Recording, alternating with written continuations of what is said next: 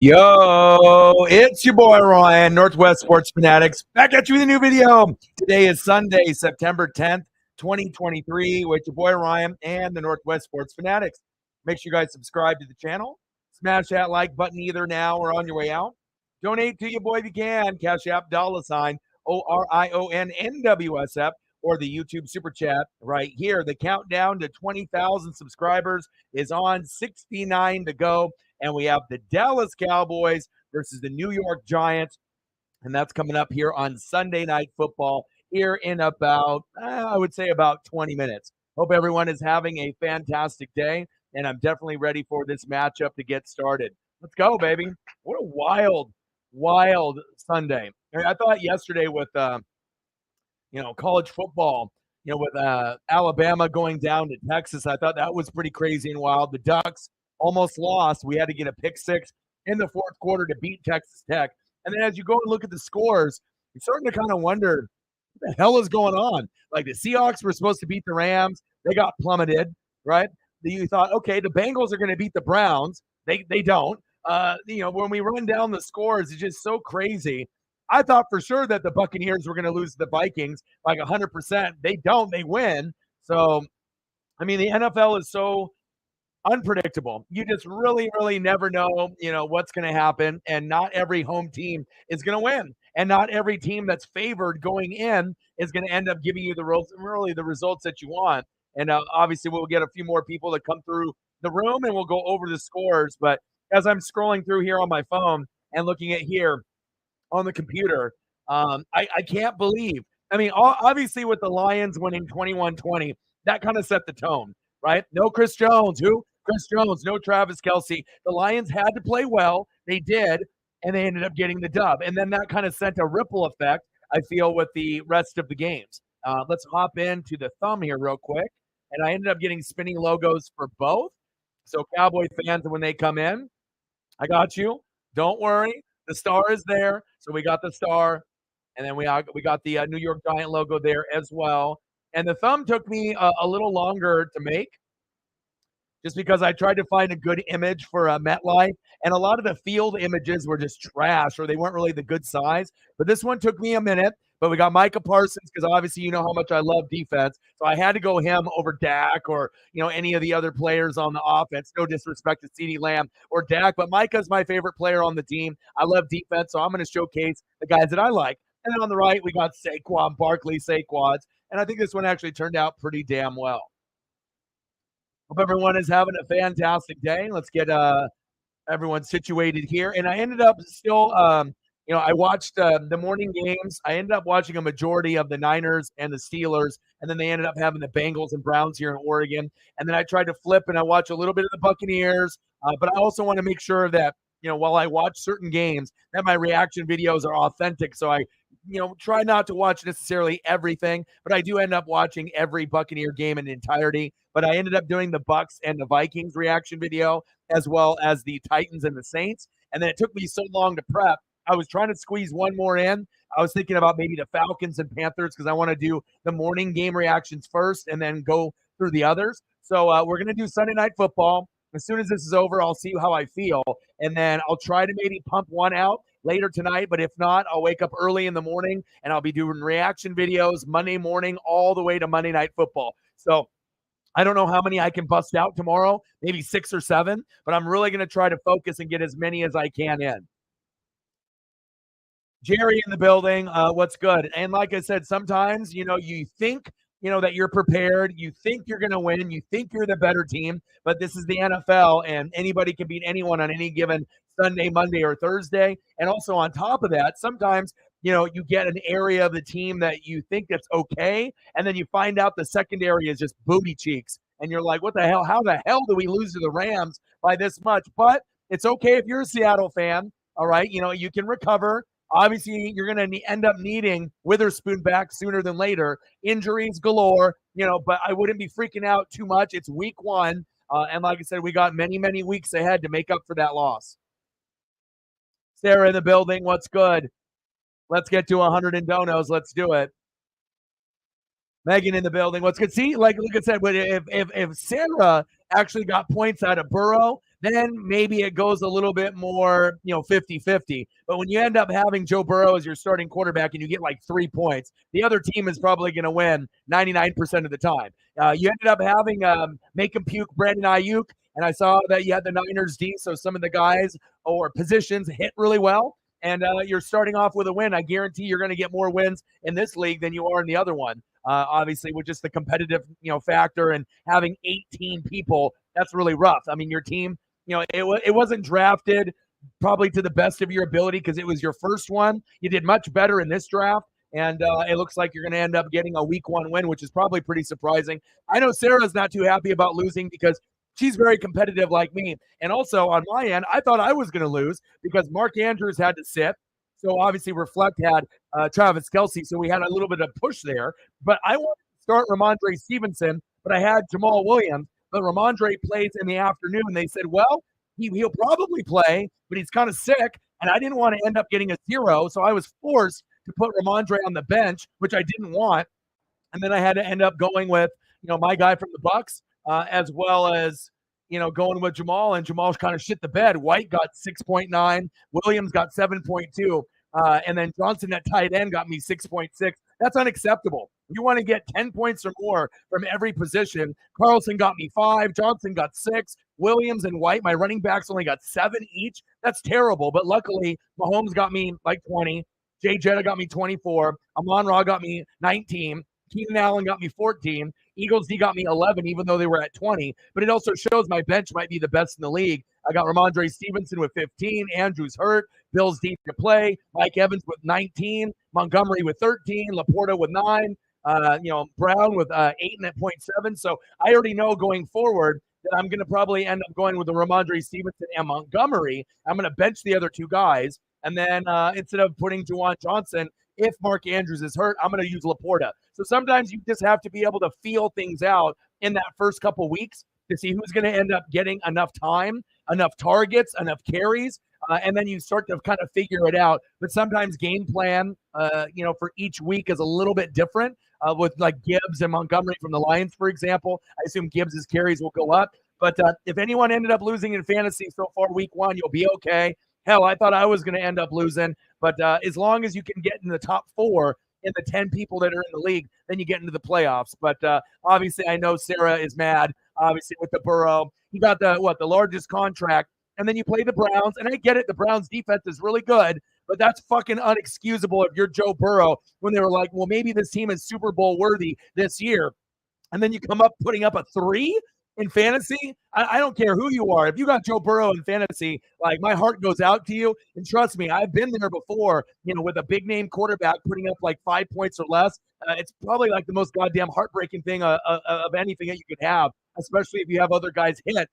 Or if you end up having a 3 with like a Burrow, and then you have other guys that underwhelm, and you're like, well, I lost. But then you can just move forward to week 2, make your adjustments, and then hopefully Sarah will be able to bounce right back going into week 2. But I get the frustration. I mean, no one wants to put up less than 10 points with any player, let alone a player that could put up 20, 30, 40, 50, and then they put up a 3. So you got to give the Browns defense credit, but still, Burrow did not play well. That is big fact.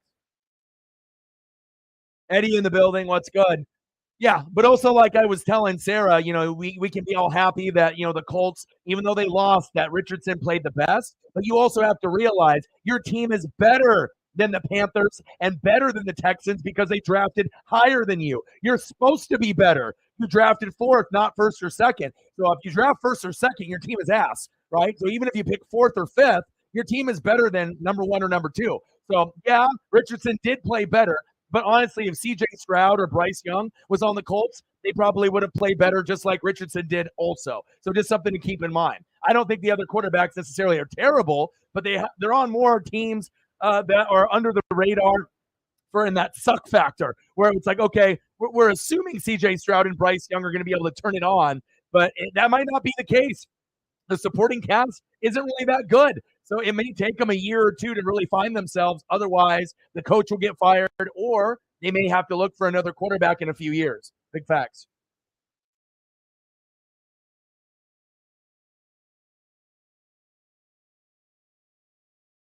Yeah, and then I saw that you got J.K. Dobbins And that's why I normally never pick JK just because of the injuries. And then it just so happens he got injured again, and now he's out for the year. And I noticed you don't have very much depth on the running back position, and that's something you always want to make sure that you have depth on positions that are kind of light. You'll still be able to figure it out. You know, your team still has weapons there, and again, you just have to finish in the top four. But Shep, it seems like his team ended up rolling with all of your pieces. You ended up having the best week, and obviously picking Cousins first and still getting Tua was a blessing for you. I was trying to get Tua. You ended up getting him, and you ended up starting him, which is the right move. I wouldn't be starting Kirk Cousins at all unless Tua has a bye. And you ended up rolling, and I would assume that you're going to be in the playoffs, and hopefully I play you, and I don't end up losing by 0.5. But your team showed out, and like I said, with me, Mark Andrews had to go out, so my team was already kind of fucked. Then Ramondre Stevenson plays late, and I don't know if he's going to be able to play. So then what do I do? Just put him in there and get a 0, or just go with Jamal Williams? And Jamal was projected for like 14 and a half. He shit the bed. So now I know I can't trust certain players on my team, and if that ends up meaning that I cannot trust White from the Buccaneers, I can't trust Jamal Williams. They're going automatically to the bench, and it's going to be Ramondre Stevenson and Montgomery for me for the rest of the season moving forward. But sometimes you got to be able to have things like that happen to understand where you want to go. And I'm going Laporta over Juwan Johnson until Mark Andrews comes back. But like I said, some people ended up getting smacked in fantasy. Some did really, really well, like Shep. But again, it's week 1. So whether your team won or lost, it's just week 1. And even with my team, I wish I could be happy. I should be like, dude, I'm so stoked we beat the Vikings. But I want to be able to get, a nice, solid Michael Penix Jr., Caleb Williams, Drake May. If we're fucking already winning week 1 with Baker, hell, we might end up winning 7 to 10 games. That's not what I wanted.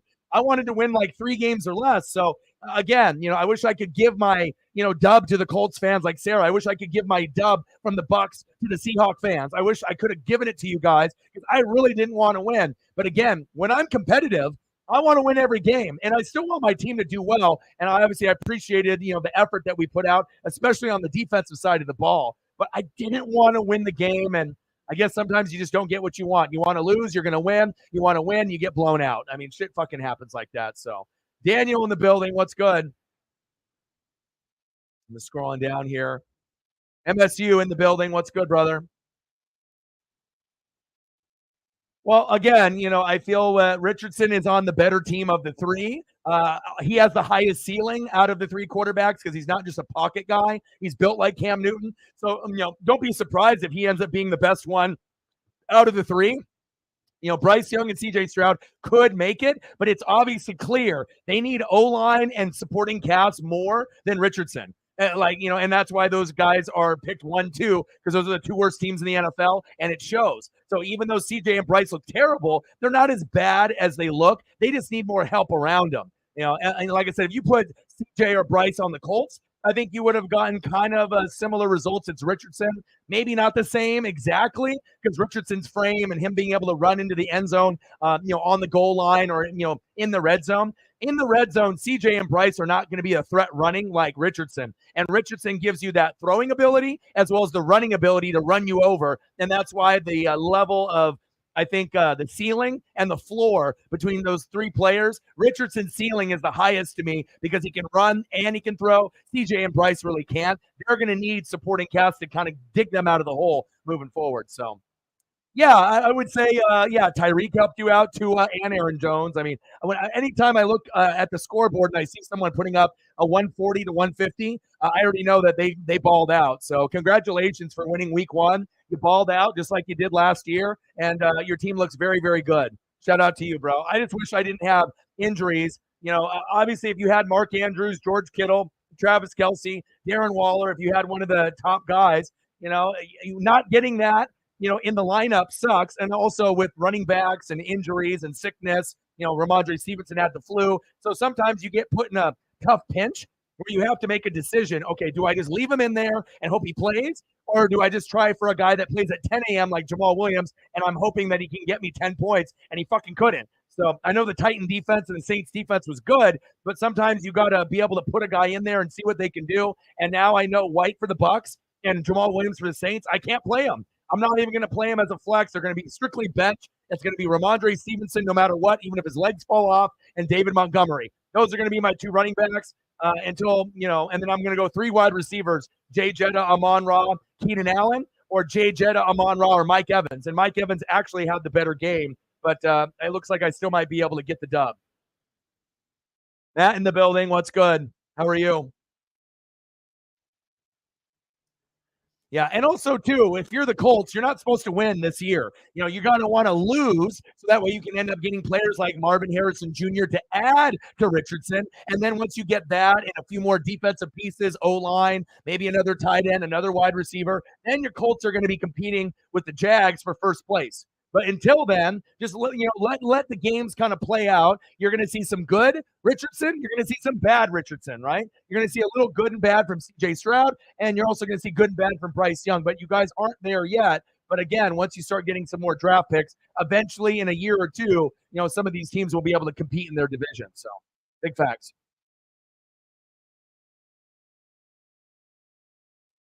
There you go. I mean, the one thing, but also too, if Burrow actually had a Burrow type game, she might have beat you, or it would have been much, much closer. So,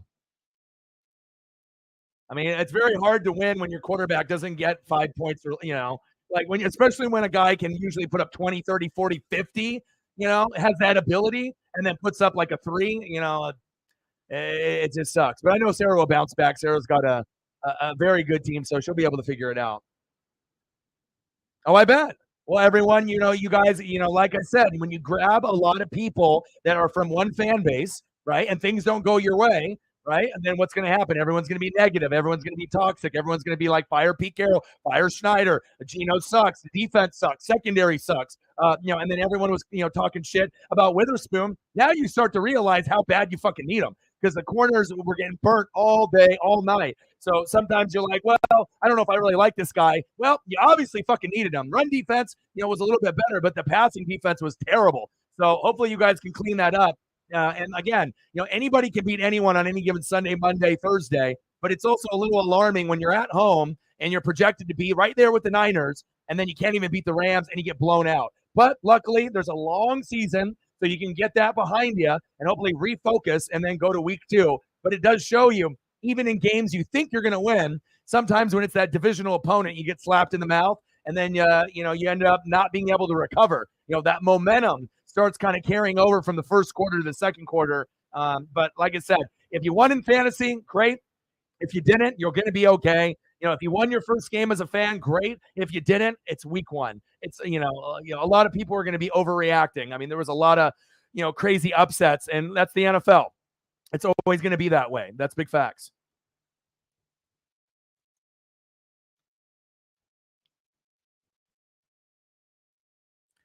Yes. I was going to try to do your Falcons and Panthers reaction video, but I didn't have enough time. So, no, you don't do that. No, no. You don't drop someone after one bad game. You'll learn in fantasy. If you do, then I'll scoop him up, and then eventually he'll start scoring like 15 to 20 points a game, and then you're going to be regretting why you even did that. You don't do things like that. So that's the number one rule in fantasy. When you end up having a number one running back, and there's not very many good ones in the NFL, you never drop a guy after a couple bad games. If anything, you just move him to your bench, and then you plug in someone else. So if you want to drop Najee, fine, but you'll start losing games, even if he ended up having a terrible game, right? You played the 49ers. You had their defense. I watched that game, just because the Steelers had a rough game, even though they went undefeated in preseason, and all their fans kept telling me they're going to go to the Super Bowl and win. And then they fought against a team that actually is a Super Bowl contender. Now all of them are shutting the fuck up. So I think that they realize, well, we did good in preseason, but maybe we're not as good as we thought we were. So, don't drop Najee. Just move him to your bench. And again, you could end up dropping, or putting someone to the bench, right? And be like, oh, Najee sucks. And then all of a sudden, game number 2, Najee puts up 30 points. You know what I mean? Like, you never know. It's all about matchups week in and week out. So, yeah, defense actually did a little bit better than I anticipated as well.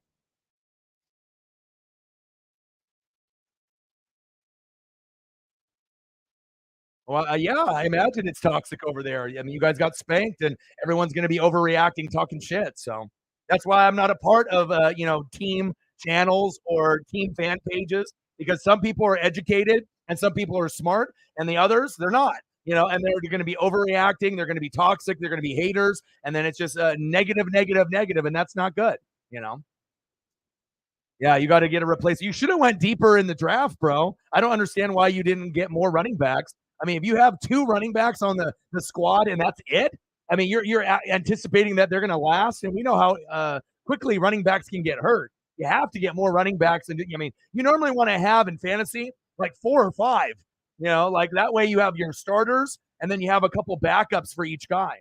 So, but hopefully it ends up working out for you. But you live and you learn. And then if you end up doing fantasy next year, I guarantee you will draft more running backs than you did. So why not? Algier ended up doing great. So if you end up having Bajan and Algier, they're both going to score points. It's better than obviously with JK with the injury. And Algier is going to be better than anyone that's on the wire. So yeah, they're going to be splitting carries, but if they're getting enough each, it could actually work out for you.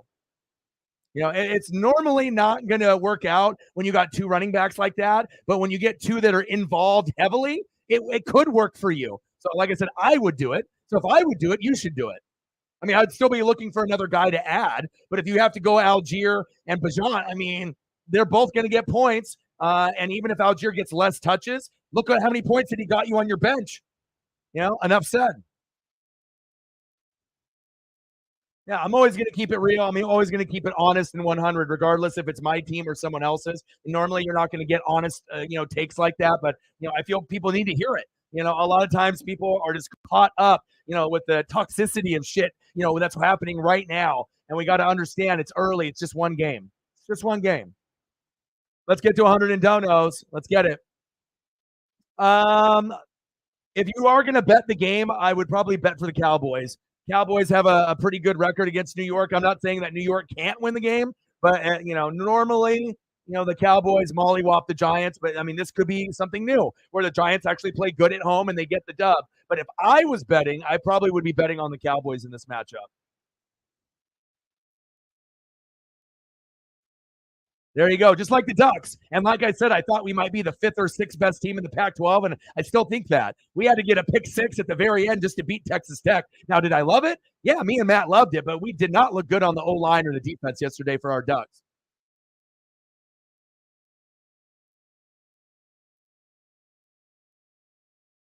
Maybe. I mean, I'm not really sure what kind of pro he's going to be. But obviously, having Dion as a father and knowing all the secrets and whatnot, I mean, I'm going to be looking at Caleb Williams, Drake May, Michael Penix Jr., Shooter Sanders, and a few others for sure. Let's definitely get the likes up and let's get the donos up and let's get the subs up as well. I mean, we don't need that many.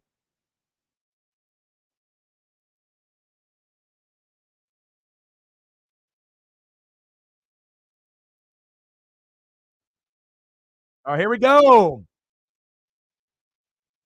All right, Sarah with a fiver to get us started. I was sorry, I was trying to go through all the comments and talk to everybody. All right, here we go. Bang, bang, bang. Boom, boom, boom. Bang, bang. $5 holla. 95 to go. Let's go. I appreciate you. Let me know what you want to do for photos, and I got you once we get to a commercial break. I think the Rams should tank. Well, and they already won game 1, so I think that they're not going to have a very good record. I doubt when the season is completely over, but like I said, you never know. The NFL is just a crazy place. So.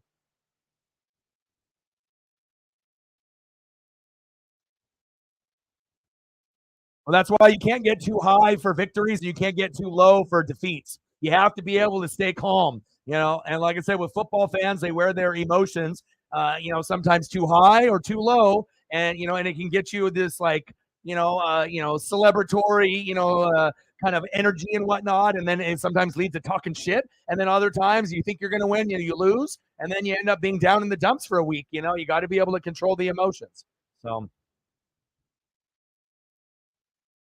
Well, a big part of the toxicity is the overreaction and also the belief that you guys are going to go further than maybe you really were. I mean, I think that, big hit.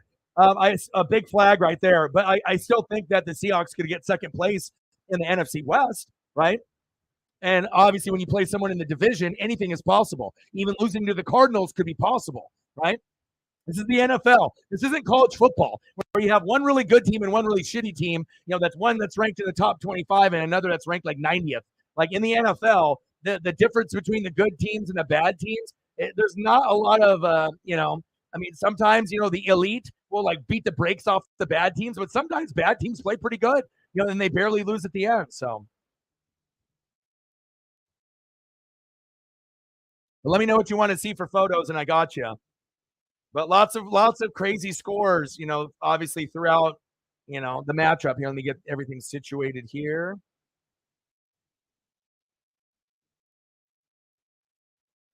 And that was a kind of a dirty late hit there on Daniel Jones, Danny Dimes, but I mean they want to send a message early.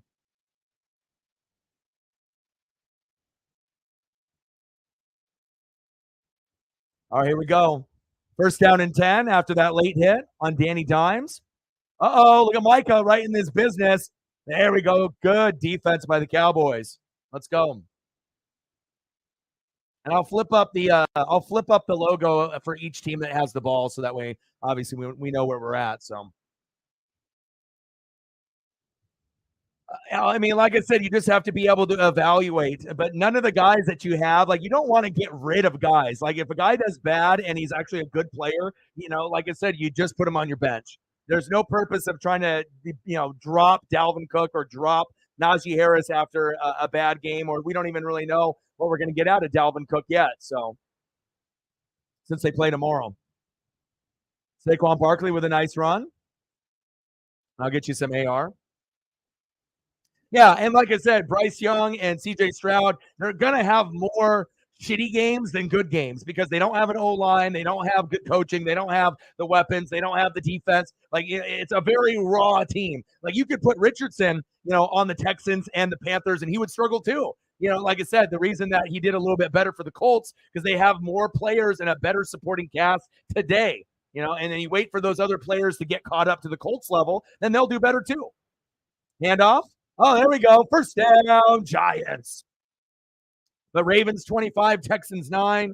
Browns 24, Bengals 3. I mean, who really saw that one coming? The Buccaneers beating the Vikings. Let's be real. No one saw that coming either. And then the Hawks losing. No one saw that. I mean, there's a lot of crazy shit that happened. The Hawks was probably the most surprising with the Bengals. I would say the Bengals and Seattle losing.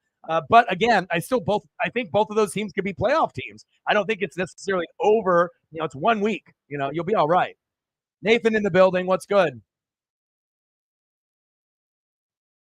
First down and 10.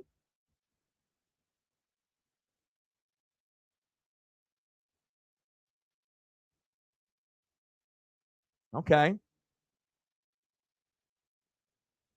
Managing his way through that defense there. Yeah, and unfortunately, I didn't end up getting a chance to go to Olive Garden when we drove there last night. It was at 8 o'clock, after the Ducks game was over. Shit, 45-minute to an hour wait. There must have been 40 people in line waiting and outside. They closed at 11 p.m. So I was like, fuck that. We're not waiting. So then we ended up going to this karaoke spot that's got really good food. And then we got some chicken tenders and fries. And, I did the Blue Moon thing and it was good. Go, Danny, go. There we go. First down, Giants. So a little disappointed I didn't get the breadsticks and the soup, and I didn't get my fettuccine Alfredo with the crispy chicken. But I'm gonna end up probably taking her on Friday, and we're gonna try to do a do-over and go there. But the food at the other spot was fantastic. It was 10 out of 10. So it's just I missed out on pasta, but then I got some really good chicken tenders that were like, I mean, they were huge, 3 of them, and the fries were nice and crispy and hot. It was very, very good. So at least that I got the good food at that time and had some good drinks as well. So, and I got a couple reaction videos done. If you guys haven't seen them, I did the Bucks and the Vikings as well as the Titans and Saints, and then I didn't have any other time to do any others. But I will do some more either later tonight, and I'll be doing them all tomorrow morning until Monday Night Football, all Tuesday, all Wednesday, and then also we'll be doing probably Mariner streams on Tuesday and Wednesday in the evening, depending on when the games are on. And I want to probably try to mix in a couple college football reactions if I have time too. But I got so many NFL ones to do. I just want to be able to get our sub count to that 20,000 numbers. So But I know the bill, with the food and the drinks was over $100 last night. So, and obviously I don't try to go out, too often, but sometimes you need to be able to, have a little me time and and go out and kind of relax. And it did feel good to be able to get out. And normally I don't go out 2 days in a row, but I mean I got to be able to spend as much time as I can with my girlfriend with her busy schedule as well as mine. Handoff, Saquon with a spin cycle ain't going nowhere. That Dallas Cowboy defense is for real. And if the Giants want to make the playoffs again, they're going to have a healthy Saquon Barkley throughout the full year, and hopefully they can end up getting some good production out of Darren Waller, and he needs to stay healthy as well. So, and Danny Dimes can keep running the RPO, and if he can run successfully with his legs like he did last year, they should be around that 10-win mark and right there with the Cowboys and the Eagles. And all three teams could make the playoffs, but I wouldn't be sleeping on Washington either. They're kind of a wild card. You don't really know what you're going to get out of them. 5 to 7 wins, or maybe closer to 8 or 9. We don't know. Danny using his legs. Danny boy. Nice gain by Danny boy. Danny Dimes. Almost to the first down marker. Oh, yeah. The spicy chicken. I love it, man. I love it.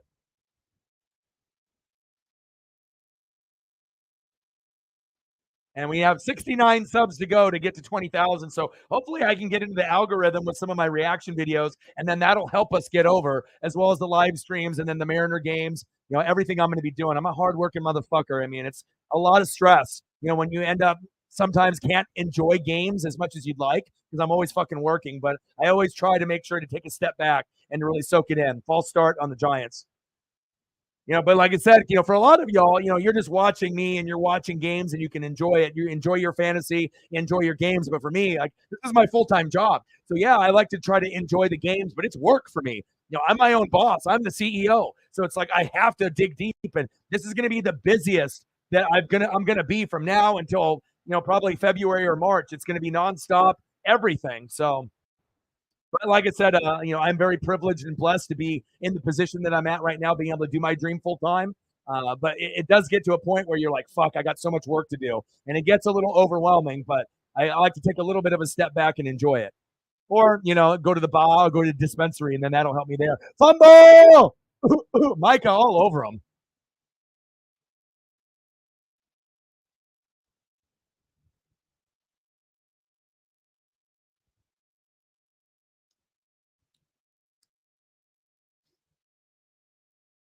Dude, you got the bobblehead and had a good time. I'm sorry I couldn't talk to you as much. I was just doing the duck game. We just won, and then I was driving, and then obviously, I ended up meeting like her dad, and then her dad's girlfriend and stuff. So we all went like as a group and whatnot. So anytime you end up meeting the parents, you already know you're kind of taking the next step. Oh, it's blocked. Yeah, go Dallas, go Dallas, go. Cowboys, go, go, go, go. The 10, the 5, touchdown, Cowboys. Who's got Cowboys defense in our league? Uh-oh. Who's got Cowboys defense in our fantasy league? Oh, baby. Oh, baby. Oh, that was beautiful. I got to look right now. That shit got me excited. I'm looking right now in the league. I'm like, who got them? Oh, Team Walker does. Woo-hoo-hoo-hoo! Okay. I got the Eagle defense. I know he's got Dallas, and then Sarah. No. Megan's got Niners. Anytime I'm going to be looking at Niners, Cowboys, Eagles for defensive plays.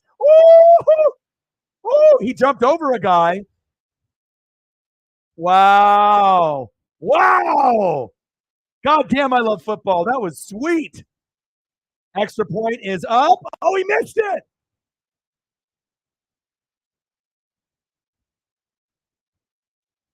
How do you miss the extra point? Oh, Jerry. Hey, I know that it hurts, to lose J.K. Dobbins, right? But you still, at least you have Algier and Bajan. That's actually really nice, right? And then you end up having a defense that gives you the ability that they can do that. That's exciting. Wow. I just can't believe they missed the extra point.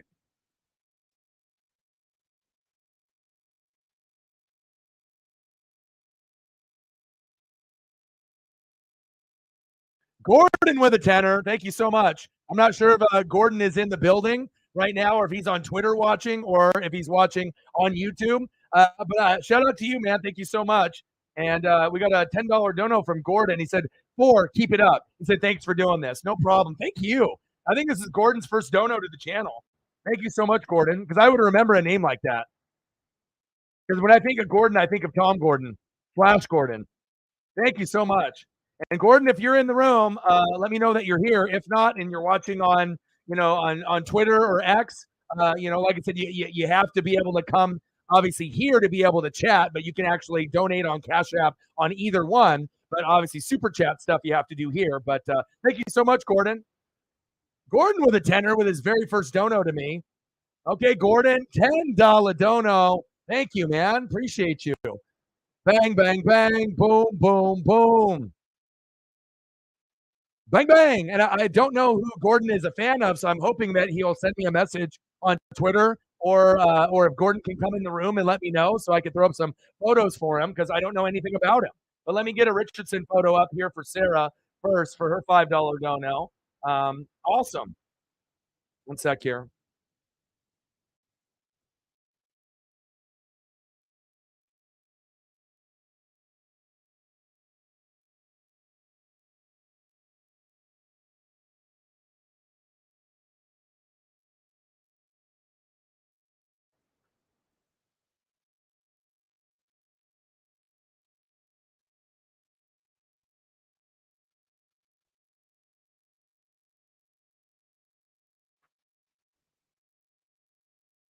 Okay. Well, let's flip it over to the Cowboys star for now after that amazing play. It's going to be going back to fucking New York here in a second, but golly, I did not see that coming. But that's what makes the NFL the best in the world. Like, soccer might be the most popular globally, but nothing will give you that excitement, in the NFL. Kind of like college football where you just don't know. You just don't know. You don't know what's going to happen from game in, game out. It's just crazy to think, good teams can lose to bad teams. You can end up getting crazy plays like that and that kind of come out of nowhere. It's a beautiful time to be alive right now. It really, really is. All right, let's get these up here. And let me see if I can find you. Colt logo.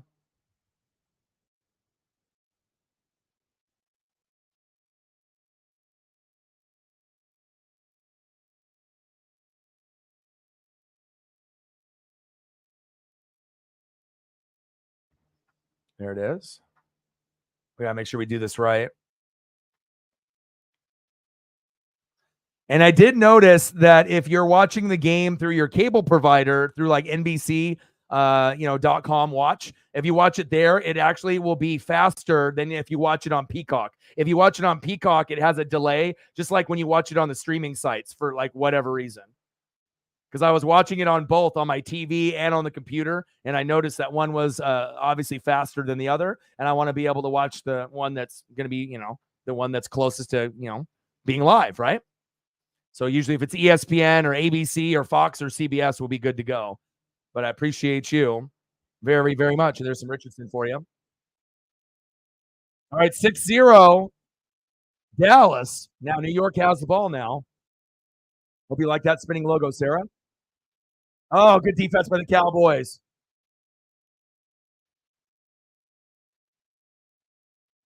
But shout out to Gordon, and hopefully we can get Gordon to come in the room so that way I can throw up some photos for him. $15. Let's get to a hundo. Let's get the likes up, the subs up, the donos up, and hopefully we can get to that 20,000 number sooner than later. Yeah, much appreciated, especially if it's from someone I don't even know, And then I don't even know if they're in the room or they were in the room or if they're on Twitter watching. Because I know we have people that watch me on Twitter like regularly on Twitter /X. So not JT in the building. How are you, brother? What's on the menu for dinner tonight? What do you got going on? You got some steaks, asparagus, corn on the cob, mashed potatoes. What you got? Oh, it's 12 noon. You know what time it is? Micah Parsons, sack lunch. Yum, yum, yum, yum, yum, yum. My favorite player on the Cowboys since Dion. Let's go. Num, num, num, num, num, num, num. Thanks. Well, if you look at my bench, I feel I have probably the best bench, overall, starters and bench. But like obviously with my starters, I had to take Mark Andrews out, which I hated. but obviously Reflect had Kelsey and he didn't play, so that's a push. It's even, right? But then I didn't like that I wasn't able to start Ramondre Stevenson comfortably, and I had to go with two guys that I didn't even feel comfortable at running back. And obviously Montgomery played on Thursday, so I couldn't start him because I didn't know if Gibbs was going to get all the looks and Montgomery wasn't. But now, I know Ramondre is my one, David Montgomery is my two, and then obviously the other pieces like Jamal Williams will be on the bench, and that's just where they're going to be. I mean, now will those other guys do well? At one point, yeah, but I cannot trust Rashad White or Jamal Williams. I can't. So I have to put them on the bench. And then the real question comes also is what do I do in the flex? Do I do Keenan Allen or Mike Evans? And at some point, I mean, Mike Evans had a better game today, 18.6 points, and Keenan Allen had 14. What did he have? 14.2. So I only missed out on 4 points. But you always want to maximize points, and I don't think there's a wrong answer. But normally you think that Keenan Allen from Herbert would be better than Baker Mayfield to Mike Evans, but maybe Baker's going to go to Mike Evans like the whole season. Like that's going to be his guy, and Godwin is secondary. And if that's the case, then maybe I will start Mike Evans even with Baker at quarterback. Hell, we beat the fucking Vikings in week 1. So thank you. It was definitely not my best week. I had injuries, and I had guys that were sick, like Ramondre Stevenson with the flu, and I had to pull guys out. And it sucked because Ramondre played at 1, right? And then I have Jamal Williams playing at 10, and I had no other running backs to put in because Montgomery already played. So I was like, what the fuck do I do? Put Ramondre in? What if he gets a 0? So that was kind of a fuck situation on my part. But again, it looks like I still end up getting the dub. But you had a better week than me, though. You had number 1 week. So shout out to you. You deserve the trophy for this week.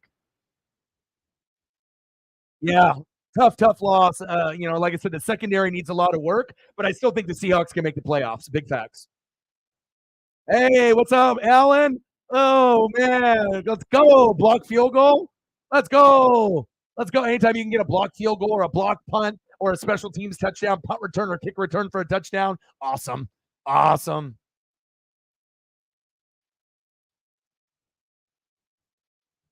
How are you doing, Alan?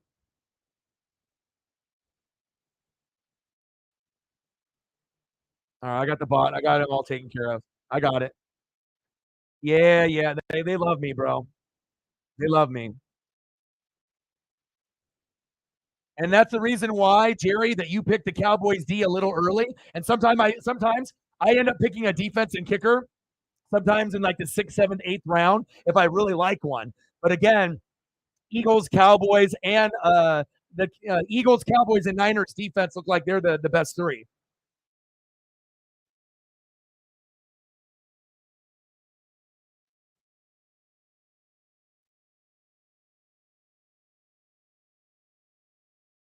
All right, here we go. First down and 10 for Dak. A little short gain to Jake Ferguson for 3. Yeah, but that's being greedy. You were never going to start Jacoby Myers, so don't even talk about that. You motherfucking put up like 150 points between like fucking 3 guys. You don't need to put in Jacoby Myers. You never were going to put in Jacoby Myers. Now that's you just trying to be greedy. All right. Yeah, you had like 29 on the bench, but you never were going to play him. You were just pleasantly surprised when you looked down and saw a fucking 29, and then it actually didn't burn you for a loss. Facts. You're good. Don't get greedy. You already did fine. You didn't need to score 200, my guy.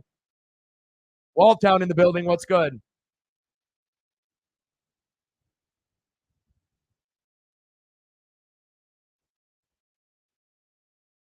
Yeah, but Shep definitely got the most points, 147.04, and left 29 for Jacoby Myers, which was a sleeper. I had him. But again, he might have 29 one week, and then the next week he might have 9. So it's not like he's going to put up a 29 every week either. You know that. 3rd down and 4. Come on, Dak, show me something. Floater, wide open. CD Lamb, CD's nuts. Oh, baby, first down, Cowboys. The stream is not PG-13, as you can see. No, bench players' points do not count. But it just shows you that if you end up having guys on the bench that have points, that means that you drafted really well and you're smart and you know what you're doing. And it also gives you the flexibility knowing that you have good players on your bench that you can plug them in as starters. So I try to be able to have like 2 starting units. My starting group and my bench is another starting group. I don't have guys just sitting there for no reason. I never just have guys sitting. I always have guys that I would consider putting in the lineup every given week, no matter what. If I don't have a guy that I would think I could put him in the lineup, he's not on my team. So, but it's just nice when you end up having those points. But it could also be on the flip side where you could end up losing, by let's say 15 points. And then on the bench, you have a guy that had 19, and all you had to do was put him in, and then you would have won. Then you get those circumstances that are heartbreaking because then you made the wrong decision, and then you left a guy on the bench that should have been starting or you didn't think, and then you end up losing sometimes too. First down, Cowboys. It's about to be 13-0. Well, I don't know. I can't say that. 12-0. The kicker can't make kicks, but hopefully with this close, he'll be able to get the next one. Yeah, and especially if you have a really good team and you have so many good players. Like with me, I got fucking Jay Jetta, Amon Ra, Mike Evans, and Keenan Allen. Like, what do I do? It's like Keenan Allen's great, Mike Evans is great. Like, I don't know. Well, it's like it's like pretty much a toss-up.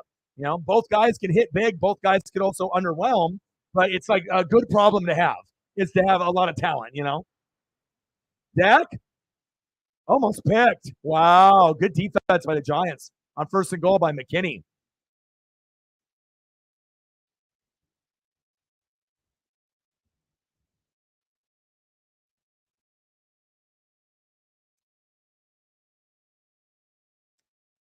I know, isn't that crazy? That you could be like one of the shittiest teams in football, but still put up 20 points on defense. The Eagles had 20 points early for me, but then they kind of went back to earth. When the Patriots started scoring points, but I was hoping I could have 20 points on defense. That's that's a dream come true. 15 to 22 points on defense. There we go. Little screen. Oh, big hit. I love these teams, man. I love the hard hitting energy. Turpin with that. And like I said, you can tell they don't like each other. So every hit is meaningful. Every hit is a divisional rival. It always is. I want to hurt you. I want to make sure you feel the boom. And I want to make sure that you're sore and you're in the ice bath because of me. That's what I love this rivalry. Bang! Right there. Boom! Lower that shoulder. Right here. Boom! Takes the first bang! And the second one. Right out of bounds. But the Cowboys are knocking on the door. I love it, man. It's the best time of year. I wish Gordon would have told me who he's a fan of.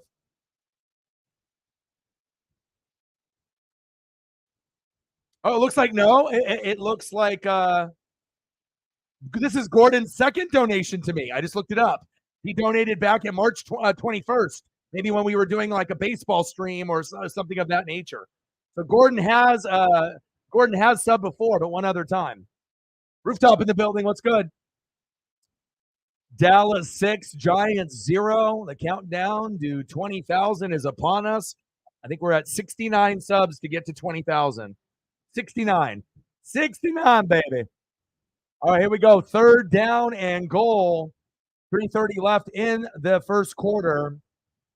How are you doing, Rooftop, with the whole Mariners situation? I know it's football season and whatnot, but that Rays series sucked, and they're a good team. Dak steps up.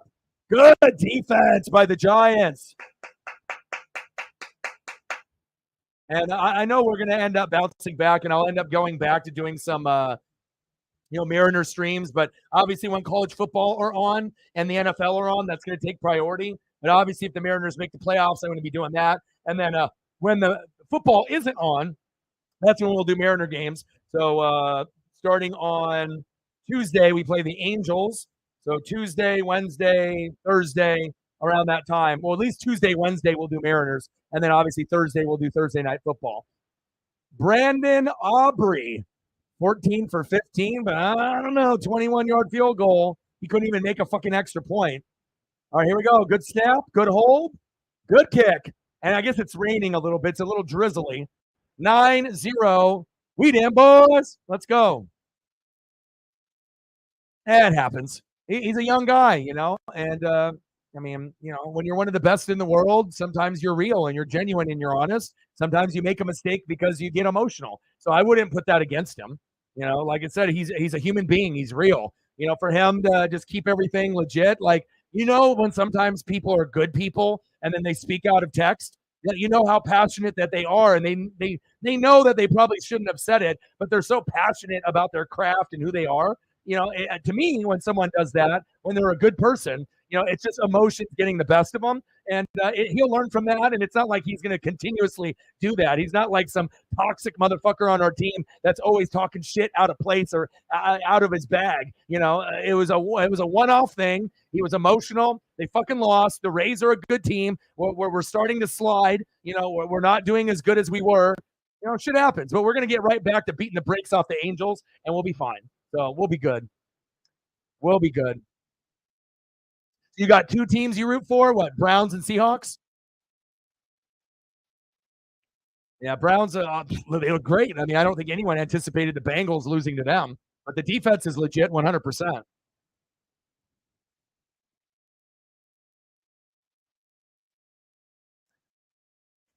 Well, you don't got no CTE rooftop. At least, I mean, I don't know you personally, but you're too young for the CTE, man. You know, you ain't like Antonio Brown.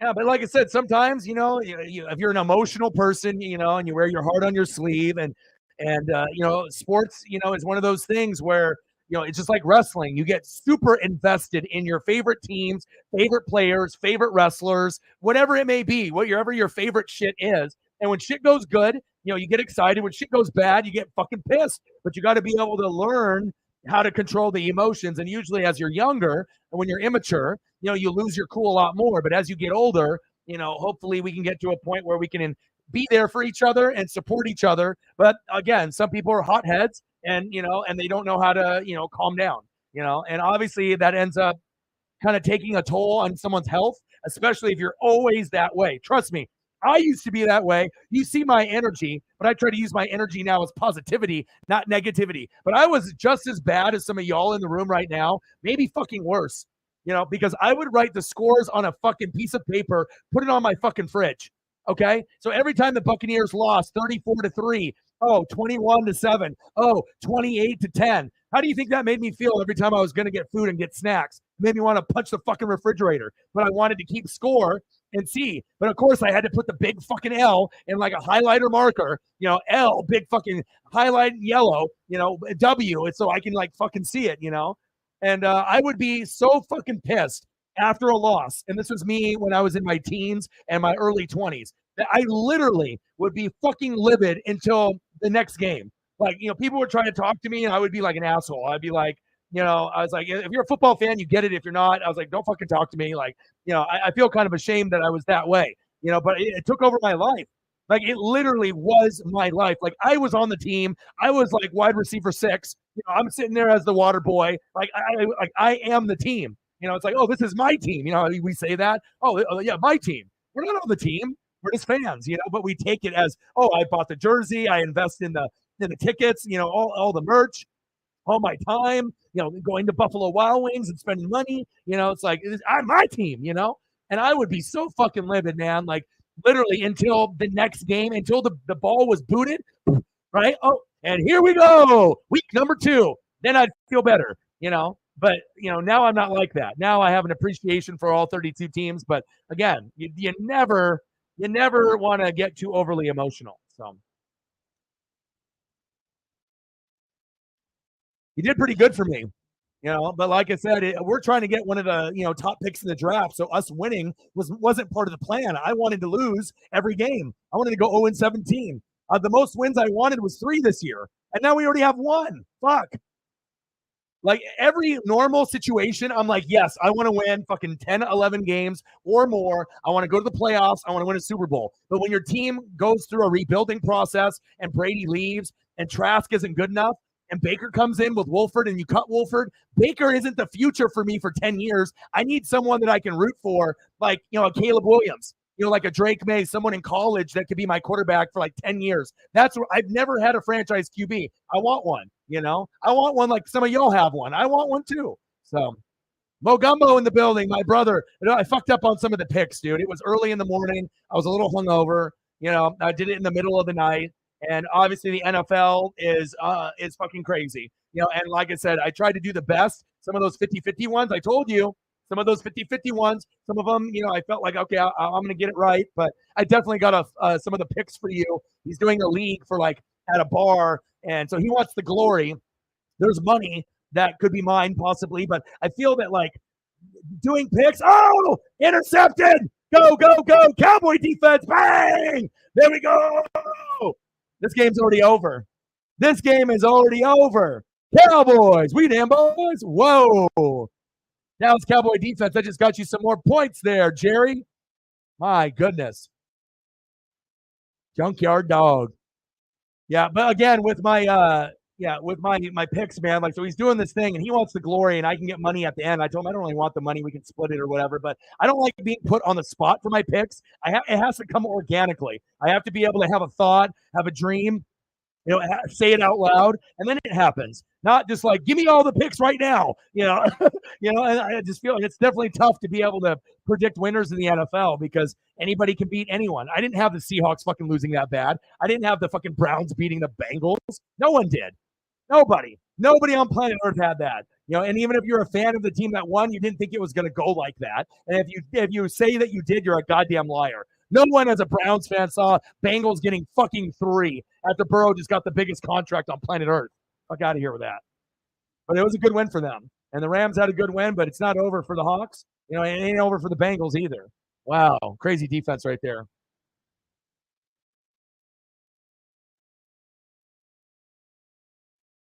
Well, growing up, so obviously I'm a Blazer, and the Oregon Duck, Seattle Mariners, and that's all, from a long, long time ago, like in the 80s. But I was a Niner kid kind of growing up, but I didn't claim them. Like some of my friends were like Niners and stuff, and I was like Joe Montana, Jerry Rice, I love them, right? But I didn't want to be that bandwagon kid that's like, look at me, I'm a Niner fan. I got 4 Super Bowls I've inherited. And then in '94, when I was 12, Steve Young, got the monkey off his back, and Dion was there, and I loved Dion.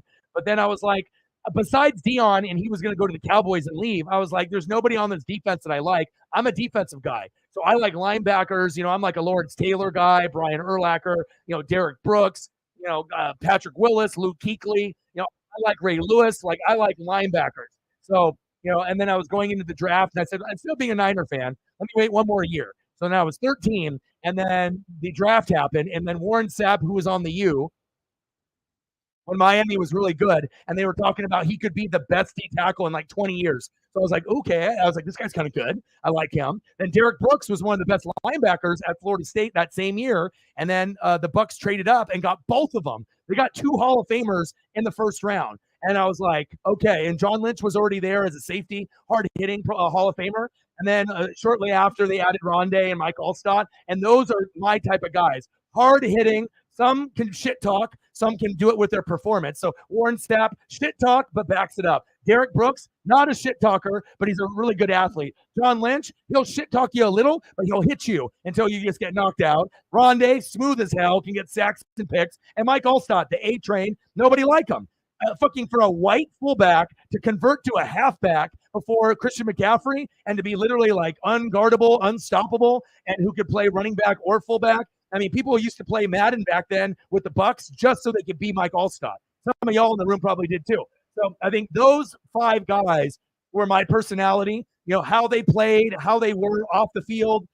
Besides Warren Sapp trying to get the hooker during the Super Bowl, that's not me. But, for everyone else, off the field, most of the guys are pretty good. And I decided I'm going to be a Bucks fan, and that's what made me be a Bucks fan. Also, I like watching Florida Gator football with my Oregon Ducks. And at that point, they had Steve Spurrier, and they had their kind of running gun offense. They had Danny Werfel, right, at quarterback, and they had Ike Hilliard, Jaquez Green, Rydell Anthony. 3 wide receivers that were going to the NFL. The Bucks drafted 2 of them. Ike Hilliard went to the Giants and eventually came to the Bucks. And then that's another reason why I became a Buck fan is those guys, is those receivers, and that team with Spurrier were the Gators.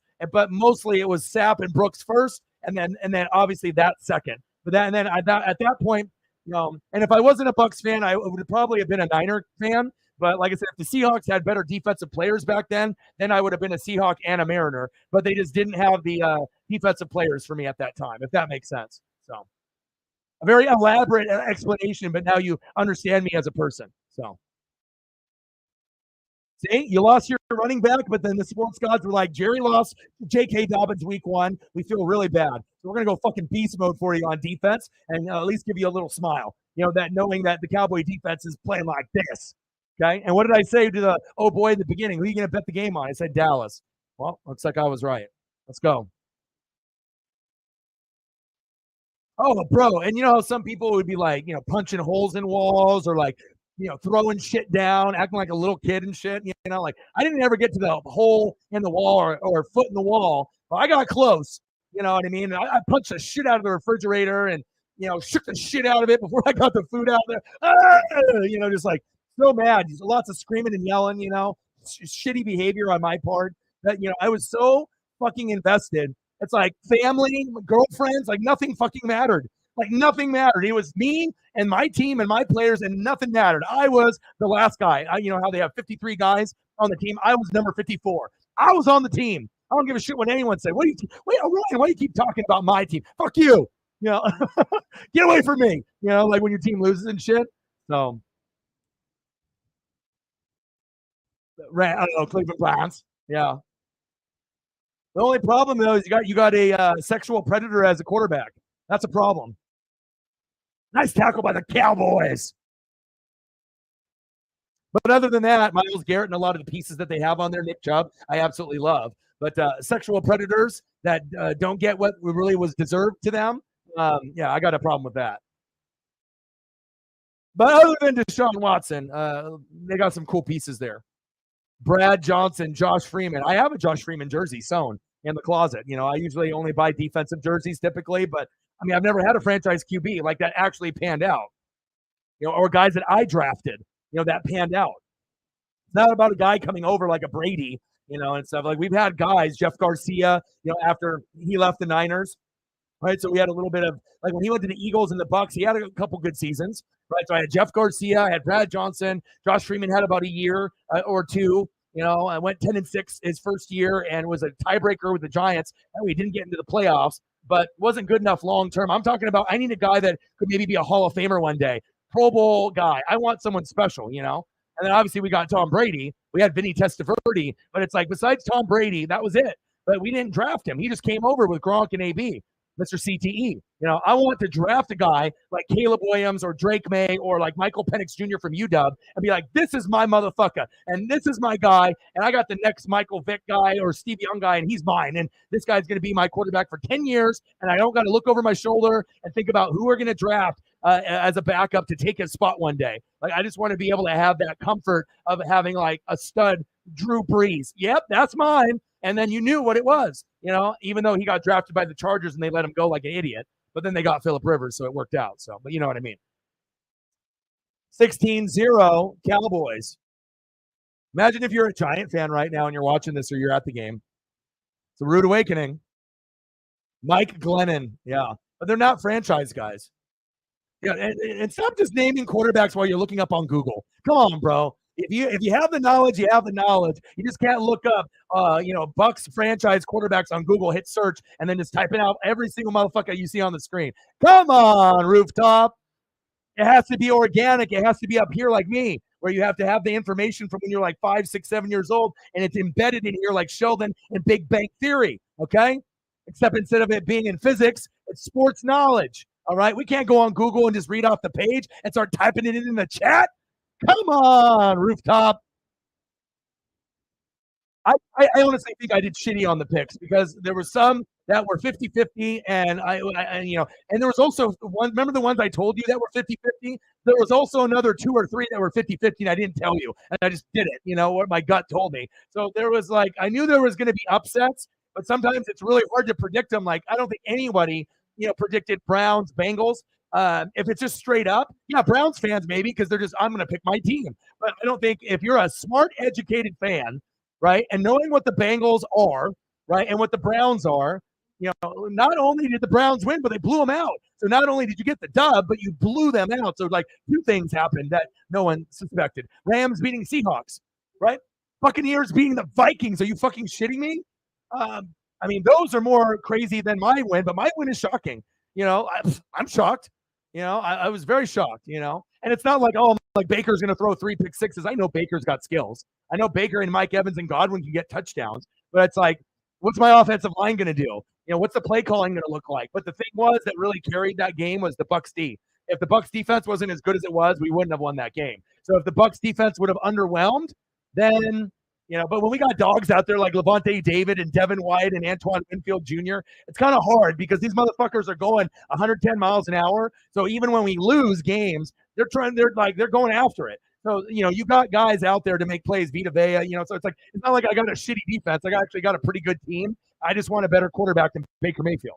I don't think anyone can, there was a guy that made a comment about the video saying how it's unfair to Baker that I'm feeling this way and he doesn't have a fair shot. But then the one question that I have for that person, regardless of what fan base he's from, I'll answer, I'll give you one question to that guy that wrote that comment. Would you want Baker Mayfield as your quarterback? And the answer is fuck no. So stop fucking posting on my shit that Baker is, in this unfair situation. Bucks fans don't want him because we want someone better. Until you can tell me, yeah, I want Baker Mayfield. And no one wants him. The only person that wants Baker, maybe Rooftop, Browns fan, but other than that, nobody wants Baker. We want someone better. Oh, it's unfair. It's unfair that Bucks fans are treating him this way. What? So I'm just supposed to stick with Baker Mayfield for the next 5 years and be happy and be fucking miserable for 5 years? Fuck that. Yeah, but I'm sorry about the picks, dude. I did my best. And I know I probably did better than like 80% of the people on planet Earth, but I think I could have, if I could have got a couple more, I could have put us in that upper echelon, like that ESP shit that I do, where I could have gotten all the picks right except for like two. I think, instead of like getting 4, 5, 6 wrong or however many I got wrong, like I think I could have got it down to where I got every pick right except for maybe like 1 or 2, but I wasn't going to get the Browns one and I wasn't going to get the Seahawk one. But maybe I could have got the rest, Uh-oh, PI.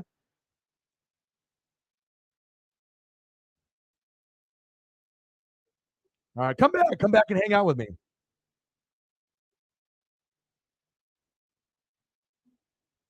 $15. Let's get to a hundo.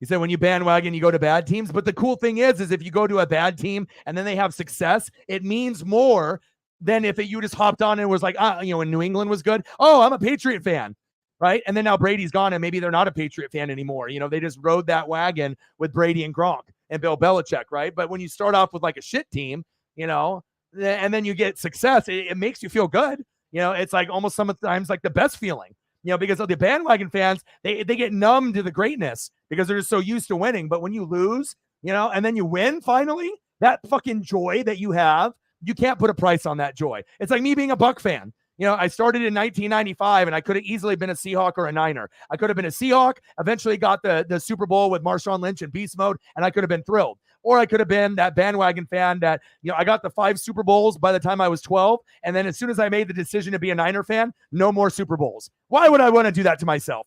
I was smart. So I waited 1 more year, and then Derek Brooks, Warren Sapp, John Lynch, Rondé Barber, Mike Allstott signed me up. And then I've been there ever since. And we had an amazing run from 95 to 2002. And we finally won the Super Bowl, right? Made the NFC Championship game in 99 with Sean King, who was ass. And we should have won that game, but we couldn't get enough and couldn't score points, couldn't get like more than fucking 10. And Rams ended up going against the Titans, and that was the first Super Bowl for the greatest show on turf, where the Bucks could have had maybe 2.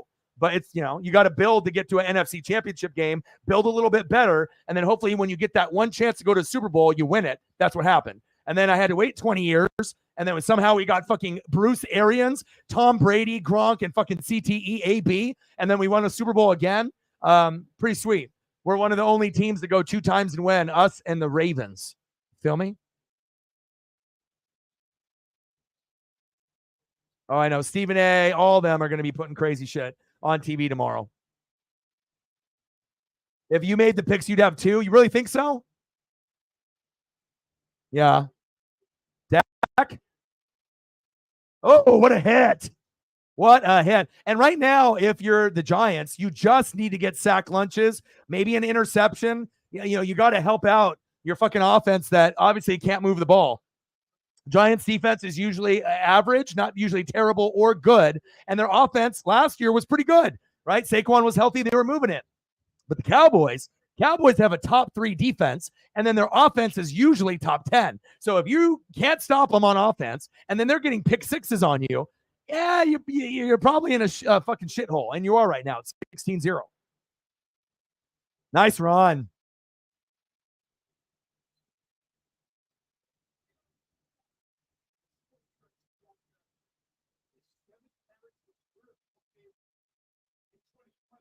He said Trent Richardson. It's crazy. It's like the only Alabama running back that didn't pan out. Like all the motherfuckers panned out. All them motherfuckers panned out. Derrick Henry, you just keep going down the list. That panned out, at least above average, panned out. And then you had that one guy, that just didn't pan out. Or like he's like the Maurice Clarett of Ohio State. Remember him? He was like a freshman. You're like, holy shit, Maurice Clarett is a beast, right? And then he fucking took like the Hummer money and he got the Hummer. And then all of a sudden he's like, nah, I'm going to hold out. And then everything went to shit after that. And then he ended up not even being able to make it to the NFL or do anything. So very sad. It's like you might be able to get there, get a tryout, get on a team, but it never went to fruition where he turned into the player he was in college. So, crazy shit.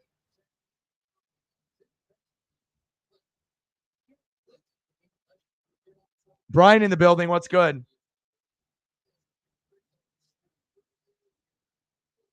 He said not on Google.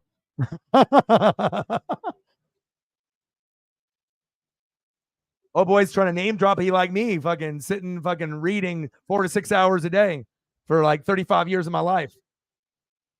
I had a good team. Brad Johnson, Keyshawn Johnson, the Johnson to Johnson connection, Keenan McCardell from the Jags. Fuck out of here. He was so good. Fucking Joe Juravicious, 6'5" fucking ass, right? Ken Dilger, Colts tight end. And then you had fucking work done, but when we got rid of them, it was Michael Pittman and Mike Allstott. I mean, those players aren't like, elite, but they were all good. Like you had good. Like no one was like, everyone was above average. And that's why it worked with Gruden's play calling on top of having like 5 Hall of Famers on defense, 4, but it should have been 5 if you include Simeon Rice and then Allstott. So you had 1 Hall of Famer on the offense, and then you had about 4 that got in: Lynch, Brooks, Sapp, Rondé Barber. But Simeon Rice, if we didn't have him, I mean, we don't have a Super Bowl. So, and there was about 3 or 4 year stretch where he averaged about 15 and a half sacks. So I think Simeon Rice is not a Hall of Famer, but he's like borderline like Eli for most people, where it's like, if you put him in, I don't think a lot of people would bitch and complain, you know what I mean, compared to like others. But some people will say, well, maybe Simeon Rice and Eli's stats weren't good enough. You had 1 good year, Eli, 1 bad year. 1 good year, 1 bad year. 1 good year, 1 bad year. But the thing is, when he had a good year, motherfucker beat Tom Brady in the Super Bowl twice. Kick is up, and it's good. 19-0 competitive matchup. Oh, boys on Google trying to compete with me because they call me a computer. They used to call me that, though. Fucking robot, they say.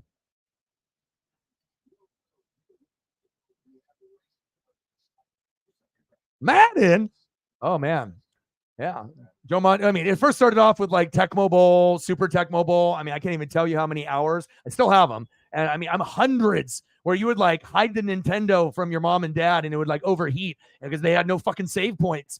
So if you're like doing a season or something, and you don't want to start over, or you're like sitting there playing all day, it's not like the games you could get a whole game in within like a couple minutes. It took some time, like Zelda, or you're playing Metroid or Mario 3 or Mario 2. It's like, I'm not fucking turning that shit. I mean, if I can try to get away with it. Now, most of the time my friends would do it. Sometimes I'd be too scared to do it because I didn't want my shit to overheat and blow up and whatnot. But the old school times. And then obviously Joe Montana football and going to NFL game day, Madden, college football's coming back, which is typically better than Madden, faster, easier to run the football and more camaraderie with like the cheerleaders and the band. I like the NCAA brand better than Madden, and it's been that way for like 15 years. So facts. I'm just dropping straight facts. Facts on facts on facts.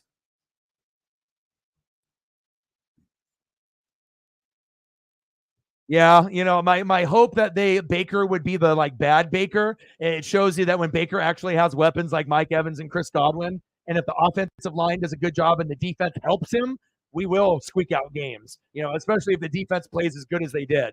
And the Saints, they didn't play as good as I thought they would play. It's like the Bucks played like the Saints, and the Saints kind of played like the Bucks. We both won, but I don't think we either of us feel good about it. Like the Saints look bad. Like there were some parts of the game where the O-line was terrible. I was like, I get it. The Tennessee Titans have, Jeffrey Simmons and they have Byard on the back end, but there is no way in hell it's supposed to be a field goal party for the Titans and the Saints.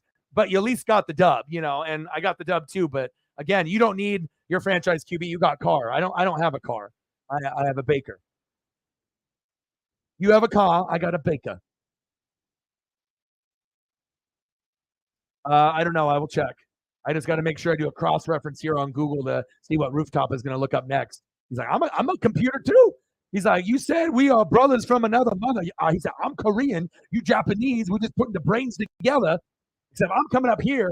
Oh boy, he's like on the Google. Come on, Rooftop, my boy. You don't got to use the Google. We good. Oh yeah. Oh yeah. Walter Payton, Bo Jackson, Barry Sanders. Yes. And I still have like I had like Atari 2600 growing up, Nintendo, and then obviously I did more Sega and I had to let my friends get the Super Nintendo 64. Still have all the wrestling games like New Mercy and WrestleMania 2000, WCW versus NWO Revenge, Zelda's. I was like that diverse kid that I got fucking along with like the jocks and the nerds and the stoners, but also like how like RPGs are usually for like the nerds. Like I am a nerd.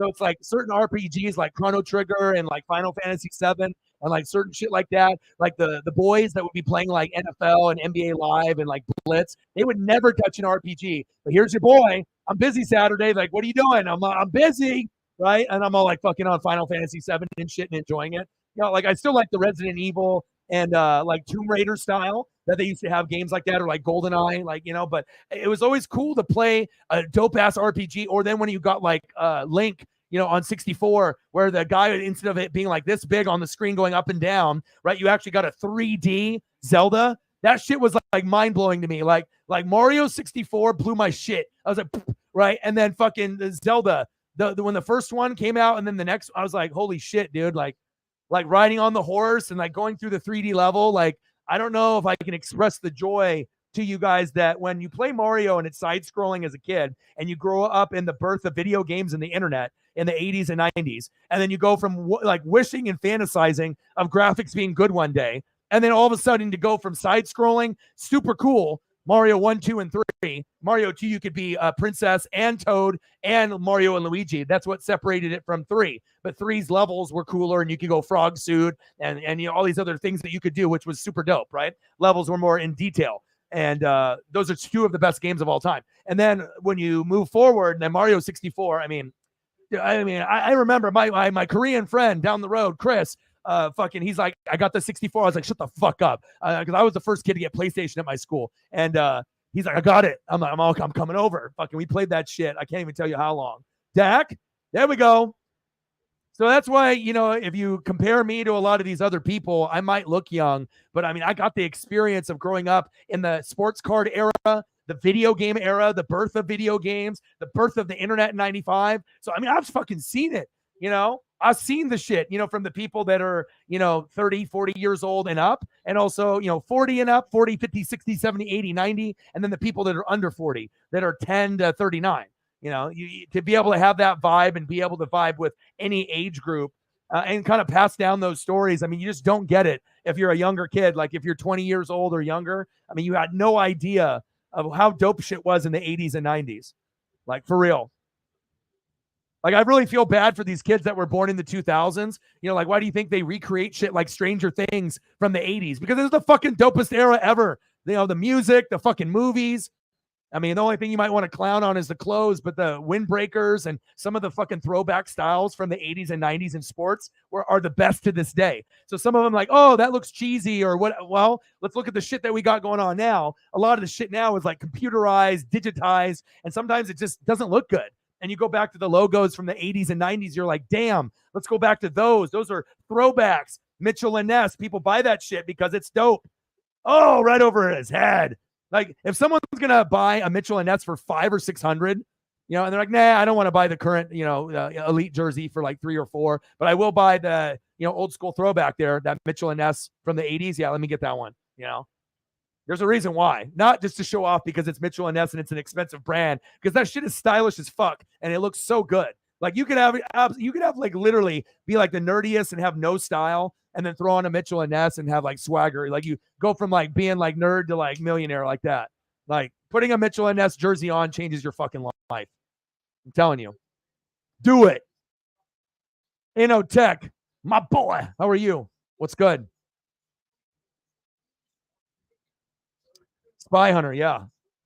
Absolutely. That's why I like to pass down, the knowledge, that, like I don't know everything, but I've experienced a lot. Oh, and I want to be able to pass down that joy and that education, down to some of the younger generation. So that way that they don't come off, only knowing what they know, but actually digging a little bit in the past, not like fucking 100 years back, but just going back a little, just to be able to see like what it was 10 years ago and 20 years ago and or 30, and then see, is there a difference, and make some comparisons. And then I think people have a different type of gauge of sports and movies and TV and rap and hip hop and fucking country and rock and wrestling and where shit was and where shit is now. And some kids right now think shit is so dope. And if they went through 80s and 90s, you'd be like, wow, like we missed out. I was like, yeah. I was like, NWODX, like every fucking fan has a sign. You'll never see that shit again. That shit is never going to happen again. See, but some of y'all vibe with me because you're around my age range, or even if you're a little bit younger, at least you've dug into the research, or you have someone that introduced you to that, or you did because you were curious, But anyone that is in that age range, like probably 35 to 45. So if you're like 4 or 5 years younger, or 4 or 5 years older, touchdown, Cowboys. I mean, you pretty much know exactly what I'm talking about. But if you're like 3 years from me, under or over, then that means like if I was a senior, you're a freshman, and then we're going through the same shit. Kudos bars, squeeze its, the Capri Sun, fucking, going through Pogo, fucking micro machines, wrestling figures, whatever else that we want to go through the nostalgia, Discovery Zone, Chuck E. Cheese, Wonderland, Toys R Us. Yeah, this one's getting ugly. No one anticipated this. Every Giant fan is like, is this happening? We damn boys. Extra point is up, and it's good. I mean, we wanted a good matchup, and if this was the Giants from last year, it's competitive. But when the Dallas's defense is legit, maybe the best, and they got the best defensive coordinator, them, the Eagles, and obviously the Niners are all going to be competing for one of the top spots. Patriots defense is up there as well. Sometimes the Steelers, if they don't have injuries. Shout out to Cameron, who got hurt. That sucks. I don't know the severity of it, but I know that he went out in the game. So hopefully Cam will be okay for the Steelers. So they already had TJ Watt last year. You can't have Cam this year. So, but just being able to look at those defenses, and when they punch you in the mouth early, like when the Eagles did, and I had 20 points in fantasy, you ain't coming back from that. You might be able to come back, but you ain't going to win. Sometimes you get blown out, and other times the Patriots come back because they got Bill Belichick and they're doing 10 times the cheating, whatever they're doing, different things go out with the audio. They got 10 guys with binoculars looking at the plays of the other team and relaying shit through Apple Watches, and who knows what kind of shit goes on now, Calvin in the building. What's good, brother? Saints did not look good today. Buccaneers didn't look the greatest either, but we surprised and we won. You guys underwhelmed and you won. Your offensive line looked like some shit. What the fuck is wrong with the offensive line? I know they have Jeffrey Simmons, but when you guys get sack lunches, I'm like, yeah, I'm like NFC South, SOUFF, represent. It's like, even though it's not a Bucks, like I'm going to root for the Panthers and the Falcons and the Saints. I don't give a fuck what anyone says. NFC South, if this is my brand, I'm going to rep it to the end, and I want to see us do good. And if we're not going to be good teams, well, at least let us be like good on defense for all the 4 teams or something. Like at least give me something as a defensive guy. And man, you hit the shit out of them. DeMario was hitting. There was a few like, I was like, okay, but I was like, just kind of wondering like why, besides Jeffrey Simmons, he's a beast mode. If he gets a couple sacks on you, fine. And he was disrupting. But normally the Saints O-line is relatively healthy, and they usually have a couple anchors on the team, even though they have a guy that's a popular name that sometimes underwhelms. That's like when you have like the Andrew Speed, you're like, sometimes good, sometimes shitty, right? So I was a little concerned there. And Carr didn't play up to his ability. Jamal Williams played like shit. Like that guy I had him in fantasy. He should have fucking got me at least 10 points, but he couldn't run at all. And that's a credit to the Tennessee line. But also, Jamal, you got to be better than just a goal line back. You just can't, hit the line of scrimmage and fall down. We're not on the 1 yard line on every fucking play, Jamal. Orion needs fantasy points, motherfucker. Right? And I was like, what the fuck is he doing? It's like every run. I'm like, dude, can I get at least a 10-yard run? Can I get a 20-yard scamper? So now he's going on my bench, but I still got him and Juwan Johnson because I got to represent and whatnot. But yeah, you let me know. I know you watched the game, and I heard this. A couple people on the thread have mentioned that to me or have messaged me and said that. But there's got to be more than just that because I watched a good chunk of that, and I did the reaction video, and they did a live look in Oregon at the very end of the game, so I got to catch that too. So yeah, you got to be able to against. But what else though? It had depth. What about the backups? There has to be more than one person. When shit goes wrong like that on the line, and when your team should have won that game by 14-17, and you barely won, you almost lost. That's not Saints football. Saints football is beating the shit out of you. We're the best team in the division. Fuck you. Right? The Bucs were there. We fought them. They punched us. We punched back. Normally we win, but they got the Super Bowl. But now Tom Brady's gone. We don't got to worry about them. The Falcons aren't there yet, but they're getting close. And then the Bucs and the Panthers are supposed to be on the back burner. Right? That's what it's supposed to be. If you actually follow the NFC South, that's the pecking order. Saints, Falcons, and I was hoping Panthers, Buccaneers, but apparently not. Now the Buccaneers are like, trying to win the division. Thanks. Now I'm going to be stuck with Baker for 5 years. That's going to be fucking lovely. Now I got to pray that like Michael Penix Jr. falls and there's other quarterbacks like Shadur Sanders or whatever, and then maybe I can get a gem like Michael Penix Jr. And with the 10th pick, instead of me trying to get top 3, the Buccaneers select Michael Penix Jr. I'm like, okay, or the Tampa Bay Buccaneers select at pick number 12, Shadur Sanders. Ooh, so maybe something like that. But now, if that trajectory keeps going, Caleb and Drake May are out of the question. And if I do get them, I got to trade up and give like a fucking arm and a leg. And Bucs probably aren't going to do that. At least I highly doubt they would, but who knows,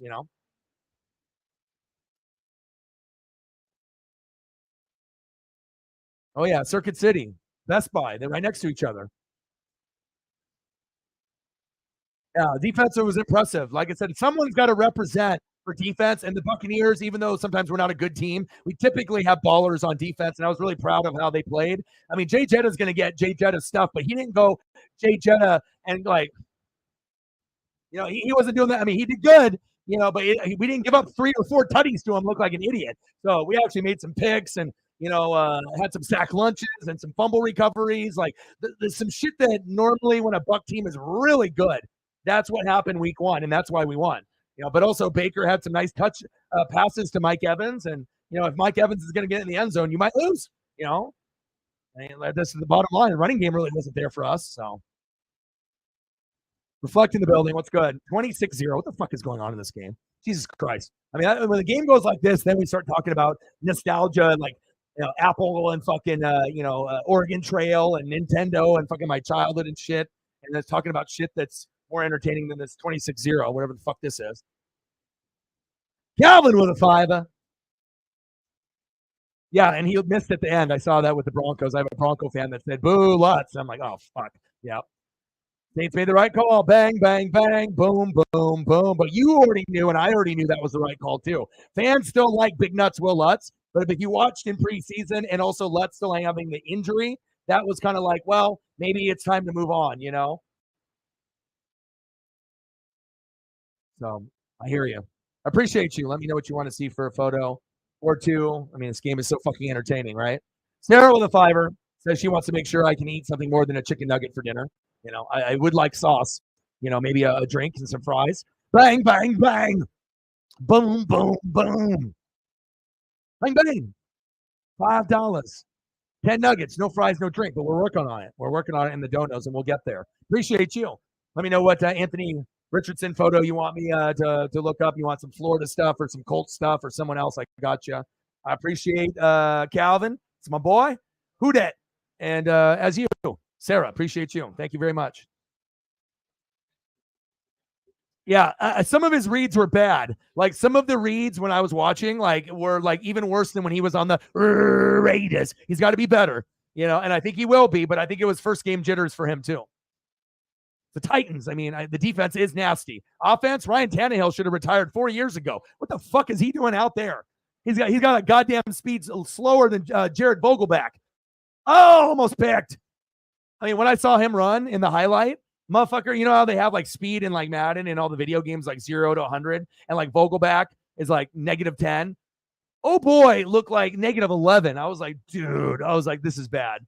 I was like, why are you playing? But again, I mean, if you want to be bad, you put in Malik or whoever, you throw in any rookie quarterback that you want over the last couple of years. Levis, you're making terrible. Okay, you go Malik and then Levis and then Tannehill. I'm like, what are you doing? Like, give a guy a shot at least and go for the lower guys. Tannehill is like, you're actually trying to make the playoffs, but he's not the same quarterback as he was like 3 years ago. The last time Henry and him were good together. Like, they suck now. Like, they don't have it. Daniel Jones running for his fucking life.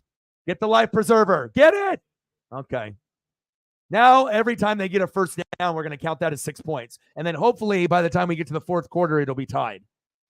I think we have to do it like that. I mean, it's already 26-0, so. $25 hairs. Let's get to a hundo. Alcohol is expensive. Having a girlfriend is expensive. Going to the movies and seeing Equalizer 3 is expensive. Olive Garden with the breadsticks and the the salad, even though it's unlimited, right? And then you get the chicken Alfredo. Get the crispy chicken at the Olive Garden, though. Don't get the grilled. Get the crispy. It'll change your life. That shit costs money. So anything that we can get to help that fund, that's good. Having a girlfriend's expensive, but it's like you want to, I want to enjoy the food. I want to go somewhere that's good, and then shit costs money. You feel me?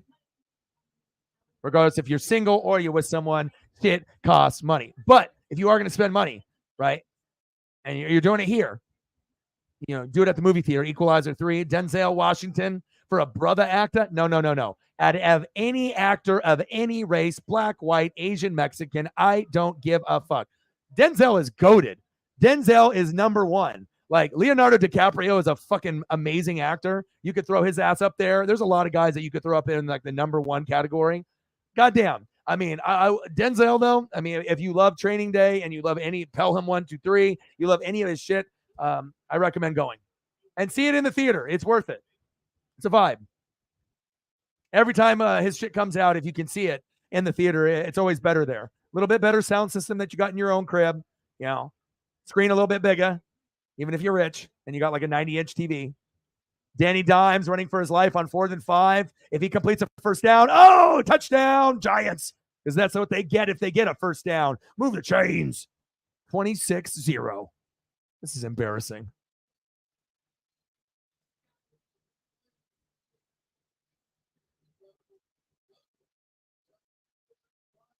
Yeah. But didn't you think on some of those runs that he could have got a little more?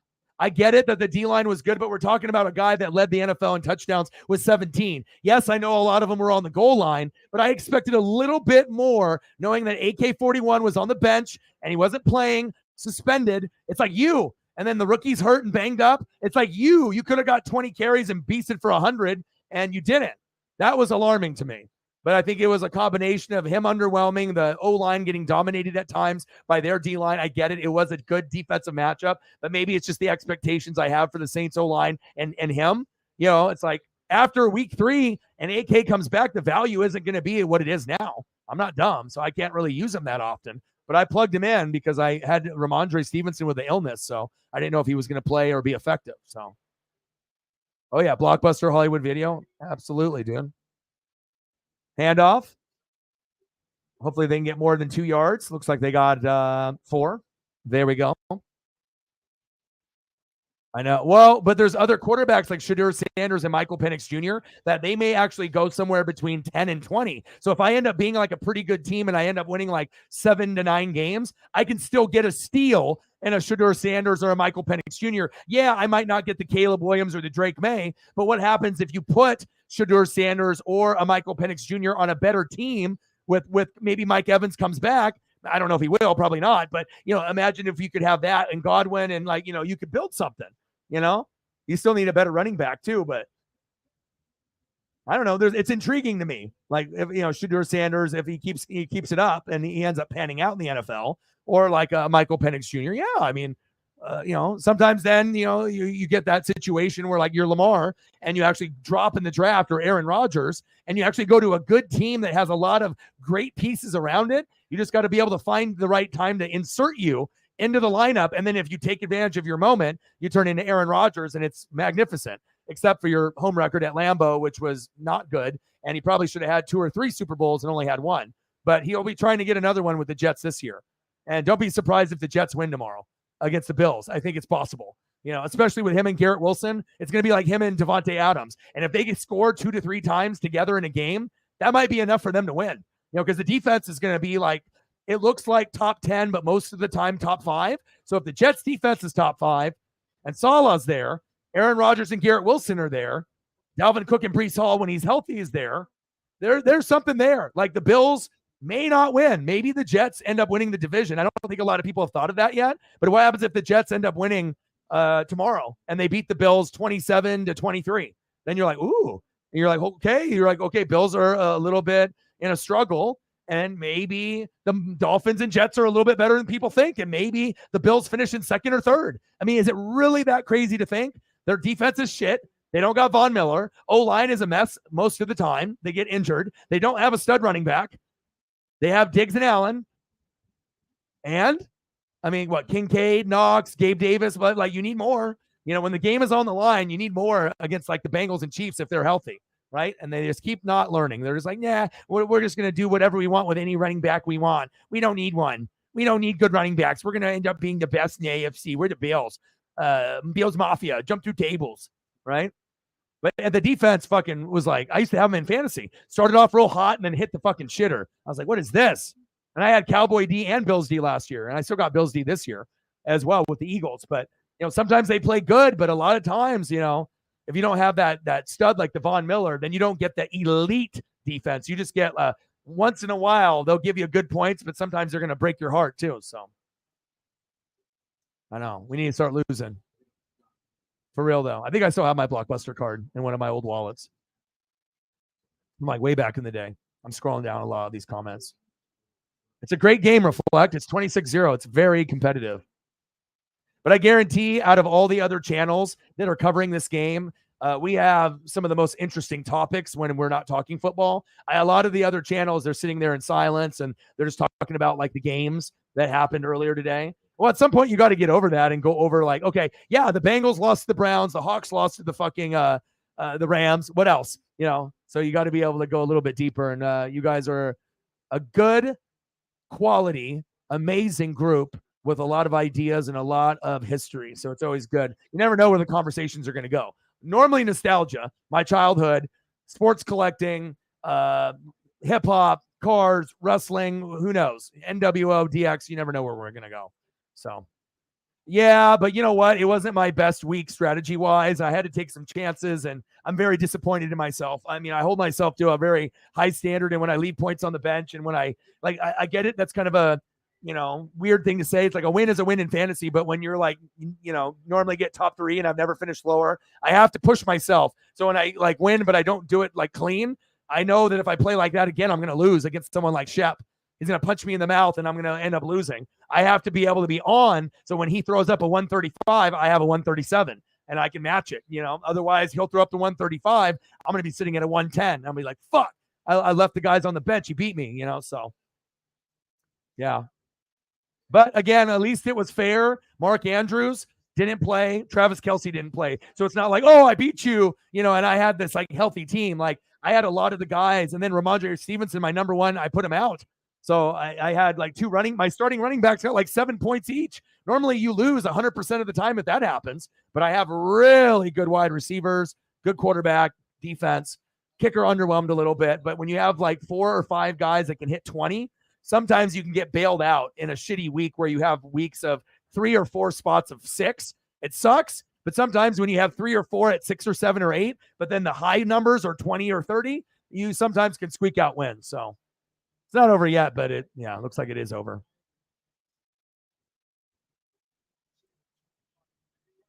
Michael Pittman Jr. Okay. I'm just a little behind in the comments because this game is so exciting. Come on, Danny. There we go. Big hit.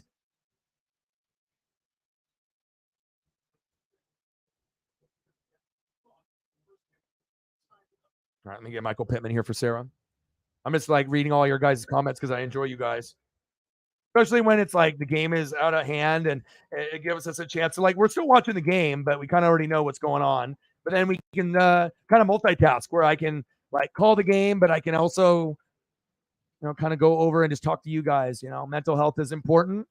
And it's always good to be able to have a good circle of people, regardless if it's in real life or on a channel if the host is real. Now, if you get someone that's fake, then you're going to get fake answers in return. But if you get someone that's real, and then you get another person in the room that's real, and then another mod that's real, then it's just something special.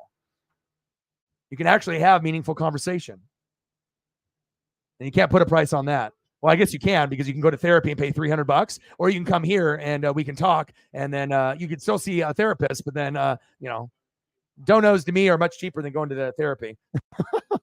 And I'll give you better advice, and I won't judge you, and I won't tell you what to do. Oh, wide left, and just being able to help people with problems, and just trying to put yourself in someone else's shoes is comforting. People need that shit. Like Sarah, she's like, I donated, and I don't even care about the pictures, but I know O is going to put them up, so he's going to put up some dope Colts pictures for me. Yes, I am, and this is the future. And as I look at all three quarterbacks, if I had a choice of choosing one that has the most upside, you're looking at it. I'm not saying that CJ and Bryce are not going to make it, but it's very likely that they may not be as good as him. Like, you may not be as good as him because he's got the X factor, his height, his weight, his build, and it's Cam Newton. So if he starts slinging it and getting accurate, and he starts running the fuck over everyone, that's going to give him that second element that CJ and Bryce don't have. They don't have the body to run the fuck you over, right? He's like, hi, my name is Anthony, run the fuck you over Richardson. I mean, that's what they should call him now. That's the new nickname. Run the fuck you over, right? And then they'll get patented, and then they'll steal that on Good Morning Football and Peter Schrager and Pat McAfee show, right? But he's got that frame, and even though he's raw and he doesn't have a lot of experience, he's a leader, he's a good kid, he stays after, cleans up, so you know that he's not the prototypical quarterback, or when you get people that try to be like racist and say the brother quarterback. Quarterbacks are quarterbacks. Nowadays we didn't have that many brother quarterbacks, right? But there's more brother quarterbacks now. And if you look at, the Caucasian quarterback and the brother quarterbacks, you had guys that are legends in the game like Doug Williams and, Randall Cunningham. And then you see the guys now, regardless if they're half black or full black, with like Patrick Mahomes and many others. The competition level, at quarterbacks has always been high. It's just being able to give people a fair opportunity, right, to get a chance to try out and to see what you're good at, instead of being like, okay, well, maybe instead of playing quarterback, you're the linebacker, but what if I'm a better quarterback, coach, and then we get to see the joy like this. This is what I get excited for. So if this can improve, the slinging it, he's already got the mental part down. He's already got the physicality and the build down. Now it's just this, the touch, right? Anthony, run the fuck you over, Richardson. He looked good getting his touchdown too. Like, he's got the swagger like Cam Newton. Like, have you noticed? You know what I mean? But he doesn't try to do it in a show-off way. Like, sometimes when we would see Cam be like super Cam, like he's showing off, but he's not showing off to the point where he could take it to that next step where you're like, oh, this guy, and you're like, this motherfucker. Like, he did a few times, but I feel with his swagger, it was kind of genuine. And when you have genuine swag, then you end up being a guy that people want to mimic, like Justin Jefferson, right? And people hitting the gritty because they like him. He's likable. So everyone copies it because they like him. It's like, it's a cool thing because he's cool.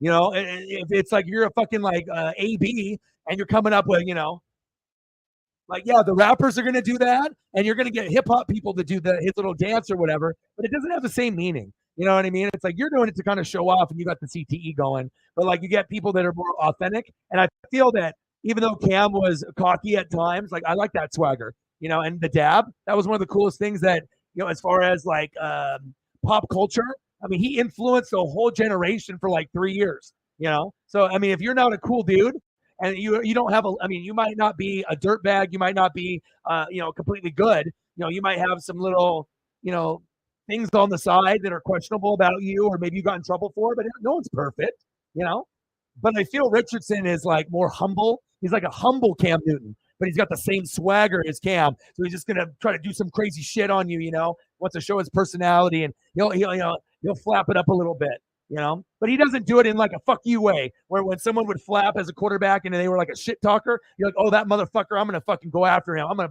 go after his legs. We're gonna break that shit. Like that's what the defense is thinking. But when he does it, like it's like more like, not like in a shit talking way. He's just kind of doing it. But the fans, some of them are dumb, and then they take it as shit talking because anyone doing that dance is like, provoking. But you can always tell the person that's doing it. Are they doing it in like a playful manner? Like I'm shit talking you in a playful manner, or I'm like fuck you, like To on the star. I'm on the Niners, and I'm gonna, what the fuck you doing.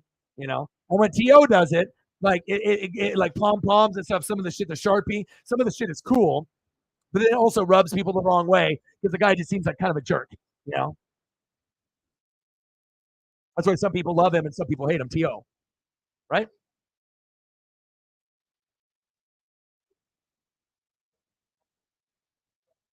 We'll see. The games aren't over yet. You have Conklin tomorrow. Conklin could go for 4 tutties, right? He could have a career day. I don't want that to happen. I need to win. I can't talk that into existence. So he's at a career day. He's like, oh my God, I needed 48 and I got 49. I beat you. I'll be like, motherfuck, not again. Where I like talking into existence and then it actually happens. I mean, I get the ESP on the daily. Yes, and it's some of my favorite, bro. They have a couple types of, I don't know the exact name of it. It's got like kind of like that Italian name, but there's a certain one that I always get. And then obviously me and the girlfriend get it. And then the breadsticks. Then I usually do the chicken Alfredo grilled, but then the crispy chicken is the best. And then sometimes they have the all you can eat or whatever.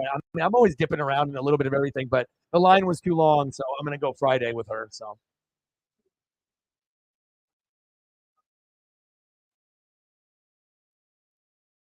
Right, but that also shows you some fans are not educated. Like all Saints fans in the room, do you think all of them are going to be smart like you, or at least fair-minded, not so fucking biased where like anything they do, you make an excuse, and anything that happens somewhere else, you don't give it credit.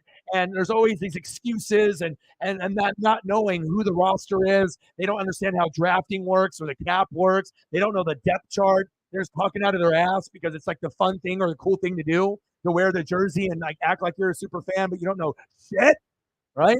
That gets annoying. That's why I'm not in any Buck fan chats or Mariners or Oregon Ducks. I'm not going to be in any of that shit because there's going to be people like us in the room, and me. But then there's going to be these people that I'm like, you're going to be so negative. I don't even want to be around that. And sometimes these negative comments come from stupidity, but they also think of that's what it is. Like they have these opinions that they truly think that are correct. You can't have a sane conversation with someone that's like that. So sounds like you're dealing with some of that. And you don't have to be you don't have to be like Dog reading 4 to 6 hours a day. But if you like keep up with just the team, the bare bones, who's the coach, who's the OC, who's the DC, who's the starters, who's on the bench, who's the GM. If you want to go a little bit deeper, like know your team at least. Fuck, you know. Yeah, bro. Oh yeah, salad and breadsticks are good. Chef just goes there, gets the free salad and breadsticks, and then the water, and then dips. And they're like, "Oh, where did Shepard go?" I'm like, "I don't know, man. He dipped. He said he was good." Yeah, pasta though, the pasta with the chicken. No one is going to crown Carr as the next Drew Brees. Everyone is saying that he's better than Jameis Winston.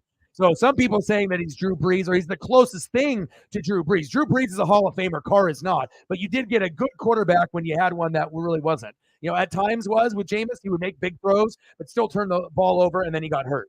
But when he was healthy, he was actually pretty good for you guys. But also too, Mo Gumbo, just like Calvin said, and a lot of the other Saints fans, the D line for the Titans is one of the best in the NFL. So it's like you have to realize the Saints going against the Titans, you think offense versus offense. Yeah, Ryan Tannehill has a speed of -10, and he sucks. He should have retired 3 years ago. They don't have any wide receivers, even a D Hop is there, whatever. And they got Derrick Henry, right? But their defense and their D line, is actually like really stout. So, it kind of doesn't surprise me that, the score was a little bit lower. We wanted more points out of the Saints, but they kind of played down to the Titan level and they made mistakes themselves. And a lot of sack lunches came through. If you guys would have played the normal O line Saints beast mode, you guys would have won that game single handedly by 10 points or more.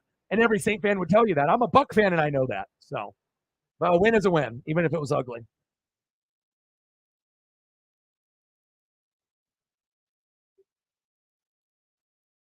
Okay.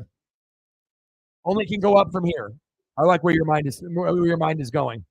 Because you try to be fair with it. Some people are just very aggressive with an opinion and they just won't lay off of it. Sometimes you have to like be a therapist, psychologist, a Dr. O, and you got to think about it from how you think about it, and then you got to try to put yourself in Calvin's shoes and see him as a Saint fan and how he views the team, and then how he views the roster and the opinions. Then you can kind of get an idea of how that person thinks, and then if you can like vibe with the opinions and and kind of go back and forth.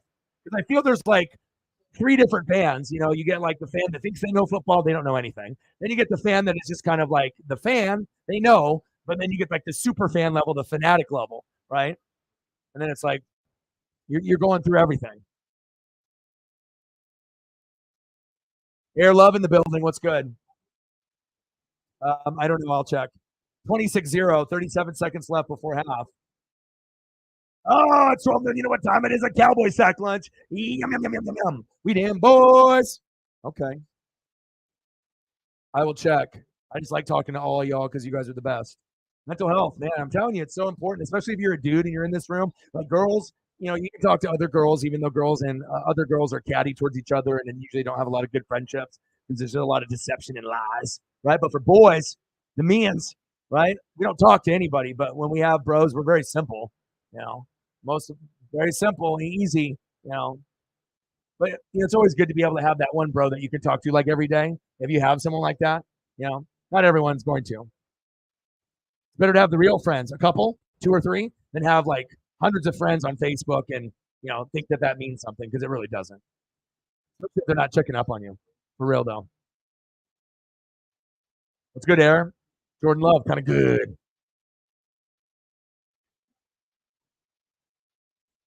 Yeah. Well, Brewers look like in the Phillies in the National League with the Dodgers and Braves. Those are the biggest threats. So good for you.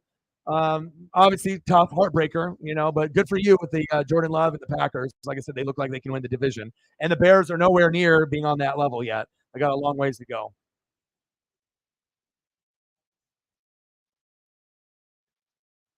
Yep, I definitely think they're going to sweep them this year too. And I had that feeling even before the game started when we had someone in here that's a better on like DraftKings, and he's like, "What should I bet?" And I was like, "Dallas." They've won. I don't know how many they've won in a row, but it seems like they've won like 6 or 7 in a row. So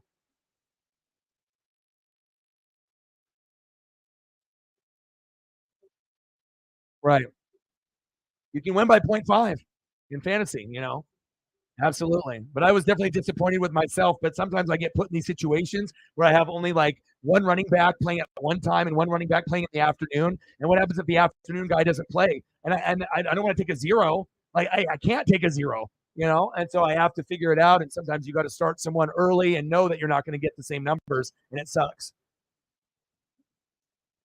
Yeah, they're kind of good. I don't even know why we got the giant logo spinning up there. It's like we're doing it out of pity because they're just shitty and they're losing. We'll end up talking about nostalgia or mental health or 80s or 90s or whatever else that we're going on. But Equalizer 3 and Olive Garden. So if you're going to do something in your life, go see Equalizer 3, go to fucking Olive Garden, let me know how it was, and you're welcome.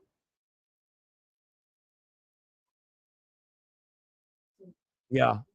Imagine paying like $1,000 or more too. Even Saquon Barkley being healthy, the defense needs to show up. But this game was all momentum. Like Deion Sanders swag, it had his paw prints like all over it. It's like, okay, you start off with like a pick six or a big interception, big play, sack lunch, and then you get a pick six, and then you try to get another one. Like you already are mentally fucked. Like, your offense ain't gonna do shit, and then the defense is out there too long and they're tired. And then all of a sudden Dallas is scoring more points on the defense. You can't even get anything on your offense. So yeah, this game was already over before it started, unfortunately. But then it's cool. We can talk about mental health and other things here, as well as the previous games and anything that anyone wants to give up. The courage, to be able to be open. But I feel that we got some of the realest people, and that's what it's about. Why do you think people like Pat McAfee? Just because he was on the fucking Colts and he was a punter? No, it's because he's got a really cool personality and he seems fucking real. If you're real, it resonates on screen. You can definitely tell the people are real and the people that are fucking actors and actresses. Warren Moon was not an actor. Quarterback, Houston Oilers, kind of good. Now I got to show a photo. And if there's anyone that has donated early on that comes in the room, Gordon, and you want some photos, let me know. Like you send me a dono, but you don't tell me like who you're a fan of, like leaving me in suspense so that way I can at least do my job.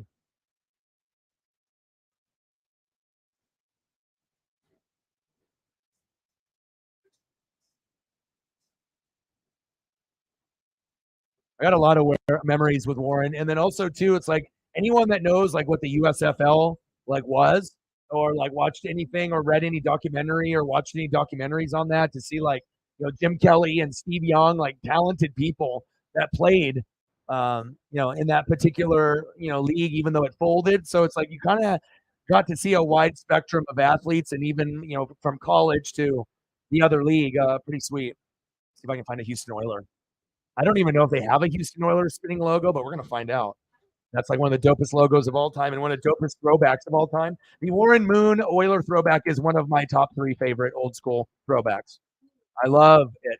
I don't own it. I will one day though. Like I wouldn't invest in too many throwbacks, but that definitely is one.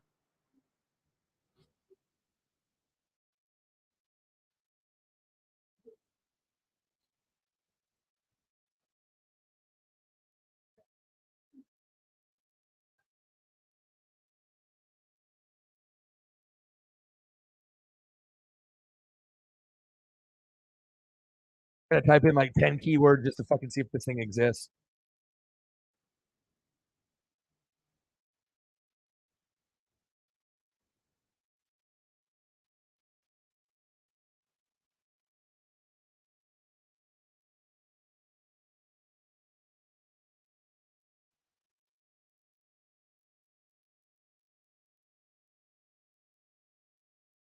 .26 zip.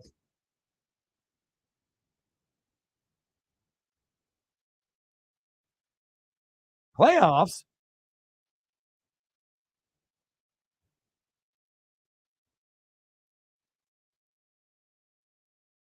Man, I want that spinning one though. Fucking Jim Schwartz. That defense on the Browns? My goodness.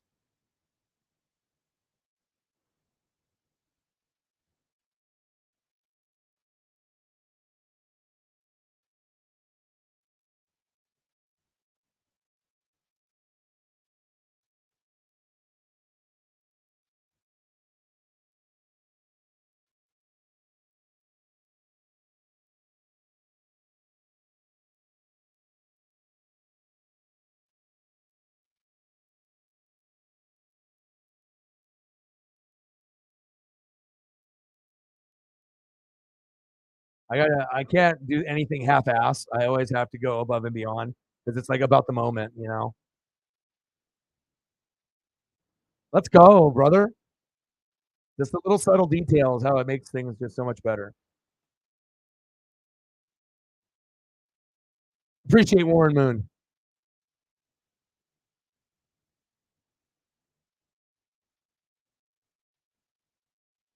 Unbelievable day. I can't wait to do reaction videos either later tonight or tomorrow. Let me look on the Cash App. I haven't looked to see if there's anything there.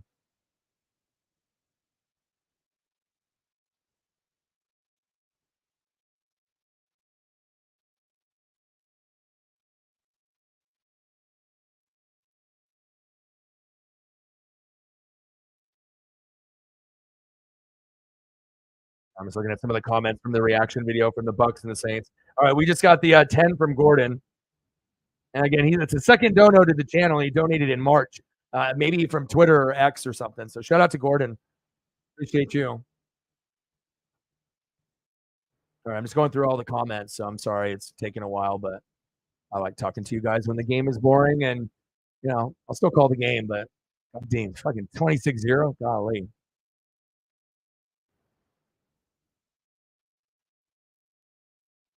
Yeah, he was crazy good. Obviously, you knew that he was going to be a beast mode, and he'll probably, end up being a top 5 running back this season, maybe even higher. So far, just the 10 from Gordon. So far, we'll get more.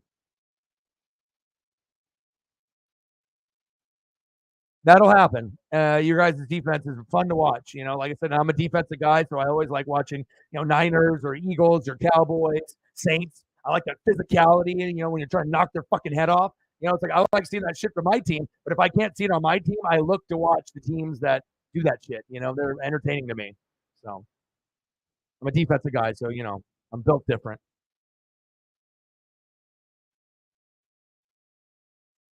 Okay. I think I saw it in the highlight, right? They showed it in the highlight, I believe.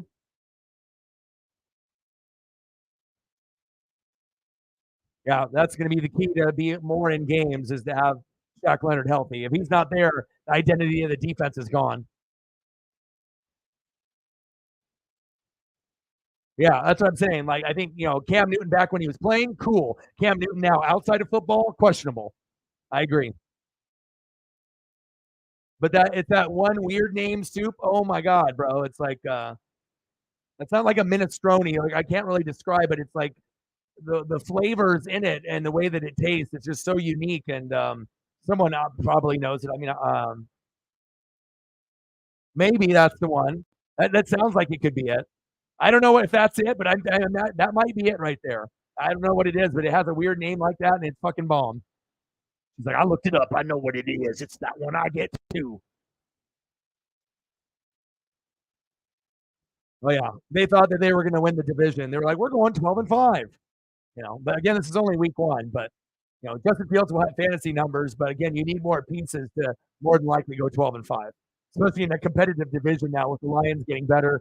Packers looking like they haven't lost a step, and the Vikings might take a step back.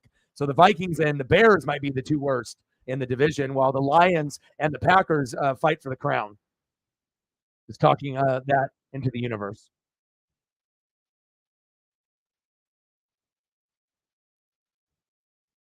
Oh, dude, Tour Italy is bomb. The never ending bomb.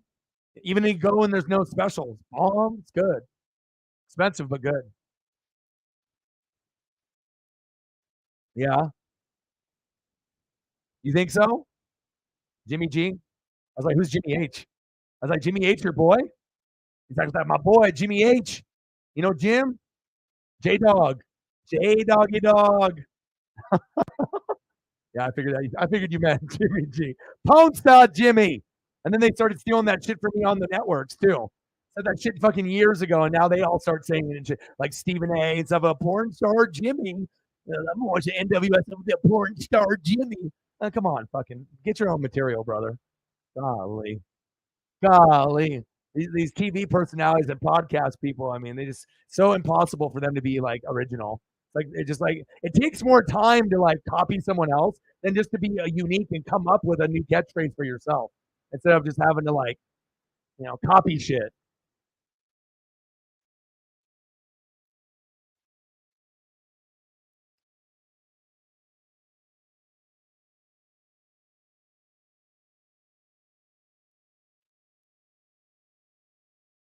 Yeah. Carr is the best thing that you've had since Breeze. Is he going to be Breeze? No, but it's the best thing that you've had since. And you might be able to get to the playoffs with him, win the NFC South. And if you overachieve, maybe the NFC championship game within 2 to 3 years, maybe even this year. So when you have a guy that gives you that ability, that's a lot better than having a guy like Jameis where you're not going to be able to get to the NFC championship game, but you could make the playoffs, possibly win one game, but that would be all you would win. And I think that as a Buck fan, I have a good gauge on how Saints fans that are real would agree with that statement. Like certain guys are only going to take you so far, but certain guys have bigger ceilings than others. Like Carr's ceiling will always be higher than Jameis, even when Jameis is healthy. And I think if you're a real Saint fan, then you can understand what I'm saying. If you're not, then I guess that goes over your head. So,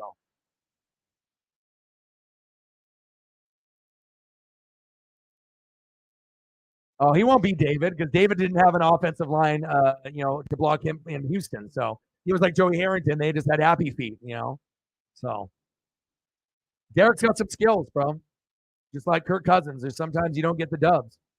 It also depends that, O line and D line, we don't talk about it enough. Like, a lot of times we just talk about how the quarterback did shitty or the running backs or the wide receivers. But ultimately, it's because the O line or D line on either side was really good or really fucking bad.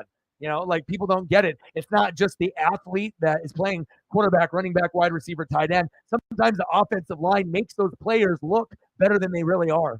They open it up so much that anybody could do that. And then it takes a guy that has some skill and makes him look like he's better than he is. But we don't talk about O line and D line like we should. It's never talked about. Lamborghini is the quarterback, running back, wide receiver, tight end. The gasoline, the nitro, the boosters, that's the O line and the D line. And if you got no gas, you're not going nowhere. And I imagine they'll steal that too. The Lambo, the Ferrari, it needs gas.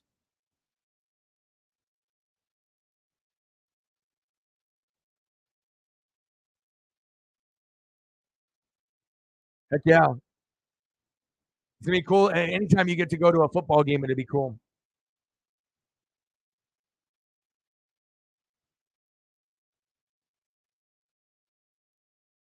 Yeah, I know. We all remember Denny Green. He was a legend.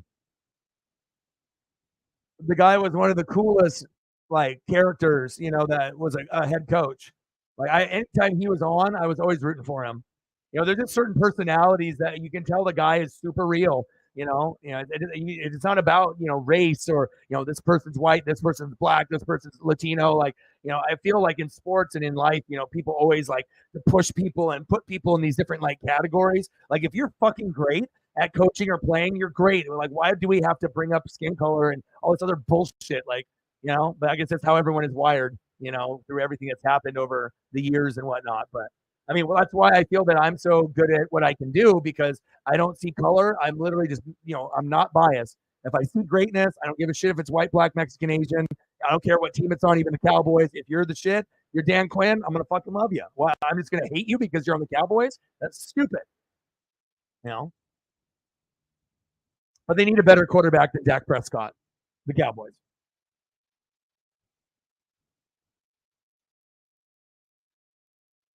First down and 10. Nice run there, about 6-7 yards from Tony Pollard. They should have started him about 2-3 years ago. But him and Dak and Zeke are the best buds. So it got political, right? But if they were actually going to be like the best player, then it would have been Tony Pollard. Zeke is on RB2. Maybe Kellen Moore's still there, maybe not. And, McCarthy needs to be replaced as well. But the Cowboys keep winning with their athletes, and Dan Quinn in the defense and Micah. So he keeps like skating by with his job, even though he deserved to be fired like years ago. Like if the Cowboys ever want to go like further, they have to have like a Sean Payton there with Dan Quinn. Then you can get to an NFC Championship game or a Super Bowl.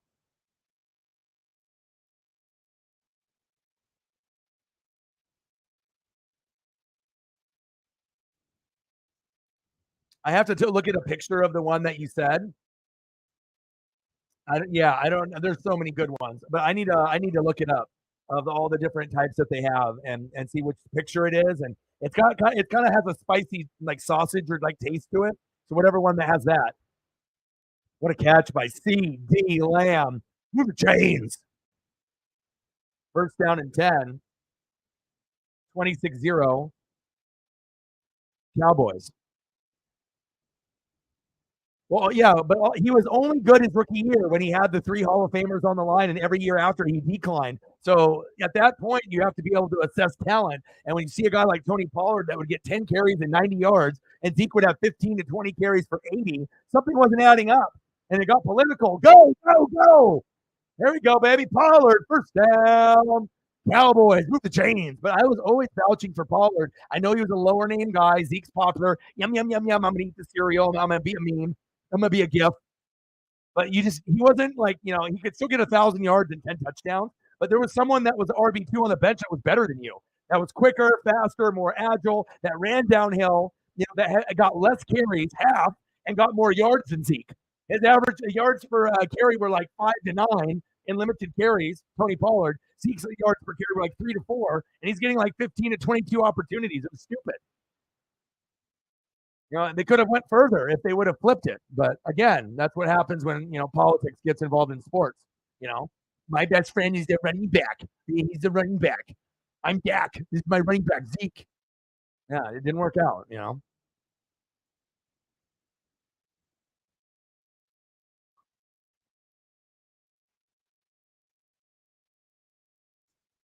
It's like Zeke was a beast in college at Ohio State, but it proves to you some guys are a product of their environment. And the offensive line with like Zach Martin and all those Hall of Famers that were up front, and then they had three. That's the reason Zeke went to that next level. Oh, incomplete. Because obviously every year when it went from three, then two, then one, right? Travis Frederick, like you only had three guys, Zach Martin, Travis Frederick, you had three, right? And then when you go from three to like two, then one, and then the production goes down, then you start to realize maybe Zeke isn't really as good as we thought. Maybe it's just those offensive linemen are Hall of Fame. And that's what it was. They were literally not Pro Bowl players. They were some of the best in the world, like probably Hall of Fame. But some people recognize that, some people don't. But they should have already been giving Pollard RB1 looks like 3 years ago. If you watch football and you observe, you realize shit. Oh, he fumbled it though. Oh, they got it back. He's so lucky. Pollard's like, whew.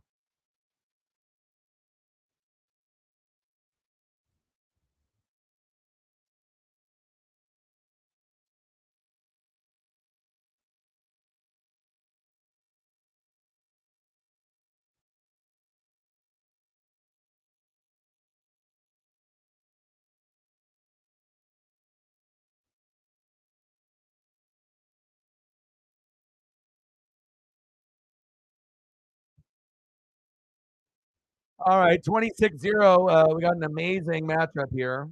So much entertainment. Dak, hands off. Pollard. Like, where is this Giants defense that actually was like somewhat good last year? Remember? Like Daniel Jones was playing good. Saquon was healthy. I took a risk in fantasy and grabbed him. Worked out fantastic. But the defense with the Kayvon Thibodeau and company actually like played pretty good. Like, what happened to that? It's just that the Cowboys are that much better. And if that's the case, it'll be very interesting to see how things develop moving forward. Or are the Giants that bad where they're not a playoff team this year? And maybe even Washington beats them out in this year. Maybe it's one of those. Touchdown, Cowboys. He literally walked in. Wow. I need Tony Pollard in fantasy. Give him to me. And Brandon Ayuk. Megan, you gave me Brandon Ayuk for free. God, those guys did great today, huh? That was amazing. Look at the offensive line. I mean, it's just ridiculous when you have a good O line. Makes the running back look so good. The O line, but we never want to give the O line their kudos and their flowers.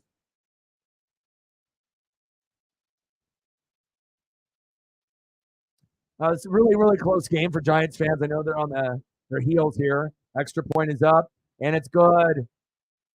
33-0 for Sunday Night Football. Come on.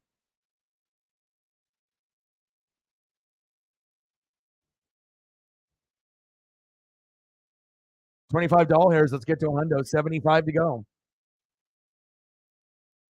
Like we get like these crazy, unexplainable things that happen, you know, and then it's like with the losses early today, but then you get something like this, and you're like, where did this come from? Like we get all excited to spend time together, and I watch the first game, and then I do reaction videos after. Then I make the thumbnail, and then I do the third game, so that way we can get some subs on the reaction side instead of me just doing games, every Sunday. We've already been doing that for the last few years. We need to get the reaction videos out there as soon as possible. And then I can still do streams for Sunday night, Monday night, and Thursday night, but we're probably not going to do 2 or 3 on a Sunday unless it's something really special, like playoffs or something, or really good special matchups. Because getting these reaction videos and hitting that algorithm, that's what's going to get us to 20K.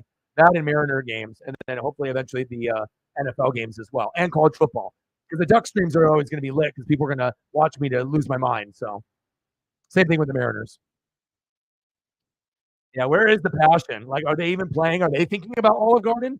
I mean, I know we're talking about it, but like, are they thinking about dinner and having that fucking drink and throwing back a couple shots or having a couple blue moons with the orange peel?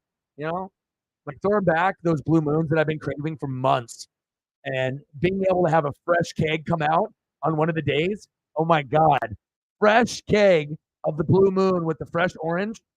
Um, yeah, like so worth it, man. Like you take those first couple sips, and it's like when I have the Snapple out of the freezer. It's just amazing, so good. Yeah, I've never. There's no trades in our league, so it's all just giving congratulatory. Your player's doing great. I mean, no one expected Brandon Ayuk to go for two tutties like that, but that's what makes fantasy exciting. Sometimes you can pick a guy and maybe you believe in him, maybe you don't, and maybe it's just like what you picked in that round, and then it's just like you pulled the trigger and you're like, hope it works out, you know. And I know he's got the talent, but Debo usually gets the looks first. But then every once in a while, you'll get that wide receiver two that puts up wide receiver one numbers, and then you end up winning your week because of it. So,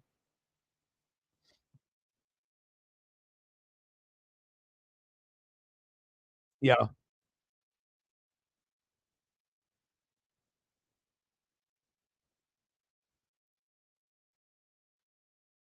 That's what I'm about. I'm about people that are real and, people that are not, disingenuous. I like people that are genuine, honest, real. Honesty, loyalty, respect are the way that I live my life by, and I've done some things that I'm not proud of when I was younger and whatnot, but you try to improve on those bad behaviors and get better, on things and whatnot. But I love the passion. I like energy. Like that's why I like going to football games where it's like everyone's standing up the whole game. I like being able to see passionate people that love something, that put in their passion into something, and anyone that works hard. And I'm attracted to those type of people, men and women, like seeing their dreams and goals. And I'm like, okay, I see what you're doing. Oh, Danny Green. Oh, I see what you're doing.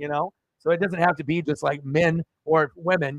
Like you see a different side of the passion on whatever they're passionate about. But I miss Denny Green, no lie. Like he had some good sound bites. They are who we thought they were. But it's more than that. Lots of passion.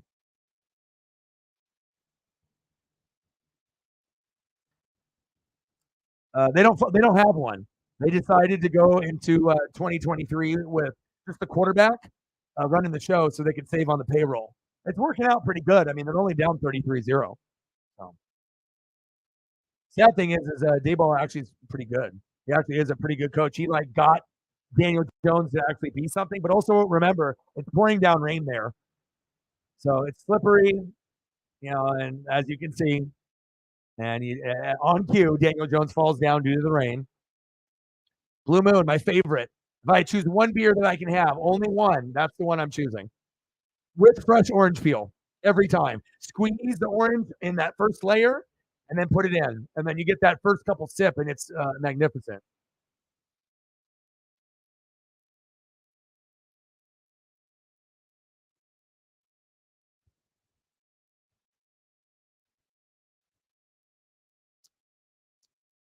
33-0 Dallas.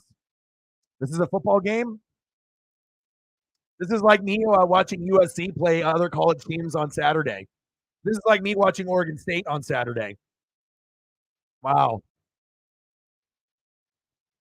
Well, at least let's give New York their love and their kudos and their flowers. While they have the ball, for as little as it is, we're going to have their spinning logo up there with the Cowboys. It looks cool. They can't stand in the rain.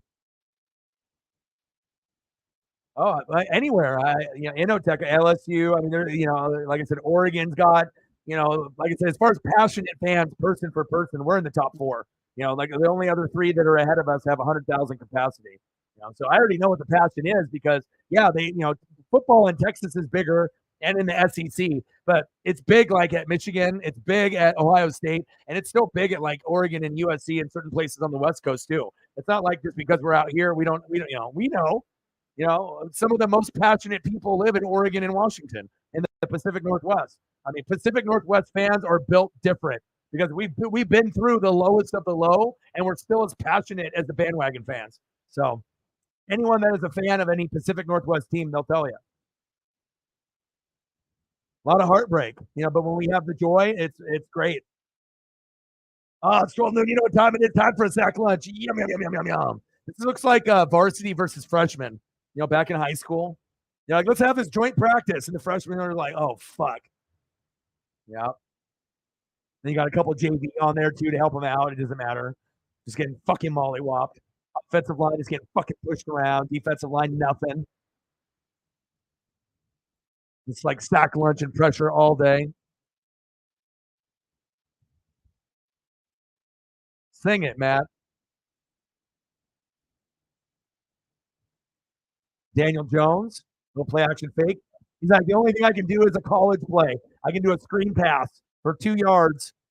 My name, Daniel Jones. I like screen passes. 2 yards, first down. No. Oh my God. Not good. But it is raining hard there too, but no excuse, man. Like, it's like the absolute worst thing that could happen, especially when you had 1 year of success and now you're going backwards in year two. A lot of fat guys, a lot of sack lunches. And then they even had like a thing on TV where they were talking about that, how what to call sacks. And you know what I mean? I was like, oh, these fucking motherfuckers. Ain't gonna be better than the sack lunch. Oh, 12 noon, time it is for another sack lunch. Yum, yum, yum, yum, yum, yum. Fucking they're getting everything in theirs. They're getting Nutter Butters, they're getting Oreos, they get the chips, maybe some Sun Chips and some Lay's.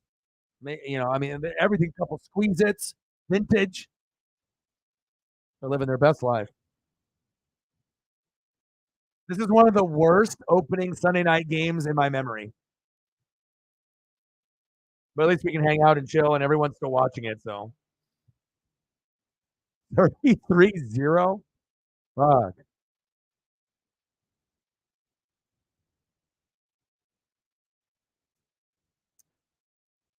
Go. Like, I want to be able to call the game with passion all the way through. But when it gets like this, it's like, I mean, what are we doing? Like, they can't even move the ball. Like, once things get a little bit more serious, yeah, play, play, play, play. But sometimes we can just kind of shoot the shit, and talk some mental health and hang out and whatnot. So they got the Lunchables with the pizza. That one doesn't taste as good as the cheese and the crackers though. The turkey, I think that's like the OG one. That one is the best. Like, give me the gummy worms or the Reese's Pieces, and then give me the Capri Sun, and then give me the crackers with the turkey. I think that's my go-to. Pizza one is like, I feel like you can only eat that one once or twice. Like back in the day, you had to hit the turkey one like 3 times, and then the pizza like once or twice, or whatever. Or you're getting the one with American cheese, the white cheese one, or the orange cheese one, the cheddar. You can like flip it, with the cheese. So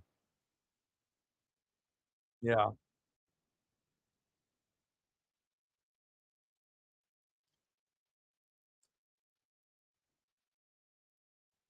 golly, 33-0. Let me know if there's anything picture wise or anything else that you guys want to discuss. Fire away. I mean, when a game is like this, I mean, this is a great time to be able to ask questions, vibe with other people in the room. It's pretty much a therapy session, a hangout session. You know what I mean?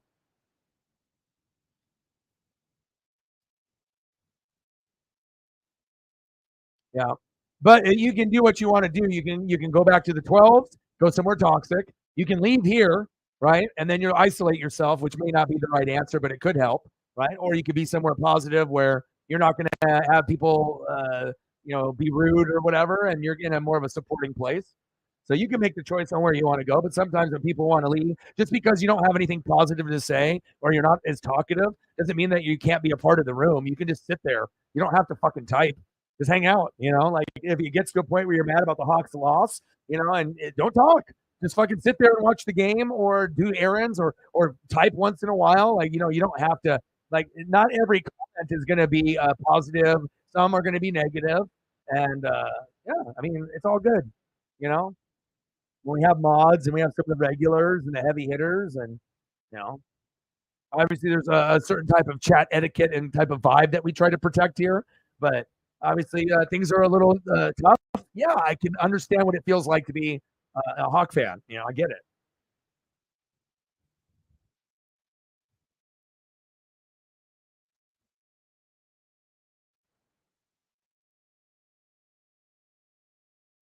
All right, one sec. I got to close the curtain. The curtain needs closed. Oh, look at that thumbnail. Oh, doggy dog.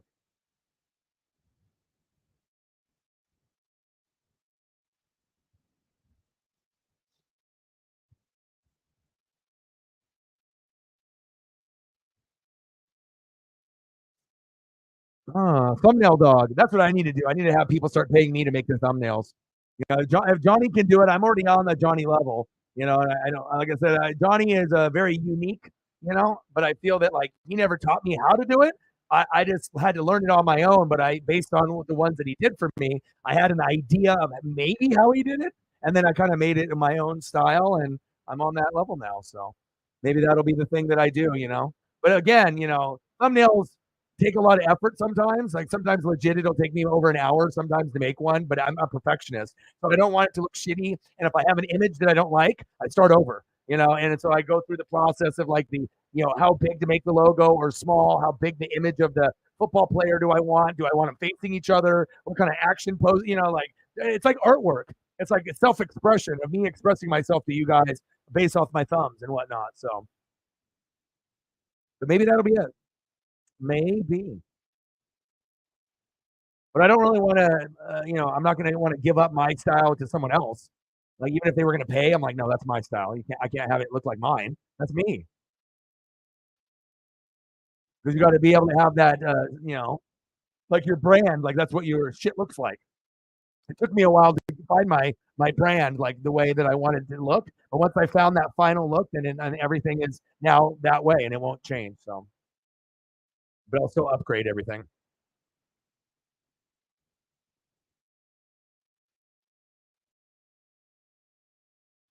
The ham and cheddar.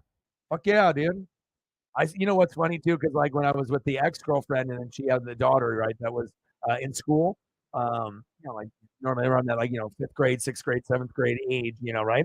And so Lunchables are still a thing, so I would buy them. I would spend my own money and I would buy them. And sometimes if you knew you could go to the store the next day and replace what you ate, sometimes there would be moments where I was like, you know what, I want one of these and I'm gonna fucking rip into it.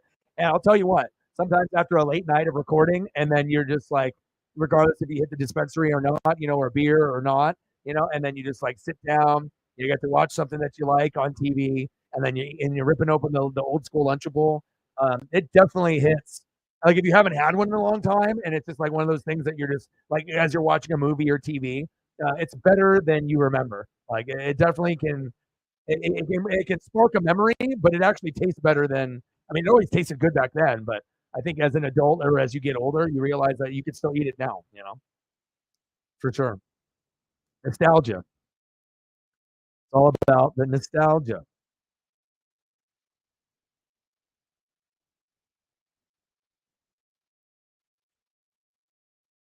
Well, yeah, but that's like I was telling you, you want to make sure that you go somewhere where it's, people are not biased and you get people that are sane.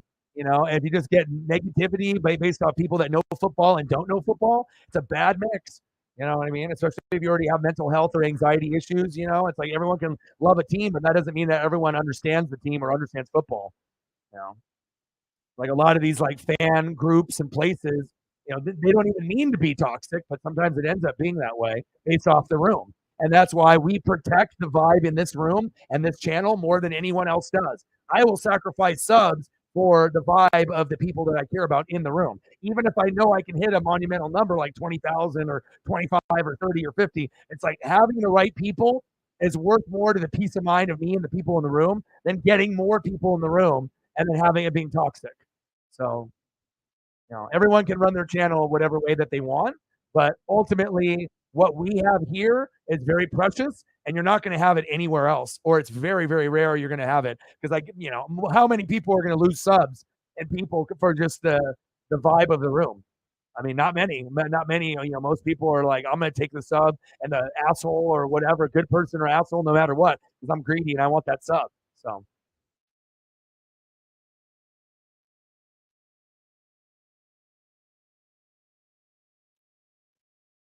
Yep, yep, and that's how it is for fans. Exactly. When you win, it's like the greatest feeling on planet Earth, and then when you lose, like it's the end of the world. Fuck, my life is this is terrible. Like, yeah,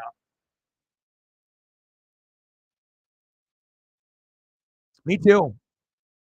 Yes, you know what it is because I've been talking about it, and sometimes you need that person that you vibe with, right? That like I might not be in the same state as you, but I know what is going to hit like properly for us sport fans. Us sport fans, we require a certain type of diet and food and drink, right? For a normal sport fan, maybe coffee, maybe energy drinks, other stuff, but like we have certain food that is going to hit better than someone that isn't a sport fan. You know, that's just the bottom line. And you got to be able to bring up those little instances. Okay, telling you, go to Olive Garden. You haven't been there. Boom, get some spaghetti. Get a couple extra meatballs. Pay for a couple extra. Instead of it coming with one or two, get like 3 or 4. Live your fucking life. And I'm telling you, when you do it, so much better. Like imagine having a spaghetti with 2 big meatballs, and then you go to 4, and then what that's going to taste like. Incredible. I always do that whenever I go to a spot and I get spaghetti. I always end up getting a couple extra. I'm like, fuck it, how much more? I don't care. $5 for each one. Fuck it. Yeah, throw 2 more in there or 3. I don't care. Love it. That's one of my favorites too. Like out of all the food, I think like pizza tastes good in leftovers. Pad Thai tastes good in leftovers, but like for me, like spaghetti ever since like as a little kid, you know what I mean? I make my own. So I have my own like kind of recipe that I do and stuff, and I can do it with different meats and whatever I want to use. Typically the ground beef and whatnot, but I like it so much that it's like I can't just eat one bowl. I'm eating like 3 when I make it, and then it's like leftovers for a couple days, and I actually fucking enjoy it and look forward to having leftovers of spaghetti. And I love having that Tupperware container that's got that goddamn orange all inside of it. You scrub the shit out of that thing for fucking 4 hours. It's been through the fucking dishwasher 8 times, and it still looks like someone took a spaghetti shit in it. And you can never get that out, right? And you just end up tossing that fucking buying a new one, right? Or you end up keeping it with the stain and it's in the bottom of the cupboard and you just still use it. You guys know what I'm talking about.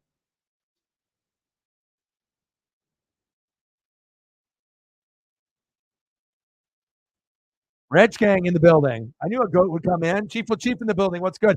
We got this very high profile matchup today. It's a very, very close game, 33-0. I mean, at any given moment, the Giants will have hired a head coach and maybe we'll get a touchdown before we end the game. Back to you. My goodness. But we're just talking nostalgia, video games, 80s, 90s, mental health, and just being real about shit and talking about some of the, things that are going on. And, sometimes it's good to have the little Dr. O and the real talk. I feel that we can really benefit from it because sometimes we only do it for the last 10 minutes of a show or a half hour, right? And sometimes we're doing food picks and we don't get to talk to mental health. But like when we can do the mental health when the game is a blowout, where I can still call the game, but I don't have to necessarily do every play-by-play if needed. Like I'll do it, but and then we can have good conversation with goats, and help each other. Mental health, it's very important. And then I can make things a little better. If I know that I can help one person in a day, like even if I have a shitty day in donos or I'm not getting the subs or we haven't hit 20,000, then I know I did something special. Especially if I can get you off to a good start into your work week. Like you're depressed, you're upset. The Hawks lost. I understand you're not going to get over it, but at least being somewhere, when you have something that's like bad happens and you have that comfort of that friend, that just be like, give you a hug, and then maybe they're not next to you, but they're in the same room, so that way you just feel that comfort. It's like that you're not alone. Maybe they're on the other side of the couch or in the love seat in the lazy boy. Maybe they're on their phone or reading something, but they're in the room. Having that comfort, like in real life, is nice, right? They don't even need to talk to you, but just like dogs or cats, just they know you're in the room, and then they're they can relax. And then Paisley can start chewing on her bone. But until she can feel that anxiety go away, then a little uptight and whatnot. So it's good to have the good talks, and I don't think a lot of people have them. And when people do have them, I feel it's kind of forced and fake. Like it has to be the right people talking about it, not just being like, let's talk mental health, and you're trying to make it like a promotion. And like this is not promotion; it's our fucking lives. We want to live. We don't want to pass away. What I mean. This is not for likes and subs. Like this is like real life. But I feel like people are like force it, like they're like it's like a promotion at a store, like and it's fake, and you get the people that are acting and shit. Real recognizes real. So, message to you guys: go see Equalizer 3 at the theater. Do it. Go eat pasta at Olive Garden. Do it. Get the pasta and the breadsticks and the soup. Do it. You're welcome. My main man, Mr. Williams. Your Rams, they beat the Hawks. That's crazy, man. I know Dodgers are still, being the Dodgers, and football is crazy. You never know what's going to happen any given fucking game. But again, it's one game, and after the game ends, you just got to be out next game. As soon as the game is over, I'm already looking into next week. Okay, who's playing? What time? What's the roster look like? Do I have injuries? And you got to take your mind off just the loss and move to the positives going forward.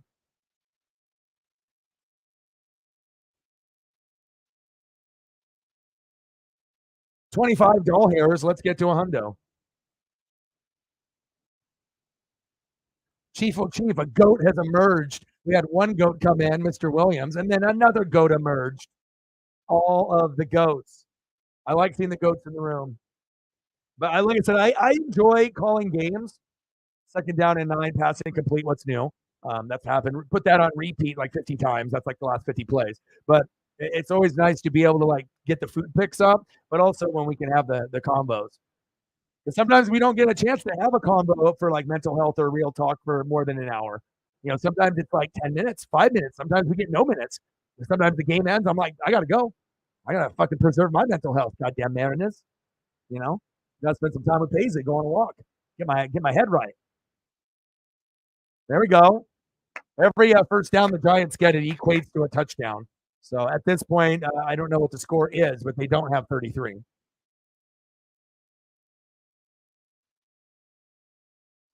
You were a busy bee. It's cool to be a busy bee. Just don't be Mr. CTE, Mr. AB. Just don't be like him. It's a party up in here. That's what it is. 33-0. No, I appreciate you. And that also shows, you know what I mean? You're in a shit mood, But again, like I said, regardless if you donated here or not, you're going to feel safer here than you can be by yourself, right? But then you have to keep yourself preoccupied. You have to watch TV, watch a movie, drink some coffee. You got to do something because, when people have mental health, if you have anxiety or depression or you go through the motions up and down, you have to keep busy and be on a routine, right? Because I know I am, and I know a lot of y'all are too, right? But to even donate, and be somewhere safe, and people aren't going to be saying the crazy shit here, and that's why when people come here, that positivity and that safe space is worth something. Donos are worth something here, because like I said, you go any other stream, they don't care about the peaceful health of the important people on the channel. It's about let's get as many fucking motherfuckers to fucking sub to this channel. Let's make as much motherfucking money as we can. And we're not going to worry about anything besides making money and getting famous and getting the subs. And then if you do that, you get big sometimes, but then the chat is just terrible, or the group, it's not, you feel detached at some point as the channel grows and it gets bigger, unless the people have a relationship with you. So, but I appreciate you. This takes a big thing, Hawks lost. You want to curl up in a ball and cry. You want to scream, punch some shit. Fucking Gronk spike some of your fucking Funko Pops, right? But I appreciate you. This is a good place for you to be, at least until the game is over. Then you can do whatever you want.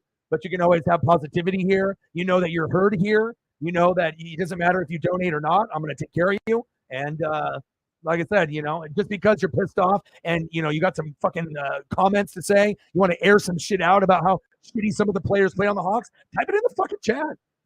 Sometimes you got to let that shit out, and then sometimes when you can get those frustrations out for the players or whatever happened, then you feel a little bit better, The game's over. You can't go back. I mean, I do got a time machine, but we can't use it right now. So,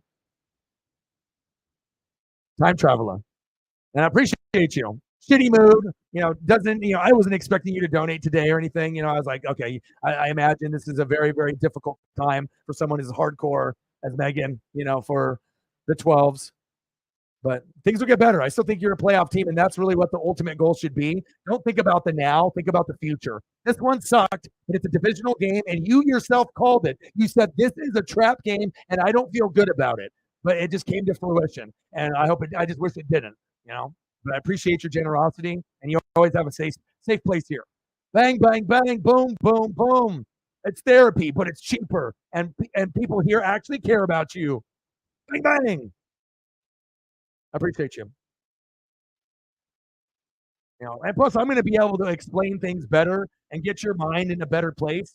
Because, like I said, if I wasn't doing this, I probably would have been a therapist or a psychologist. Like, I would have either done beat making, I would have been a gamer on like Twitch or YouTube. I would have made beats like hip hop, or I would have gone into like big boys and girls club, mentor, teacher, therapist, psychologist, mentor. I want to be able to help. And try to put myself in other people's shoes and help them out. Not tell them what to do, but just kind of explain how I feel about it, and then kind of give you examples, and then maybe you can relate with me. And sometimes just something as simple as that, instead of like saying someone is fucked up or they need to come back so they can get more of your money, and they don't give a fuck about you besides the money they're getting from the session. It's like, how can you open up truly to some motherfucker that that they don't give a shit about you? It's all about the money for the appointment. But when it's coming from someone that genuinely cares about your well-being, like genuinely, that information, and especially if the person is smart or actually understands, then like that is where money is money well spent, because it really did help. It's not like, and people can be more open and honest and true with someone that they're comfortable with, that they trust, right? Rather than just some fucking stranger. Boom. Dr. O at your service. Appreciate you. Chief in the building. Mr. Williams in the building. Shep in the building. Megan in the building. Finley in the building. Sarah in the building. Goats in the building. Oh, see? But that shows a big part of who you are. You wouldn't do this for anybody else, but you would do it for me. Because like I said, we already had a connection, me going out of my way for you with the chain, and you'll never forget it. And all the stuff that you've done for me on this channel, I'll never forget it. And we have that mutual understanding and respect that we might not be, on the same page all the time. We might have different opinions on certain things, but we're still going to vibe on Kraken, Mariners, Ichiro, and there's going to be other things that, we might think differently. But once we talk it out, and maybe you see my perspective, maybe you still think you're right, and that's fine, right? But then I give you at least another example out there, and then you can kind of see where I'm coming from, And it's a big thing. So I do appreciate you. And like I said, it's not like you're going to donate after a loss. Like, think about what that a person has to do that is in like a terrible mood and doesn't want to donate, doesn't even want to talk, doesn't want to do anything, and then can actually come somewhere, feel kind of good, better, than what you were if you're by yourself or somewhere that's toxic, and then donate on top of that. That shows a lot of character out of your end, because you didn't. I mean, this is the day that I was like, I'm not expecting anything from people that lost. I was like, if they lost, it's all good. If you want to be, have that generosity and try to help your boy out, so I can go from chicken nuggets to chicken nuggets and fries and a drink. I definitely will appreciate it. Your boy works hard, and I'm always here to give an ear. I'm always going to listen, and I feel that my perspective on things is not always going to be right, but I feel I connect with more people of different races and different age groups than most. That I feel that I can connect with almost anyone. I just need to know a little bit of your background, and even if I haven't met you face to face, that doesn't mean that I don't know you. So. And I think there's certain people out there that have that gift.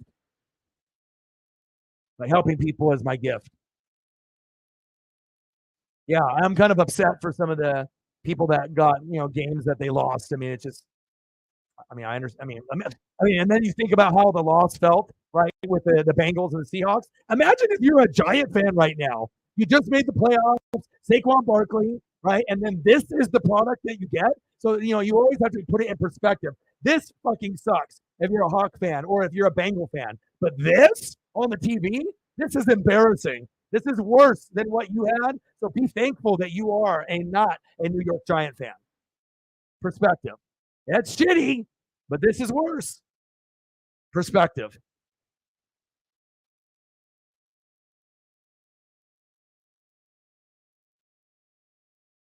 The fucking Olive Garden party. I didn't get a chance to go. Mine was 45 minutes to an hour, and it was already 8 p.m. They closed at 11. That means I wouldn't have even gotten my food until probably like 9:45. I'm starving. I was like, but luckily the place that did the karaoke has bomb food. Never had a bad meal. Did their nachos one time, and I was like super impressed. That's incomplete on the screen. What happened to my hands? Should have been dipping some nachos. Right? But the nachos were good, and burgers are good. Chicken fingers are good, but they have these like chicken tenders. I shit you not, like this big. 3 of them with a basket of fries, and they're like the home style, the bigger fry, and a bunch of them. And so hot. Like it was like right out of the oven. Like you bit into the chicken and it was like steaming. It was like crispy, like breaded, um, ranch and the dippa. Yeah, it was good. So even though I didn't get to do the breadsticks and the soup and then the salad, I usually do the soup, but once in a while salad, and then the fettuccine alfredo chicken with the crispy. Um, yeah, Friday. I'm gonna take her Friday. So we're gonna go earlier though. We got late because the duck game, ran long, and I wanted to do the duck game because I knew it would be good. We might lose, and we got that pick six at the end of the game, and we won. So he got his bag, and they just got dominated from the start. Really, Myles Garrett and that defense just took them out of the game, and they couldn't convert on third down. And I mean, every once in a while, you can be elite and throw up a 5 or less in fantasy. It's just the most sickening thing on planet Earth, and it happened to Sarah. Sarah got Burrow with confidence that Burrow was going to put up 20 to 50 points every week so she could make the playoffs. And then he signs the contract, and then in reward to Sarah, here's 3 points. Thanks a lot, Joe. I'm mad. She's mad. I would be mad. I mean, motherfucker, I fucking drafted you like Mahomes, Jalen, right? Josh Allen. Okay, those guys are okay. Burrow, next in line, being me, right? I'm gonna get the same results as the other 3 guys that drafted those guys. Me, and then the first game, 3. Fuck me, right? That's what happened. That was the progression of thought. That's how it went. 3. Fuck. Yeah. Sarah was definitely punching the air. You know, she was like doing some UFC shit. She had the UFC gloves on. She was fucking just punching. Jake Ferguson incomplete. This game is fucking incomplete. I mean, the only thing that complete is this fucking room. 33-0 Cowboys. I mean, what are we doing here? I feel like it's like exhibition preseason. But he'll be back. But there's like all that talk that the Bengals are Super Bowl winners, right? The Steelers, they're going to the Super Bowl, right? They got kind of rude awakening. Cleveland Browns might be a little bit better than we think. Bengals might be a little worse, right? Pittsburgh Steelers went undefeated in preseason, but they ran into a fucking grown man named the San Francisco 49ers, and they got bitch slapped, right? And the Pittsburgh Steelers still can make the playoffs, but they ain't the fucking 49ers, all right? The 49ers are NFC championship bound almost every year. Touchdown, Cowboys. Weed and bone. Turpin. I mean, what is going on? They might as well just give the points to the other team when they score. At least that way that we'd actually have a little bit of a comeback.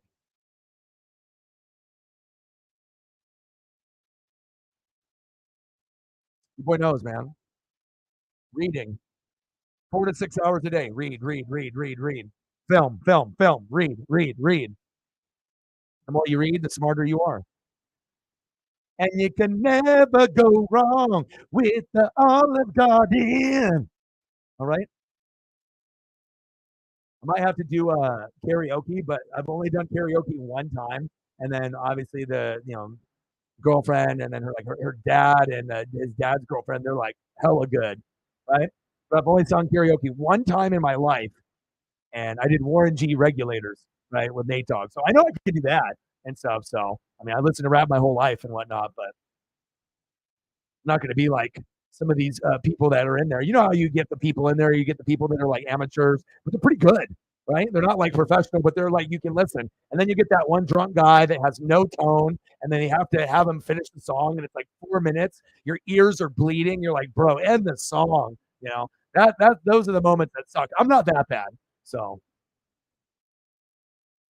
But do me a favor, go see Equalizer 3, go get some Olive Garden, and then thank me later. It'll do wonders for your life. Like, when you have a shit week and then you go to vacation somewhere where there's water, a lake or a river or the ocean, and then all of a sudden you feel fucking good, sometimes for weeks later. That water, it's that energy. You have to have good energy. And if you go somewhere that has good energy like here, you will feel the energy, the oh doggy dog energy pass through the microphone, into the screen, into you. Okay. And then that good energy and good vibes will get you on through the rest of the week. I mean, that's what happens. Then you get a little ESP, little food photos, some real talk. Go to the fucking Olive Garden.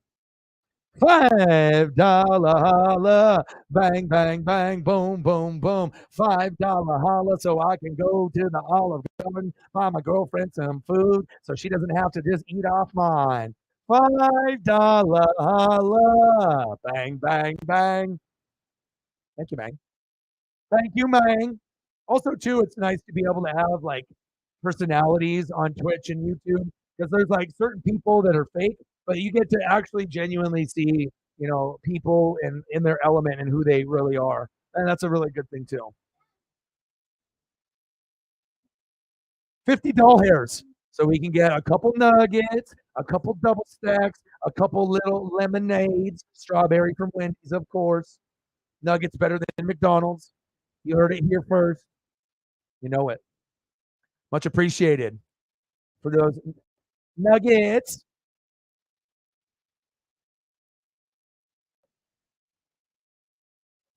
Yeah, I didn't want him to win though, bro. Like I'm trying to like tank and get a good draft pick, but I mean Baker looked good with Evans and Godwin. The O line actually played well, and the defense was like a championship defensive level of defense. And there were some new guys, like rookies and fucking guys that are like no name that are like coming up with interceptions. I'm like, what the fuck?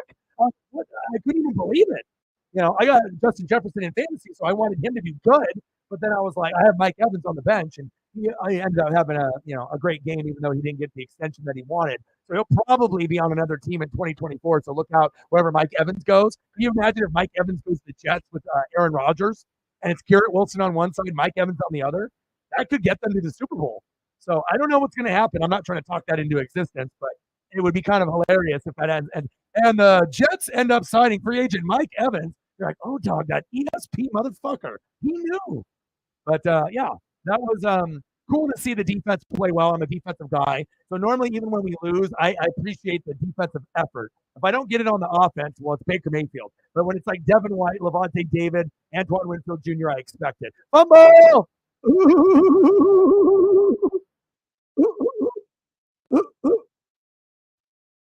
Coughed it up. It's 40-0. This is such a competitive game. Yeah, we got it. We have to get more in donos than we actually have in the score. We can't have the score beat us in the donos, right? Oh, thank you so much, man.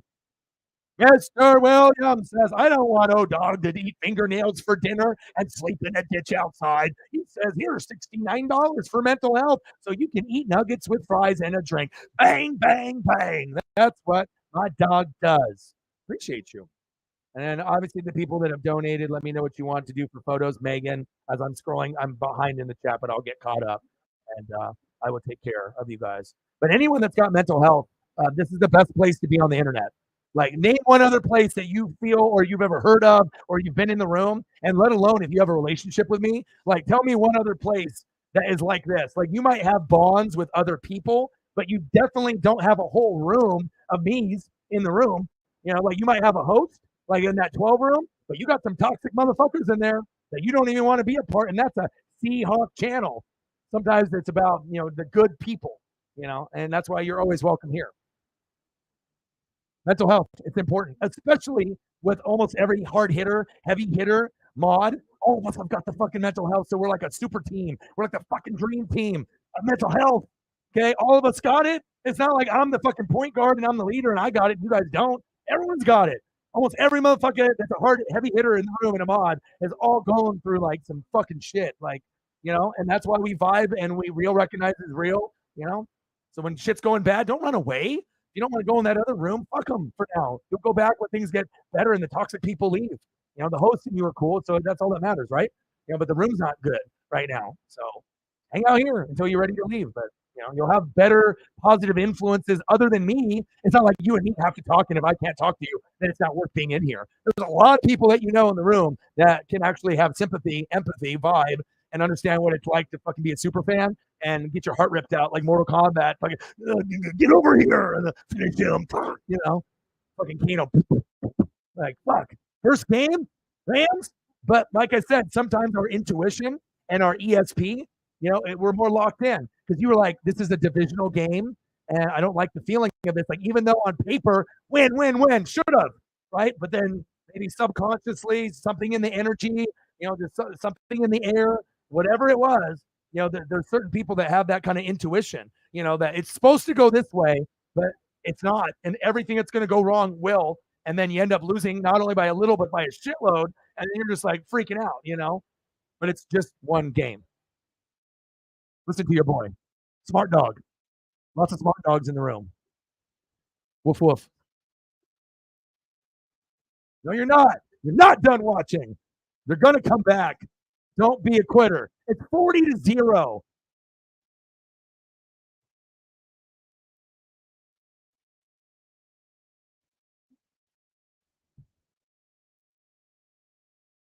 Mr. Williams. Mr. Williams appreciates the mental health and the real shit. I mean, shit, when he ended up finding me originally back in the day when I was doing like reaction videos, he wasn't in a very good spot, but he'd leave comments and we kind of talk back and forth, but it wasn't like this, or like privately, like, on like Instagram or Twitter or whatever. And then when you actually get to like know someone and their story, it's nice to be able to kind of, be able to have that relationship with certain people that are worth it, where it's 50-50 and everything. I appreciate you. Mr. Williams, $69 dono, bang, bang. All the mental health helps everybody. $69. It's all about the mental health, nothing more.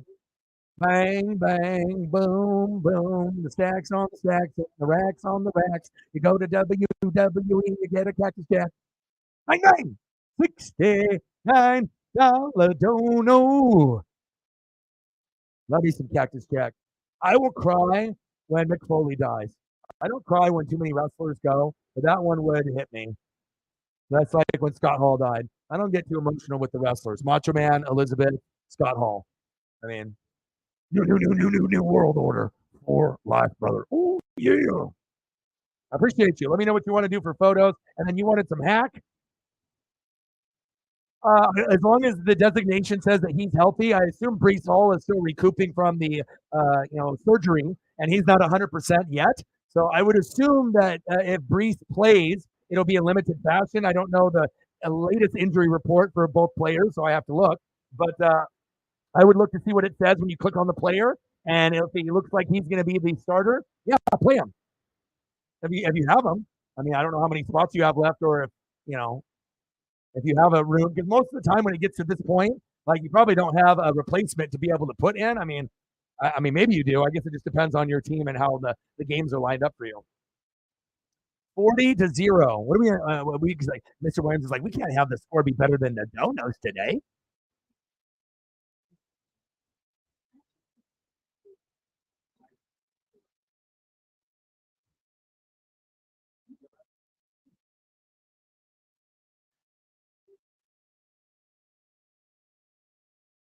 I mean, if I could get sponsorship, like real sponsorship, like they have like, DraftKings and stuff, like something that's like legit, that I would accept something like that, like Pat McAfee, if it was like one of the top two, right?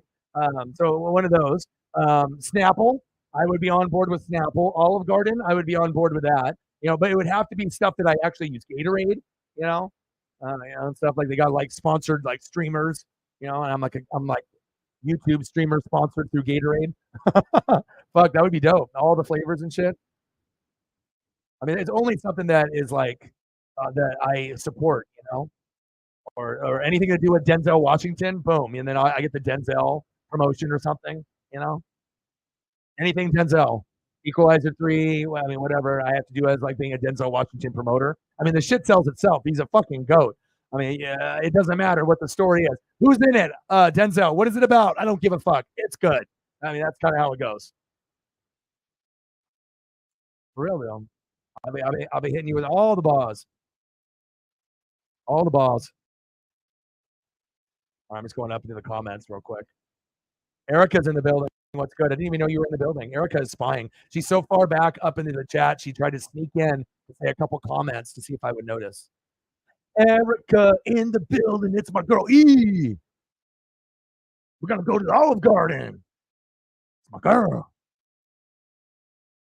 But you know what I'm saying? Like, if I can get recommendations on shit that actually is worth your time and money, why would I have you, like, if I got, like, sponsored from some, like, some international betting site, and then all of a sudden you guys lose money, or they're like some corrupt company. I would feel like terrible. I got to be able to have it be about shit that's like real.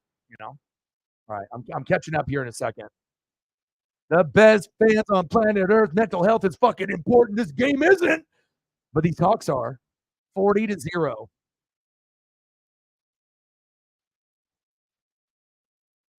40-ounce beer. I'm about to have one if I have to keep watching this goddamn game. But you know what? It's a blessing that the game is a blowout, because then you can really see what things are talked about on other streams. Are they talking about the loss earlier today? Are people being toxic? Do they have nothing to talk about besides the earlier games? Or do you actually have some, backbone to your channel where you can talk about literally anything? And that's what we have here. I love it. I love it how E just snuck her way in here. Hi, it's my girl E. Everybody go to fucking Olive Garden. We're going on Friday. Eat all that shit. Yeah. You already know how I feel, bro. Sometimes that's my favorite. But Erica has like this allergy jump off, so it's like I don't want her to go to the hospital if she likes the crispy shrimp as much as you and me, bro. So it's like when we do the pictures on the screen, yeah, she'd probably like bite the tablet and like break it or something, There's a picture would look so delicious. All the seafood, bro. Especially living out here on the West Coast. Yeah, well, sometimes those people are not your circle, though. That's why you have to see, like, just because you are a Seahawk fan doesn't mean that you're not a toxic person. You know what I mean? And so it's like you can be a fan of a team altogether, but that's where the connection fucking stops. Like, you're nothing like a lot of these other people, And that's the problem when you end up going into a team chat or like a Facebook page, a group chat, a fan page of like a team or a singer or whatever, like whatever it is. Like, it just seems like there's just so many toxic people out there. They ruin it for all the good people that actually have like fair opinions. They may not be right all the time, but they're not wrong either. All the youngins. I'll get you some Cooper Cup. I'll get you some Rams photos. I'll get some Seahawk photos, some Kraken photos for y'all. I'm just scrolling up to look at your comments real quick. That jumbo shrimp. I got to have some of that jumbo shrimp. The surfing, turfing, the jumbo shrimp, and the baked potato. And they got to have the asparagus too, though. Right? You got to get the asparagus. Yeah. Dedication.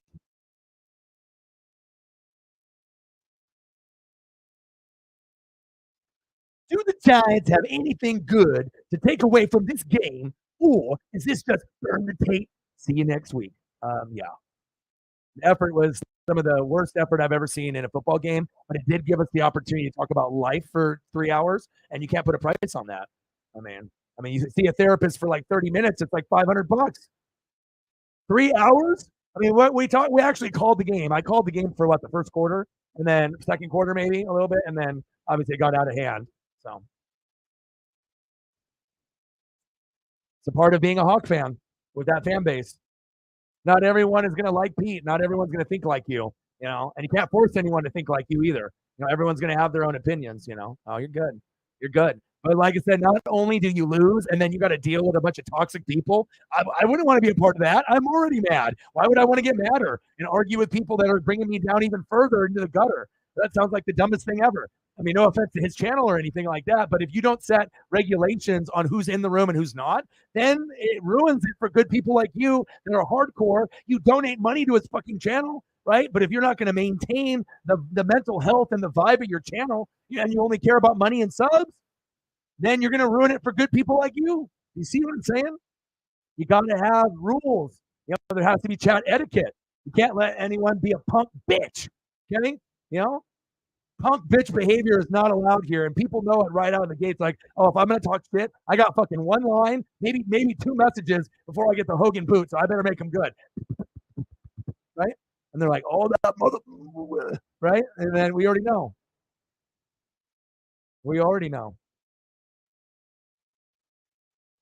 This is like the best game I've ever seen in my life. 40-0.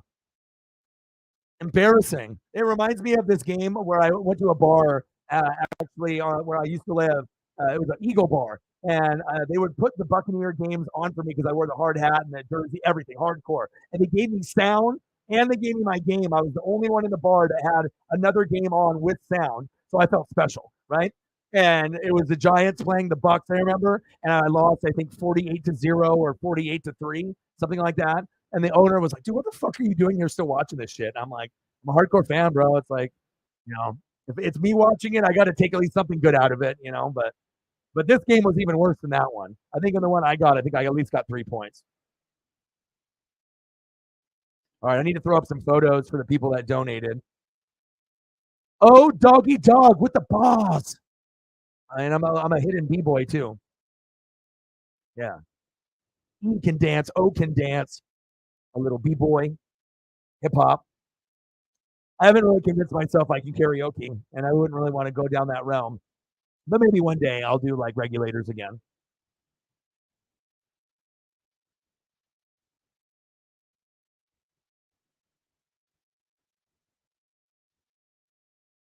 Tutty, tutty, tutty, tutty. Everyone loves tutties. Pay dirt, mother.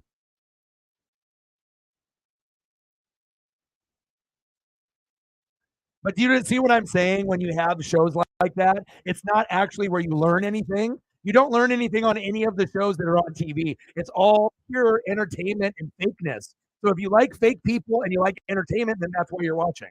Because that's what people are drawn to if you're watching those kind of programs. It's scripted and it's just like a bunch of fake takes. It's personalities screaming and yelling, acting like they're passionate about the topics that they're talking about when they're not. It's like it's a waste of time. Why not have passionate conversations and arguments with people that are smart that actually know what the fuck they're talking about? And that's football, unbiased, starring Orion Mikulek, coming soon. At some point, and that's when I get the branding, and that's what it would be called. And I'll battle anyone. I don't give a fuck who you're a former NFL player. I don't give no fucks. I was like, you better do your goddamn research and watch some film. Better not come at me like Shady McCoy. You get fucking Undertaker fucking tombstone. Done.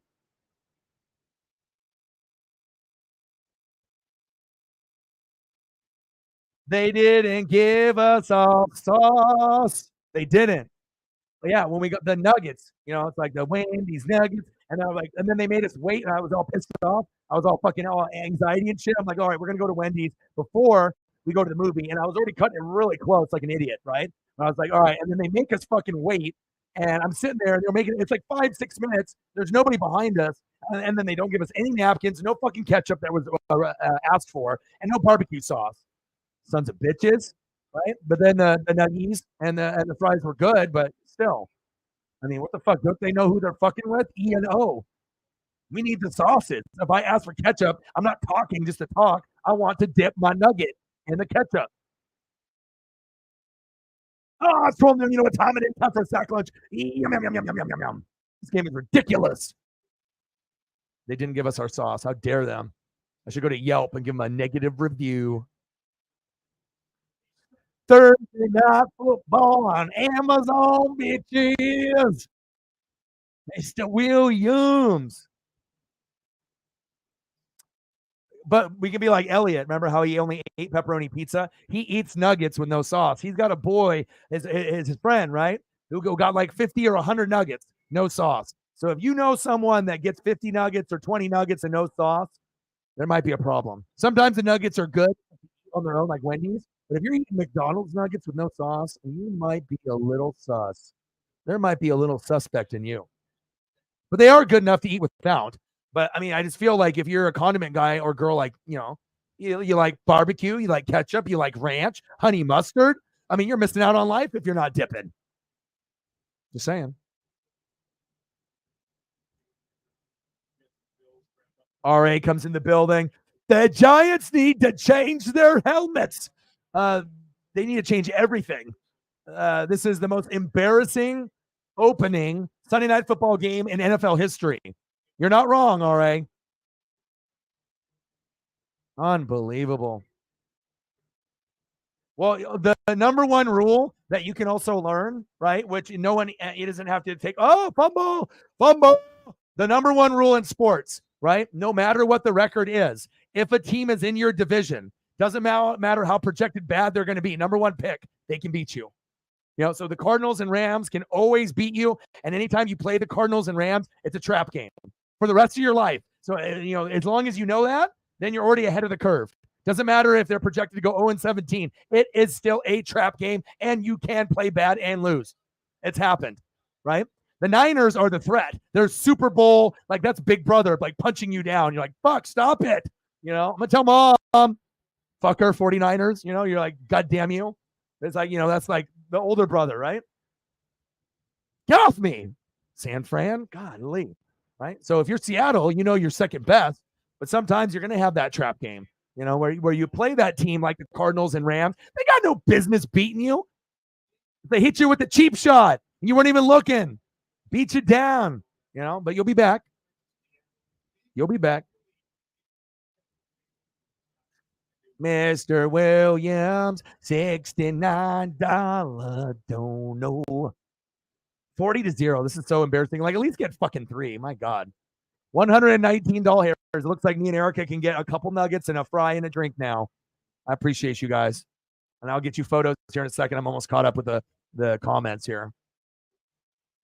40-piece combo. You know who else got a 40-piece combo? UFC last night. Israel. Did you see that shit with Strickland? Oh my God. He's that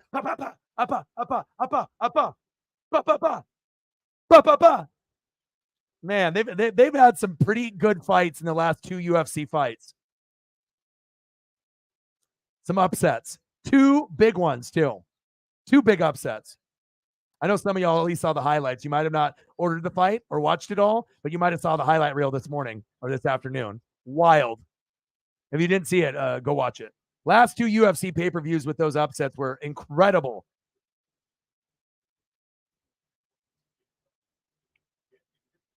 Some Bobby Wagner. Yeah, like why can't I get sponsored by Blue Moon and Olive Garden? I promise I'll eat it on the show or drink it on the show as much as they want. They're like, fuck it. You're going to eat every fucking pasta dish while you talk sports. Fuck. All right. I'm doing it. All the breadsticks. All the Blue Moons.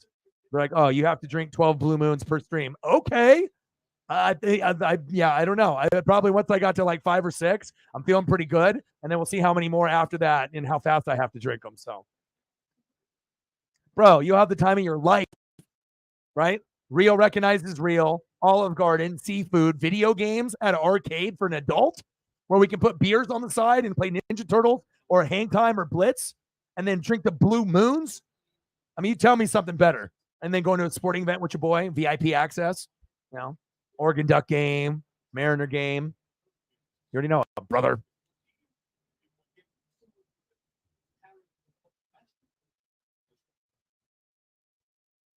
Yeah. And that, like I said, this is a place to be.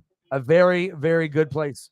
You can't replicate it. There is not another person stingier on personal behavior in the chat. Like I am more strict on chat etiquette than anyone on planet Earth. You either make it or you don't.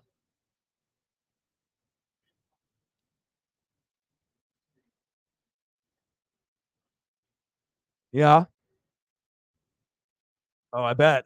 Giant fans ain't talking to nobody for a while. They're like, I'm sick. Sick of what? You got diarrhea? No. I got the Giants. I will not be coming into work for 2 days. Bye. And whatever it takes. You got some salmon? Steak blend, pepper, onion. That sounds good. 34 points for Dallas defense. Is that a record? That's got to be one of the records. Holy shit. And you know what's really funny about it? It's not funny, but it's kind of like the sports gods. Oh boy, who's got Dallas? He just lost J.K. Dobbins today in fantasy. So that all his fantasy points just went away with that player. And he doesn't have any depth on the running back room. He's got Algier and Bajan, I think. So that's it. No other running backs. So at least Dallas defense came up to say, I'm sorry that Dobbins is out for the year, but I'm going to give you a magical performance. So sometimes the sports gods have a funny way of showing that they care. When they take something away, then they show you something great. So not that the Dallas Cowboys are going to score 34 every week, but holy shit, right?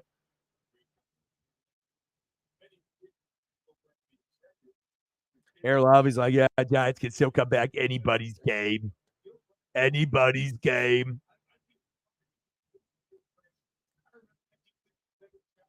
Got to get that nugget dipped. Got to have that too much sauce. You can't have too much sauce. And then they could just have me like dipping all the nuggets and eating like every condiment. Like I could be on the commercial and shit. I'd be eating all the nuggets and all the double stacks.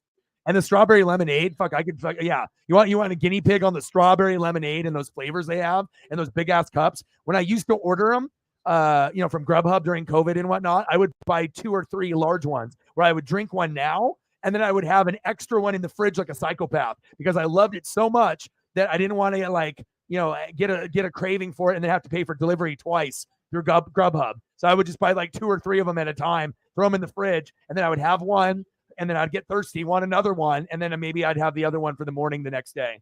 I like fucking fiend, but it was smart way to do business. Smart. You love it. You love this game that's 40-0.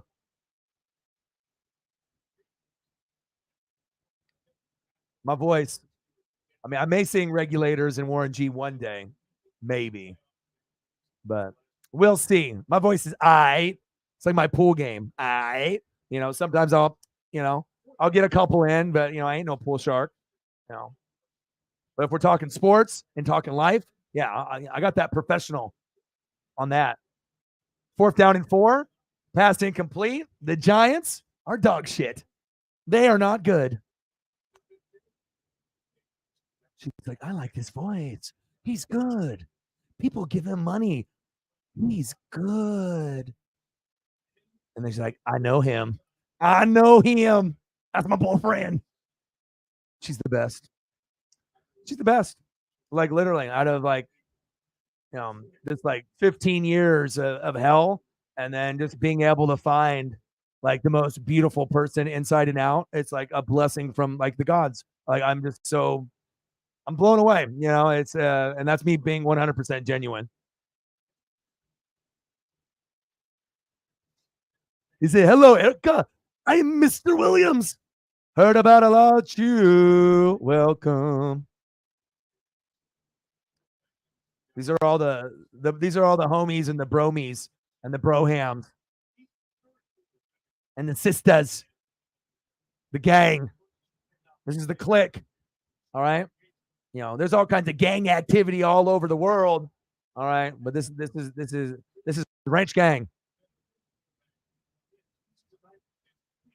I'm trying to get caught up in the comments. I see there's more appreciative donos so we can get some more nuggets from Wendy's because we need all the sauces, barbecue, sweet and sour, and Erica needs the ketchup. All right, you got to get the ketchup. If you don't get the ketchup, then, how dare they not give us the ketchup? We were already late for the movie. No napkins. I mean, what do? They sip out of my Dr. Pepper as well? Probably. I mean, how the hell are you going to give me nuggets and fries and no sauce? And you specifically asked me, I mean, how kind of sauce do you want? A barbecue? And then I expect 4 barbecue to be in there. How many barbecues in the back? 0. No ketchup. Unbelievable. Exactly. Like, you see the size of these chicken tenders. You give me a fucking thing of ranch that's like this big. Like, remember when you went to school and the cafeteria with the ketchup? You're like in that thing, I remember I got suspended one time because I was being a fool, right? I always like being a fool, right? And they had the ketchup thing. I was like, pow, pow, pow, pow. I splattered it all on the fucking cafeteria wall like a fucking psychopath. Everyone laughed. Yeah, it was worth it. But they give you those like little containers, or like they used to give you at like Burger King or like Burgerville or any of those little white cups. Like, okay, if I got a chicken tender this big, how the hell are you going to give me a sauce this big? And I got fries too. Like, I get it that you guys are not doing well in business, and this is you're trying to save money by not giving me condiments and napkins. But if I'm a paying customer, chicken strip, chicken wing this big, sauce this big, one. And then you ask for a second one. Like, remember back in the day with like McDonald's? They're like, no, that's 50 cents. Like, it's like precious. My precious. It's not like Lord of the Rings. Like, you got plenty of sauce. I see it behind you. I mean, you got 50 sweet and sours and honey mustards. All you got to do is turn around, open the box. Those people were crazy about the sauces. You remember. Like, can you just give me fucking a couple sauces? I mean, is it really required I give you like $1 for like 4 sauces? That's like, okay. But we've all been there. I know some of us have done it. Like digging in the change and shit. Fuck, where's the nickels and dimes? Give me the damn sauce. And then you get it. But the worst is like when you don't get the sauce. Oh, Paisley just creeping behind. Paisley's creeping. Innotech with a $10 dono. A win is a win. Go Saints. Who dat? Who dat gonna beat them Saints? Nobody. That we beat the shit out of everyone. NFC South, we run it. Buccaneers suck. Panthers suck. Falcons suck. We the Saints. Right? Something of that nature. See, Paisley like that pep talk. $10 holla. We get a little bit of stacks on stacks. We get a little racks on racks. We get a little cactus jack. Bang, bang, $10 holla. True that. I know Paisley. Paisley misses daddy. I know, honey. I'm almost done. Well, and I'll get you some Saints photos. So I got to get some photos for Megan. I got to get photos for Mr. Williams, Innotech, all the photos. And here's the youngest mod, my son in the building, Elliot Evans. He only eats pepperoni pizza. And when he gets his nuggets, he doesn't get condiments. That's a little sus. But he's a Padre fan and we love him. And he loves the Saints and he loves pizza. Welcome in, Elliot Evans. Ladies and gentlemen, Elliot. Who dat? What's good, brother? I missed you. How are you? What's good?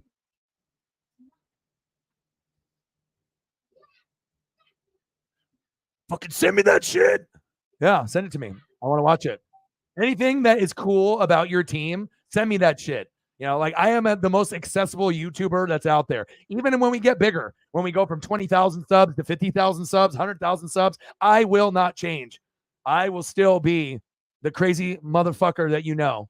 Okay? Honesty, loyalty, respect, vibe, chat etiquette, a good room. That shit fucking matters.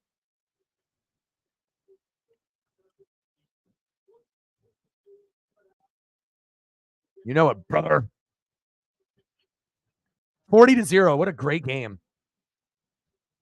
Bro, if I could actually tell like stories like Joe Rogan does, I have a lot of stuff I cannot say on here. That's for damn sure. Oh, doggy gets wingy for the grindy. What kind of wingy do I get? All the wingies? This is O-Dog before donations, right? And then after he gets the donations, oh, shit. Is that how it goes? Before the donos, after the donos, wingy, wingy, wingy. What a great movie, too. If you haven't watched Tommy Boy in a minute, watch that in Black Sheep. David Spade and Chris Farley's chemistry is just like Jim Carrey and Jeff Daniels in Dumb and Dumber, right? Or with like Will Ferrell and John C. Reilly and, in Talladega Nights and every fucking movie they've been in, like Step Brothers. Like sometimes a good laugh is very good for the soul. Do you feel me? I get all the wingies, bro. We got some good wingies at the karaoke place. Highly recommend. Like if you guys came into town, I would take you there. You'd be like, this place is dope. I like this shit. I'd be like, I know. I'm putting in the work. Oh, dog, the wingy for the grind. I do grind. I do it. You know what's crazy? I have so many fucking reaction videos. I'm like, fuck. College. I got to squeeze those in. I got NFL. And it's like I got people that want me to do every fucking one. I'm like, oh, shit. So, I mean, it's going to take me till Wednesday to get them all done. But your boy will hustle and grind. And I know you guys appreciate them. And it gives like a reaction video from someone that doesn't just scream and yell. Like you actually get, kind of like a mini broadcast. You'll get my urban flavor, a little hip hop, a little, a little bit of who I am, and it's not just screaming and yelling. You actually get intelligence out of the streams. You get, you get entertainment, but you get the intelligence too. And it's a good vibe, and nobody can call a game like, there's going to be people that emulate me on TV and on the other shows that are famous, like on NFL Network, but there's only one NWSF, often imitated, never duplicated NWSF. I mean, if we weren't, then how the hell did we end up in a Madden video game with Sack Lunch? How the hell is Peter Schrager stealing my catchphrases and claiming them as his own on Good Morning Football? It's kind of something crazy to think about. I mean, that doesn't happen just to anybody. It's only going to happen to like the top YouTubers that they feel that have an influence, on YouTube, right? So in one way, it's humbling that they're stealing from me, but on the other half, it's kind of like, fuck you, you're stealing my shit, but I guess it's the biggest form of flattery, right? When they're stealing their shit and putting it in the video game. Why is my name not in the video game? Where's my check? John Madden, rest in peace in heaven. Okay. Someone can cut me a check for Sack Lunch. Damn it. Right. But Peter Schrager, I don't want nothing to deal with him. Fugazi. He's like, I'm the sports nerd. I'm the one that comes up with all the clever catchphrases. No, motherfucker. All you do is go to YouTube or you have someone on your team do it. They watch all the top YouTubers. You know who you are, right? And then they steal every little piece that's fire, that little piece of nickname, that little piece of catchphrase that's original to that channel. And then you little steal it like a little weasel motherfucker, right? I'm back watching the show, though, but I don't enjoy it like I did when Nate and Kay were on it. That's when it was nice. Now I just watch Schrager or McCourty or Jamie. It's like angry runs, and I just got to be able to like plug my ears when Schrager talks because he's probably stealing something from some other channel. So facts, and I even got the recording still too. Facts. It's a good game. I think that they might be able to come back. It's only 40-0. I've lost by 40, and it sucks. 40-0 though on Sunday Night Football. Oh, all the goats are in the fucking building. Cyberpunk is in the building. The number one donator to the channel, the king of the throne, the king of the north, not named Jon Snow, Game of Thrones. It's Cyberpunk. Cyberpunk might hit you with a hello. Cyberpunk might hit you with a goodbye. He might hit you with a dono. He might hit you with a life savings payment. How are you, brother? I have so much work to do. 99 cents. Every dollar matters. I have so many photos to put up. Every dollar counts. Bang, bang, bang. Boom, boom, boom. Bang, bang. $1. Holla. We can buy a nugget with that. So you best believe that's worth it. Appreciate you. You never know what you can get for $1. A lighter. Something will come in handy for $1. You best believe. You're hungry? Something. You know what I mean? Need something to drink? Boom. $1. I appreciate that very much. Bang. Bang. Bang. $130. That means that I can take out my girlfriend one time, possibly to Olive Garden and for some drinks. Appreciate you guys very much. $20 holla. Things get expensive, and I appreciate you guys very much. A bang, bang, bang, and a boom, boom, boom. Bang, bang, $20 holla. Let's go. Appreciate you. I feel bad for everyone that has lost. Sucks.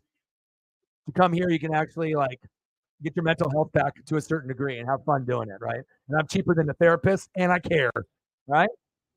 Big facts. Talk sports, talk life, be happy. Do shit that I recommend, right? Not everything, but sometimes I'll get the good recommendations. A, Equalizer 3. B, go to Olive Garden if you got one near you. You're welcome. $150 hairs, 50 to go. I'll check my Cash App. We might have something in there, maybe. Inotech is a part of the party. He's like, I gotta do my part too. Have another dinner, get you some spicy Popeye tenders. I appreciate you. Thank you, ma'am. I will. Thank you so much. Inotech with a tenner. And it's all about, not only having a good time and having good mental health, but it's like, when you go to a movie and there's sometimes a price to pay, but when you're helping support someone's dream, right? It's the biggest thing that you can do for me. Okay. I appreciate you very, very much. Bang, bang, bang, boom, boom, boom. $10 holla. I appreciate y'all. It's hard being a hustler, you know? Got to grind. I got to grind. I got to grind. And on top of that, I got to do goddamn fucking a billion reaction videos every week now. It's a lot of energy and effort. You see how high energy I am. Then I got to give that high energy on every video. I mean, that's not what most people can do, but it's got to be authentic energy, not forced energy. Tech, I like them moves. I like them $10 donos. Candace in the building. What's good? All right. I need to get photos for all the people that donated. So if you've donated within the last 5 or 10 donations, start typing some shit on the bottom of the screen so I can do my job and take care of you guys. Because if I scroll up, you guys have been talking so much and whatnot. So um, I don't know if we have anything else on the Cash App right now or not or whatnot. But anyone that's doing their thing just and that has been supporting, um, obviously, Mr. Williams, if you want something, if you're still in the room, let me know. And I know some of y'all don't give a shit about the photos, but sometimes it's nice for me to throw up something if I got the time to show that love and appreciation, you know. So let me know what you guys want, and I got you.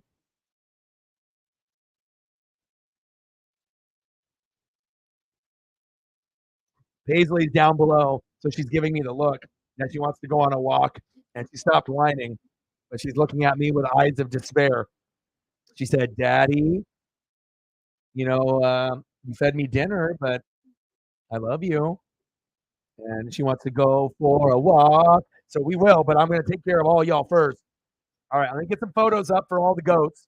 So that way I can feel good about myself. So if that means we stay for another 30 minutes, and that's what we're doing, and then we'll end it in probably 30. So that way I can get everyone taken care of. And if you got to go now, just let me know so I can do the photos for you first if you got to go. And then, yeah, we'll stay on for another 30 and then we'll call it a day.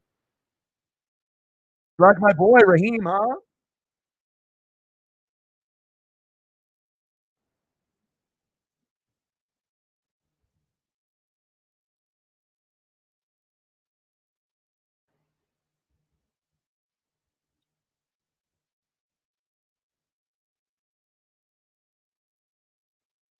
All right, let me get some photos. So if you have donated within the last 5 or 10 donations, then please just type below so I don't have to scroll up. Because I love to be able to read all your guys' comments for the most part as much as I can. Because it's nice to be able to. Some people do it, to try to build like a connection because they feel it's like they have to do it. But it should be a thing that you don't have to do it. You want to do it because you actually care about the people in the room, regardless if they donate or not. It's not like someone doesn't donate. I'll still throw up a photo for them. If they want something that, it's like, what? I'm going to say, no, you don't get one. Because if you don't, no, I'll hook you up, especially if you're like a regular or someone important to the channel, for sure.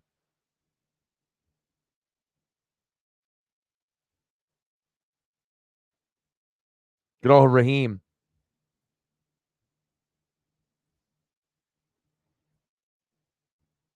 And I got to be selective because I got to give ones that show off like my personality. Like every photo, every thumbnail is an extension of who I am and my personality. I know not every YouTuber is like that, but it's like if I'm going to put it up to the standard of the NWSF and you guys, I really want to go out of my way to be able to give you certain things that, are a little above and beyond. Hold up. You guys are worth it.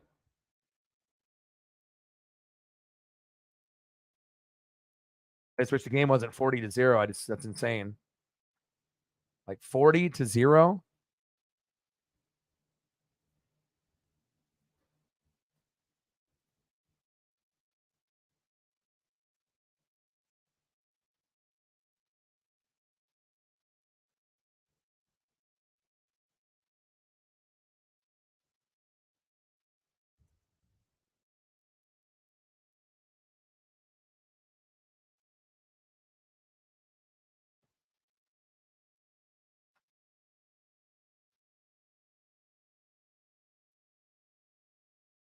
Sometimes you got to go and put extra effort, those people that that just work so fucking hard. Everyone else quits, they keep going. They got bills or they got goals, you know. And sometimes when you have people that care about you, and you got to make sure you show that love back, and then you go the extra mile to do a little bit extra, makes a difference. My boy.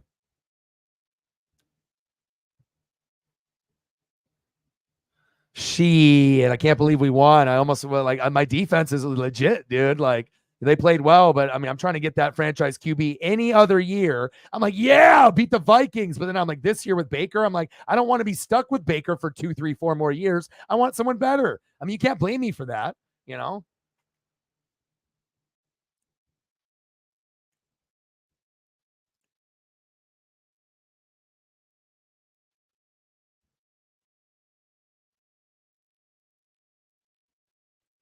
Look at this other one I got you, Mr. Williams. Hold up.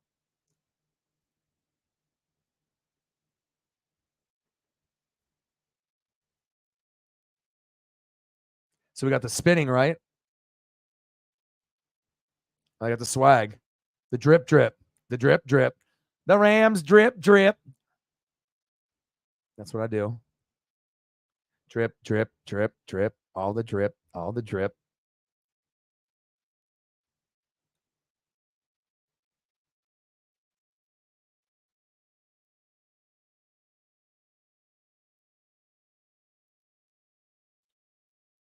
And we'll get photos for everybody. Everyone can have their time. Paisley's patiently waiting. It's all good. It's all good in the hood.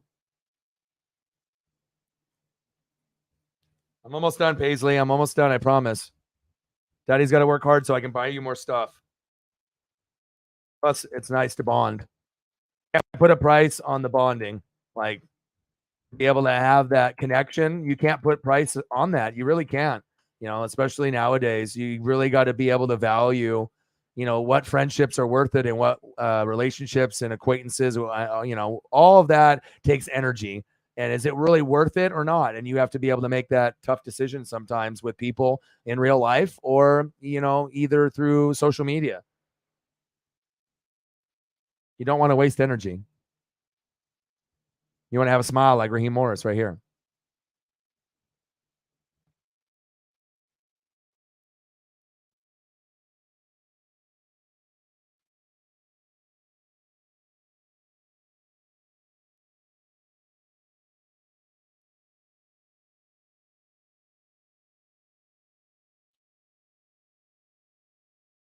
It's football season. Some good, some bad, some ugly, right? And you get the ups and you get the downs, but you can't get too happy and you can't get too sad. You can't get too excited for wins and you can't get too down for losses. Big facts.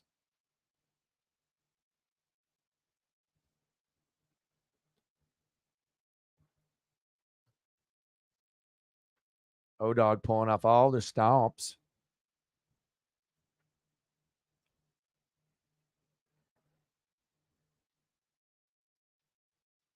All the fire, all my personality, all the gems. I appreciate you, brother.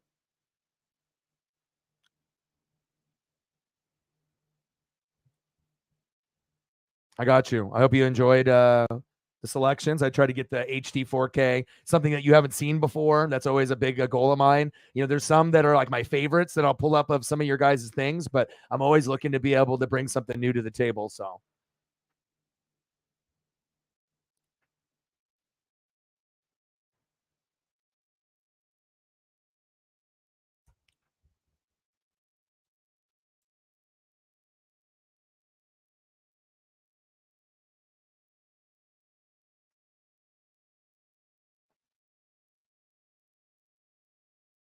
this is my guy right here, man. Obviously, if you end up having someone that's, a son of a player that played in a generation where I watched, but when you can end up getting an Antoine Winfield Jr., baby, that was pretty special. He's all over the place. They use him kind of like Rondé Barber and John Lynch, where he can roam sometimes and come on like late blitzes. And when that happens, he'll smack you. You'll probably drop the ball. He might scoop and score or pick up the fumble. And that's what he did today. So I appreciate you. Antoine Winfield Jr., he balled out today. Go Bucks, even though I didn't really want to beat the Vikings. I got Jay Jetta in fantasy, but like, I want to tank. But again, I like when we win. But I mean, if there was a year that it would be acceptable to me to lose, it's this year to get our franchise QB. I want one. I'm a defensive guy, but I'm not dumb.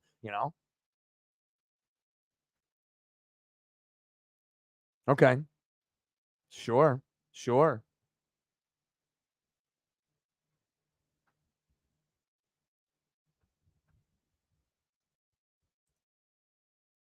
Always nice to look at favorites.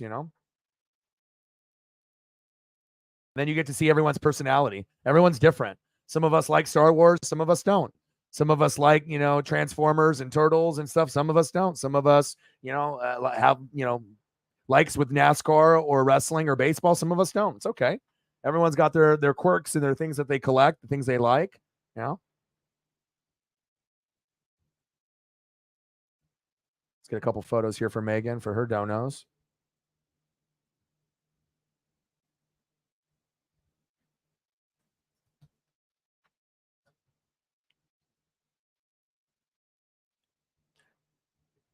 Plus, I like to be able to get to know y'all and like your personalities too. So that way I can kind of see where you're coming from. Different age, different race. You could be male or female. You could live in the United States. You could be like Megan, live in Australia, but we can still have that bond and that friendship. And that's really special, especially when it's like real. It's not just like, oh, this person donates, so they're automatically my best friend. I mean, it don't work like that. Like you appreciate everyone that supports the channel. You support the stream, liking it, sharing it. But it ultimately comes down to the connection you have with each person, regardless of how much donos are contributed. But donos that are contributed are obviously a very important thing to the channel, right? We know that. We're not dumb.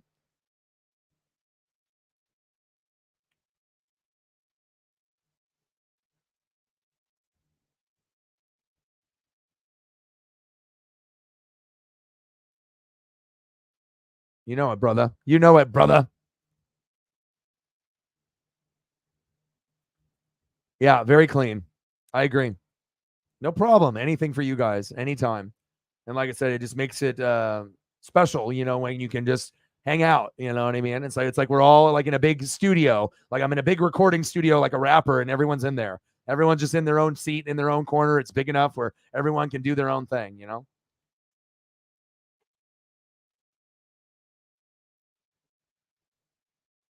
Well, yeah. Well, if Baker plays like he did today, fuck, we might go into playoffs and get 10 wins. We might actually be like a 10-win team if Baker plays like that, depending on the injuries or if the Saints struggle or, what goes down. I mean, normally I only had one NFC South team making the playoffs, and I thought that it would be like Saints then Falcons. But hell, the Buccaneers, if they play like that, dude, I don't know if I want that though. I'll check.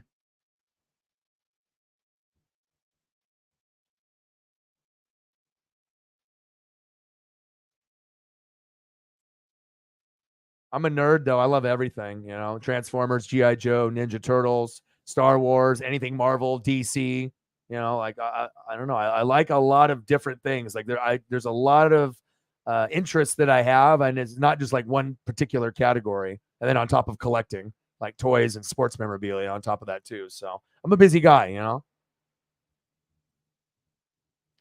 But sometimes, when you got someone that has something that they like and to everyone else it's just a picture of a dude, but if you know who it is and movies and whatnot, you know what it's from, sometimes it's a connection, it's a moment.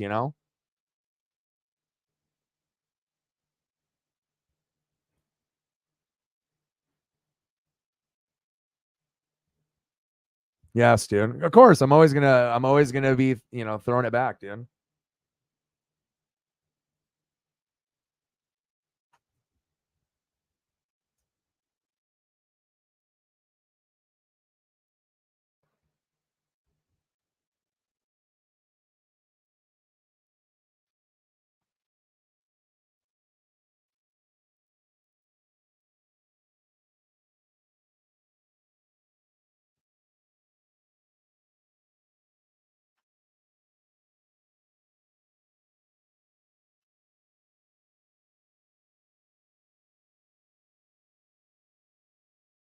And it's not like I find like one and I automatically, I'm like, oh, this one. Like for me, I have to scan like a motherfucker and I have to be fast. So a lot of times I'm not satisfied with a lot of the stuff that I see. It takes me a while to be able to try to find something, and then I have to see if it's going to format right. And if it doesn't like that, then you got to go to another one and to see that it does. See, sometimes things come over clearly, and some they end up being distorted, not to my standard, and then we have to try again and then maybe go to something different, you know. But we'll eventually get it right. That's a stud right there.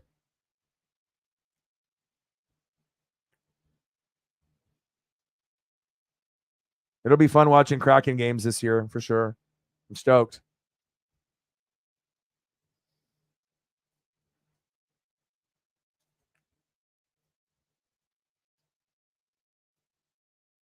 And since you guys said Back to the Future,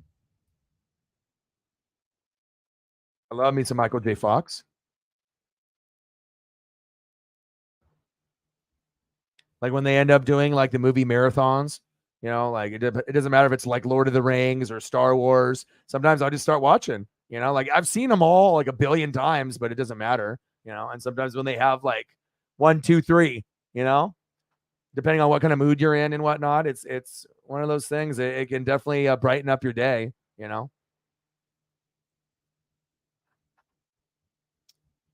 Meg Part 2. Yeah. Yeah, I seen the first one.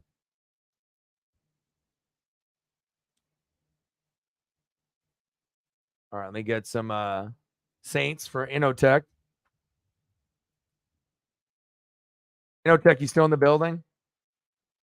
I'm gonna throw up some Olave and some like Saint players until I hear back, unless people have left. Just trying to make sure we get everyone taken care of before we dip out of here. And then I'll probably go for another 45-minute walk or maybe 30-minute walk, and then we'll see how I feel. I got to eat dinner and take care of Paisley, so I probably won't record any reaction videos. I want to be fresh for tomorrow, and then I'll wake up early, 6, 7 a.m., go on an hour walk with Paisley, and then after that, go to the store probably, and then we're going to go after it, and then I'll start pumping out reaction videos like a fucking psychopath. I mean, I might end up doing like 5, 6, 7 tomorrow, so we will see. I mean, I need to get as many done as possible because, I mean, there's so many games, right? 16. Nobody has a buy, so that's a lot of fucking reaction videos every week. Besides when people have buys and whatnot, right? But I love doing them, and I don't think anyone really does them like me. So I know that some of the other people will watch, like the other people that do the reactions and stuff, though. But I mean, if you start taking my catchphrases or talking like me, I mean, they're gonna know where you got it from. So. But a lot of the people that do them, it's like screaming and yelling. It's like I feel it's like more for entertainment. You don't learn anything. And there's plenty of videos on YouTube and Twitch where you don't learn anything. It's about time, you can have fun watching something, but then you can also like learn something and have it be like informative.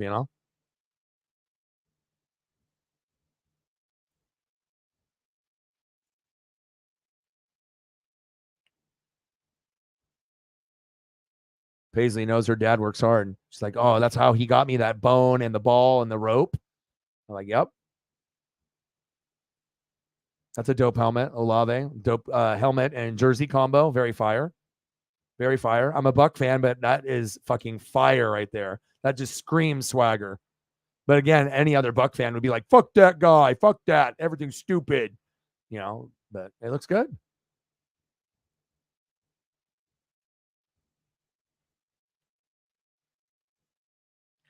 Plus, Mr. Williams, you always love it when we end up talking nostalgia. A lot of y'all. I appreciate you, bro. Thank you so much for all your support. Oh, we got another dono. $100 dono. Mr. Cyberpunk. Are you getting ready for work? Erica's like, I got to go. I'm done spying. He's like, he's going to make some more nugget money for us. All the nuggets. Yeah. Cyberpunk probably did it a long time ago, and I'm an idiot, but eventually I get there once I go through the comments. I'm going to message him now. I don't know if he had to go or not. But I always make up the photos to him either later on in the stream or the following one whenever he has time. That way I can just dedicate like a half hour to, taking care of the appreciation. Cyberpunk with $100. Don't know what a OG, triple OG. He is just like Marty McFly. I appreciate you, Cyberpunk. You are the man. Now I got to find something. Chiefs.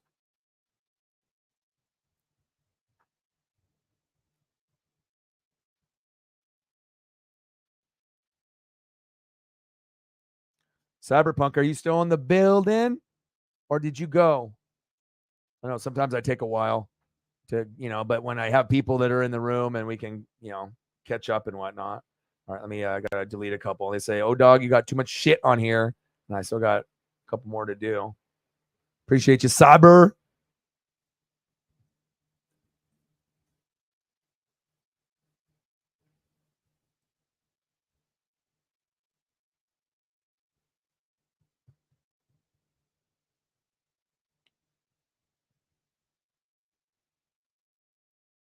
Thank you to everyone that has supported the dream. We are the real deal Holyfield. We are the innovators. We are the NWSF, often imitated, never duplicated, the best. Just some people are sleeping on us. They don't realize it yet. They will. They will. It's like what you need, network sponsorship to realize we got something special here. Cyberpunk with $100 dono in the building. What kind of wrestlers or food would you like to see today? Come on down. He said, I'm in the fucking building. Appreciate you, man. I love you just as much as I love Derek Thomas, baby. $100 dono, bang, bang, bang. A bunch of stacks on stacks and a little racks on racks and a little bit of Cactus Jack. $100 dono. What are we looking at, brother? Thank you so much for all your support.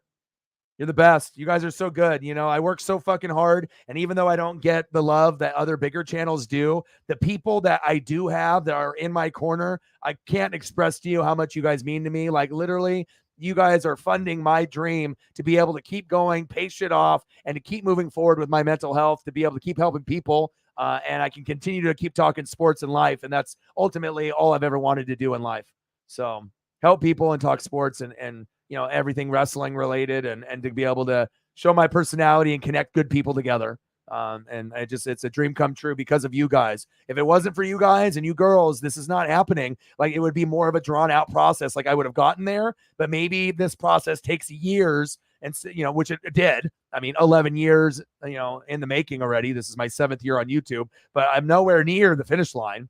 Because I definitely think this channel could be at 50K subs, 100K, 200K, 300K. That doesn't seem crazy to me. I think that's what it should be. It's in time, $260 in donos. Let's get to 3. We need more nuggets. More than 1, 2, 3. All the sauces with the nuggets, dude. $260. We get all the nuggets. But we went to Wendy's and they fucked us. Me and Erica went there. They gave us no napkins, no ketchup, no fucking barbecue sauce or anything. La Bamba. Awesome, dude. I think I might watch the Aaron Hernandez documentary. You know how they had Swamp Kings and then they ended up having the Johnny Manziel one? They got one about Aaron Hernandez, talking about how he like killed the people and is like gangbanging and shit. Like when he was on the Patriots, it's kind of like, I want to watch that.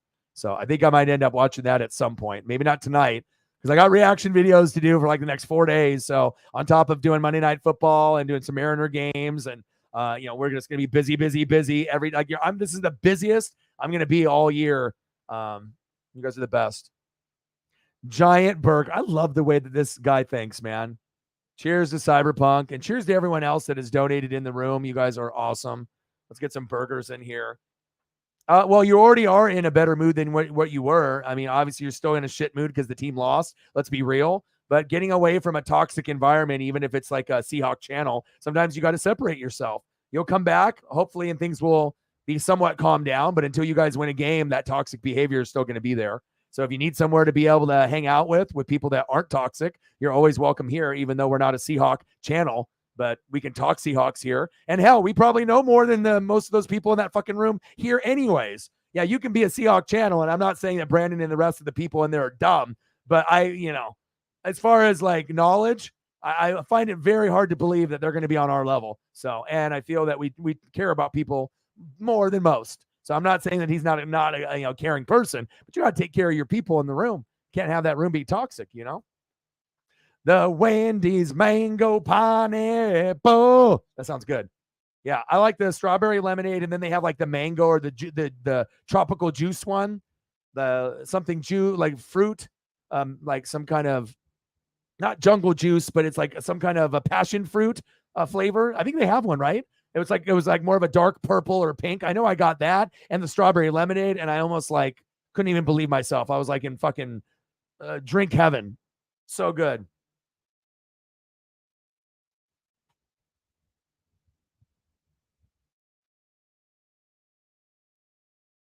All right, let's get some big burgers up for. Draw your eyes away, Megan, if you obviously being a da vegan.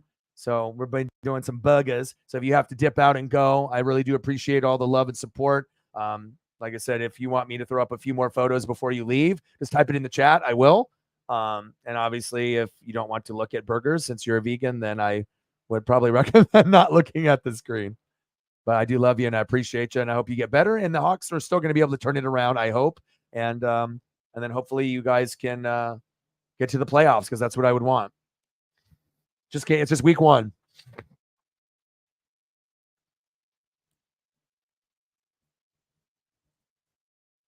Appreciate you, goats. Stuff gets expensive. Food, nuggets, Olive Garden, Equalizer 3 and Olive Garden. Do those two things and you'll be happy. You'll be in a better place than where you were.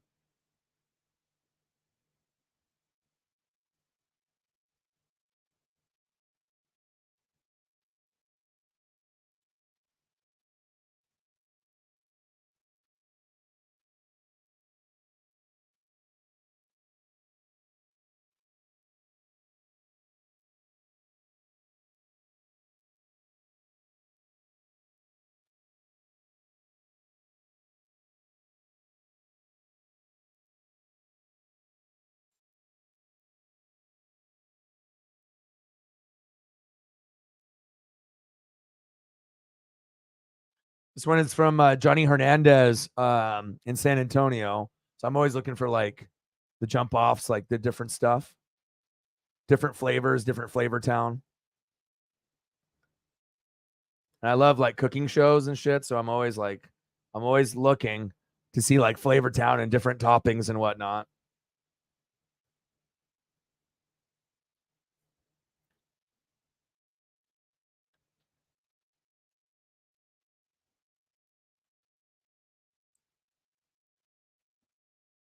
This one's at Big Beachy in Hawaii.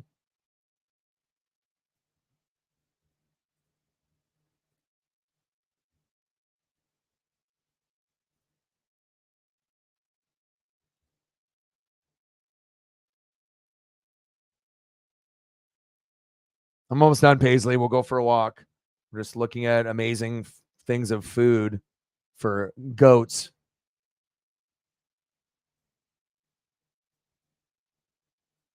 Yes, I love you. I'm almost done. I love you so much. Daddy has to work super hard, lots of dedication, passion, energy, entertainment, and reading. And then I work hard, and then I can buy you bones and ropes and play, and we can go on 3 walks a day, and you get the exercise that you want and all the snuggles from Dad. Dad loves you very much, and you are in a perfect place to be loved. Just like I would love to eat that. Shit, I might have to throw back a couple shots if I was going to go for something like that. That's wild. And I got to be able to show you stuff other than the 20-pound burger, the 30-pound burger photos and stuff. I know Cyberpunk sent that one. I want to see if I still have it somewhere here. I think I do. So how's everything going in your life? You're just working a shitload like you always do, supporting the channel like a motherfucker like you always do. You're always being amazing, taking care of us here, taking care of me, which I really appreciate.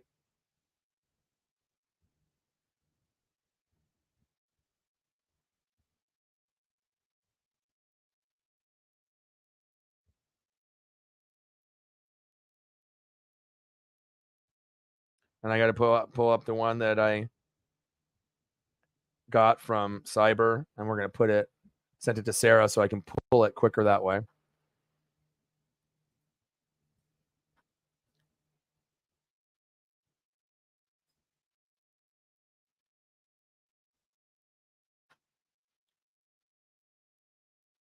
Let's go. That's actually one from Cyberpunk himself. Oh man, that is insane. It's like pizza top with like the burgers in the middle. It's intimidating looking, but I think if I had a few of you, we could probably, I mean, we could make a dent. You know what I'm saying? We could make a dent in that. Oh, Doc's reaction video on the TV, stream on the phone. Fire, fire, fire. Yeah.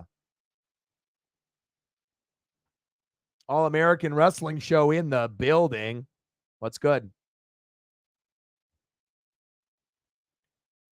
Kofi Kingston. He's a G. You're grinding. You're grinding, grinding, grinding, grinding. Are you still working days or did you switch to nights yet? Yeah, it was a good week. Yeah, and I like old school guys, Macho Man, NWO, Hogan, Nash Hall, and then, Kenny Omega, Young Bucks. I mean, there's a lot of people that I like: Rock, Stone Cold, Undertaker, Randy Orton, Kevin Owens, Sami Zayn. I mean, there's a lot. I mean, I don't know how many I could go through. Bryan Danielson. I mean, there's a lot of wrestlers that are still going right now that I still really do enjoy. And then old school RVD and Sabu and ECW, obviously all the NWO shit, DX, you know, all that. Legion of Doom, Road Warriors, Bret Hart. I mean, I think I've named a lot. Bray, yeah, I love me some Bray.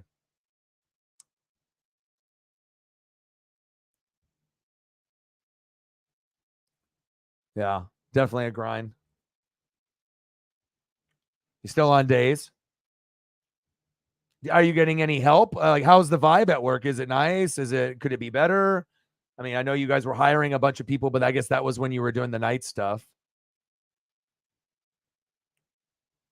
Hopefully, your mental health is good. I obviously know, for every Chief fan, Lions, that was rough. But again, it's not like Travis Kelce and Chris Jones played and that happened. So that's another, we can't, necessarily take away everything. They earned it, the Lions, right? And it's cool for them to have their moment. But you're the Super Bowl champions, and hopefully you can get, back on track. But sometimes you take losses, and I think, with you're pretty, you already know you're not going to necessarily overreact, or it's like you're going to take the wins. There's going to be bumps in the road, and you're going to have some losses. But I don't think there's any reason to fully overreact. I mean, obviously, you need to be able to get someone then Kadarius. I got stones for hands, Tony. But that's fucking massive. But hopefully, yeah, it's only one game. I mean, some people are overreacting, but I think the Chief fan base is very smart for the most part. So they don't need to overreact. They know the big picture. They don't need to focus on what's in front of them. Right in front, they can look into the distance and see what's really important is getting to the playoffs, winning the division, and getting to the Super Bowl again, regardless if there's bumps in the road. So, yeah, you're handling it, like some people are. So,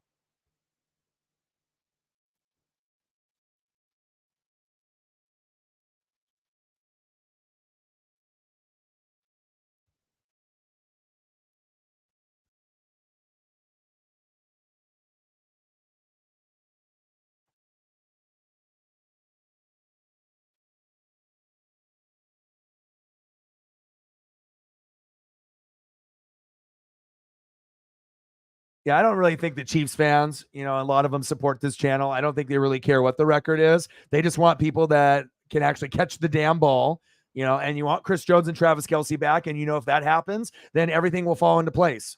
Like, you don't need to have this like magic genie and all these fucking wishes and, oh, we're not going to win this many games or this. I mean, that's not the concern. The concern is like just get into a good rhythm. Bring back the people that need to be brought back and get rid of the people that got stone hands and butterfingers. I'm busting it out today. Yeah, and the Lions were, kind of trajectory of them having that win was coming. They had a really strong finish last year. They probably should have made the playoffs last year. So it's just kind of like at some point, the shitty teams like the Jags and the Lions and the Jets, they're going to get good. They're going to get new players, a new vibe, a new coach, and eventually, they're going to get over like LA Knight. Yeah, right. Sometimes a newbie emerges. You know, even if people want to call him a rock and stone cold thief, sometimes it's still cool to have somebody new. I mean, they're never going to be rock and stone cold, but I mean, he's got the highest grossing merch on his 3 t-shirts out of everyone in WWE. So obviously people are buying into LA Knight more than just a catchphrase, but obviously if you got a good catchphrase and whatnot, and that definitely helps, or catchphrase is, and your swagger and your energy, right?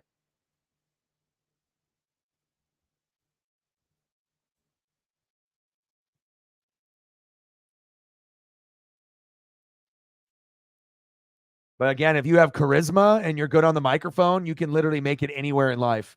Like I said, I used to do phone sales for like the most cutthroat shit on planet Earth, calling people in New York and Boston, business owners, rude as fuck, right? Getting them on Verizon, the best cable internet and phone that they're going to be able to get to run the business, and having so much pushback and people swearing at you, hanging up. Think about how much swagger and what kind of voice and what kind of person you have to be able to do well in that industry, because they can't see you.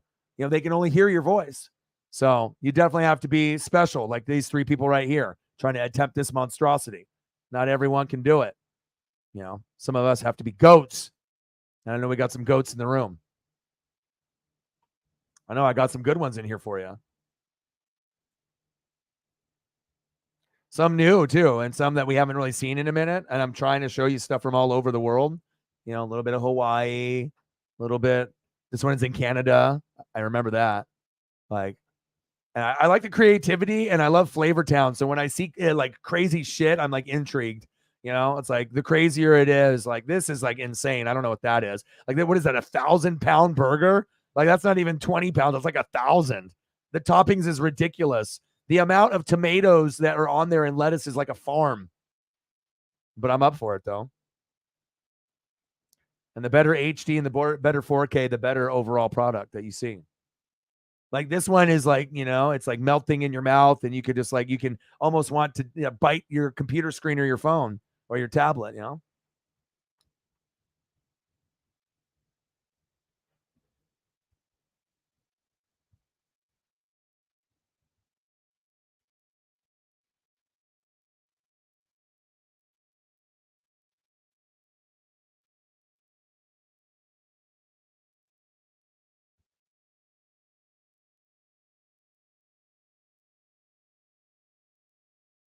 Shout out to everyone that watched my Buccaneers and my Saints reaction videos. I'll be doing them all year.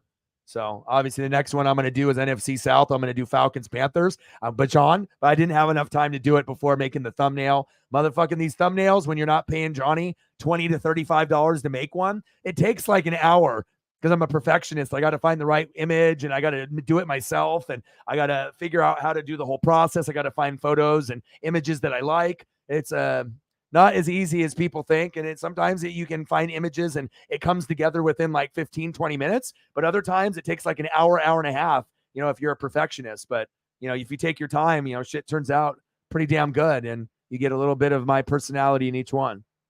You feel me? Flavortown, go there. Olive Garden, go there. Burgers, eat it. Equalizer 3, Denzel, he's a fucking goat. Watch that shit. You'll love it. Blue Moon, man. I had my fair share on Friday and Saturday.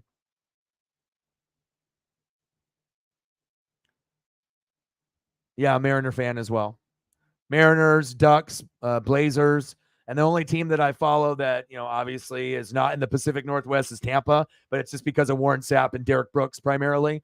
I didn't want to be a bandwagon 49er fan, after they won their 4 Super Bowls with Joe Montana, 2 with Jerry Rice, 2 without. And then obviously Steve Young in 94 and Dion was on there and he was one of my favorite players, but then he left to go to the Cowboys in 95. So I said, let me wait one more year. And then in 95, that's when Sapp and Brooks got drafted. They were my personality of player that I could like kind of connect with.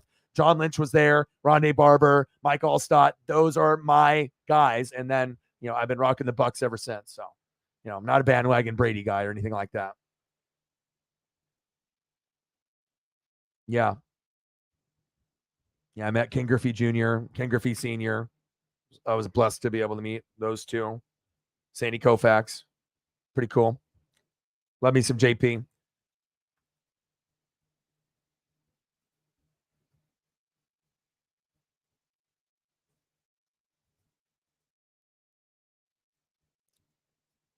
And sometimes, we talk life here. Sometimes we talk food. We go to Flavor Town and give recommendations and just look at the craziest food that you could possibly think of. How many patties is that? Someone do the math on that. I mean, I don't know how many heart attacks that is, but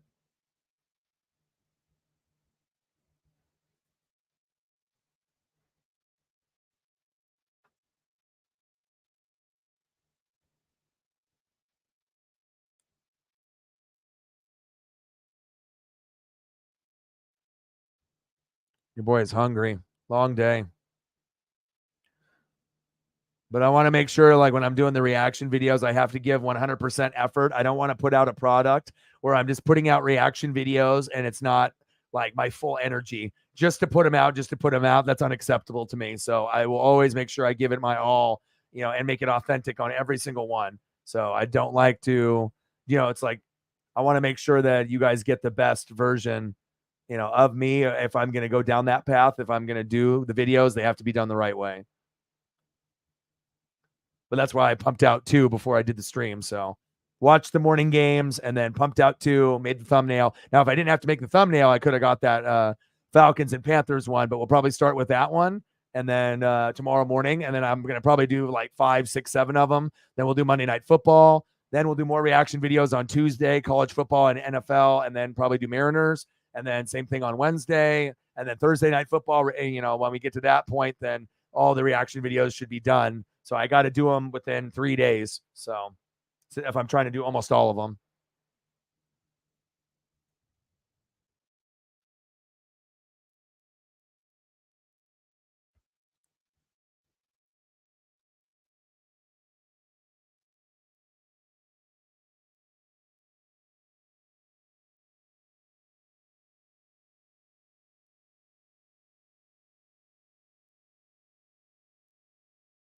I'm sending you a message like I always do to the goats.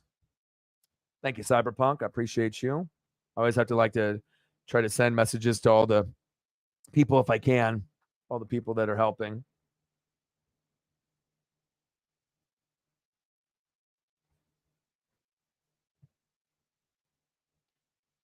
And if I don't get a chance to send you a message, I'm obviously thinking about it.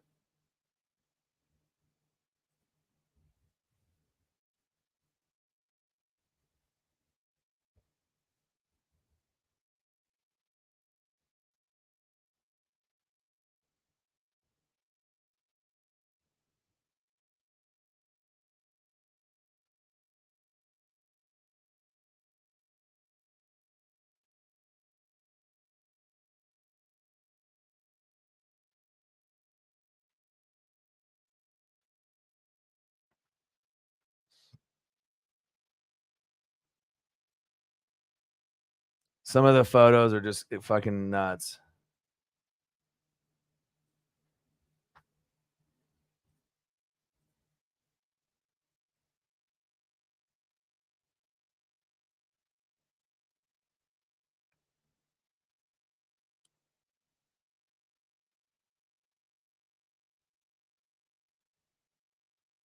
What's good? I am going to be dipping out of the stream in a little bit. I need to eat something. I need to walk my pup. She needs another walk. I've given her 2 today, but when you have either a pity or an American Staffordshire, a lot of them need a lot of attention and a lot of exercise. So I want to make sure I take care of everyone to the best of my ability before I'm just like absolutely drained and whatnot. And then we'll get back into some more. Anything else, Cyberpunk, that I try to get you some very unique photos there. Is there anything else?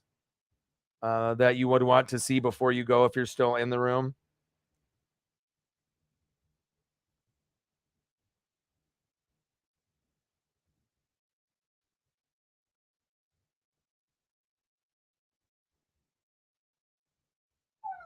Yes, I know. I'm Paisley. I know. Daddy is crazy working.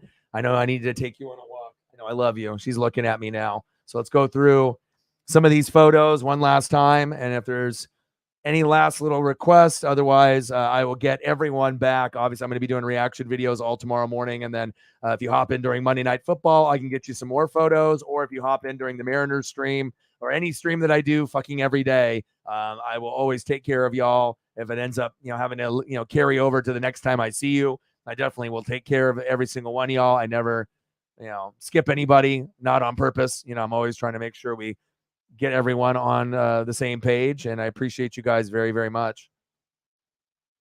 All the food. You're good? Okay.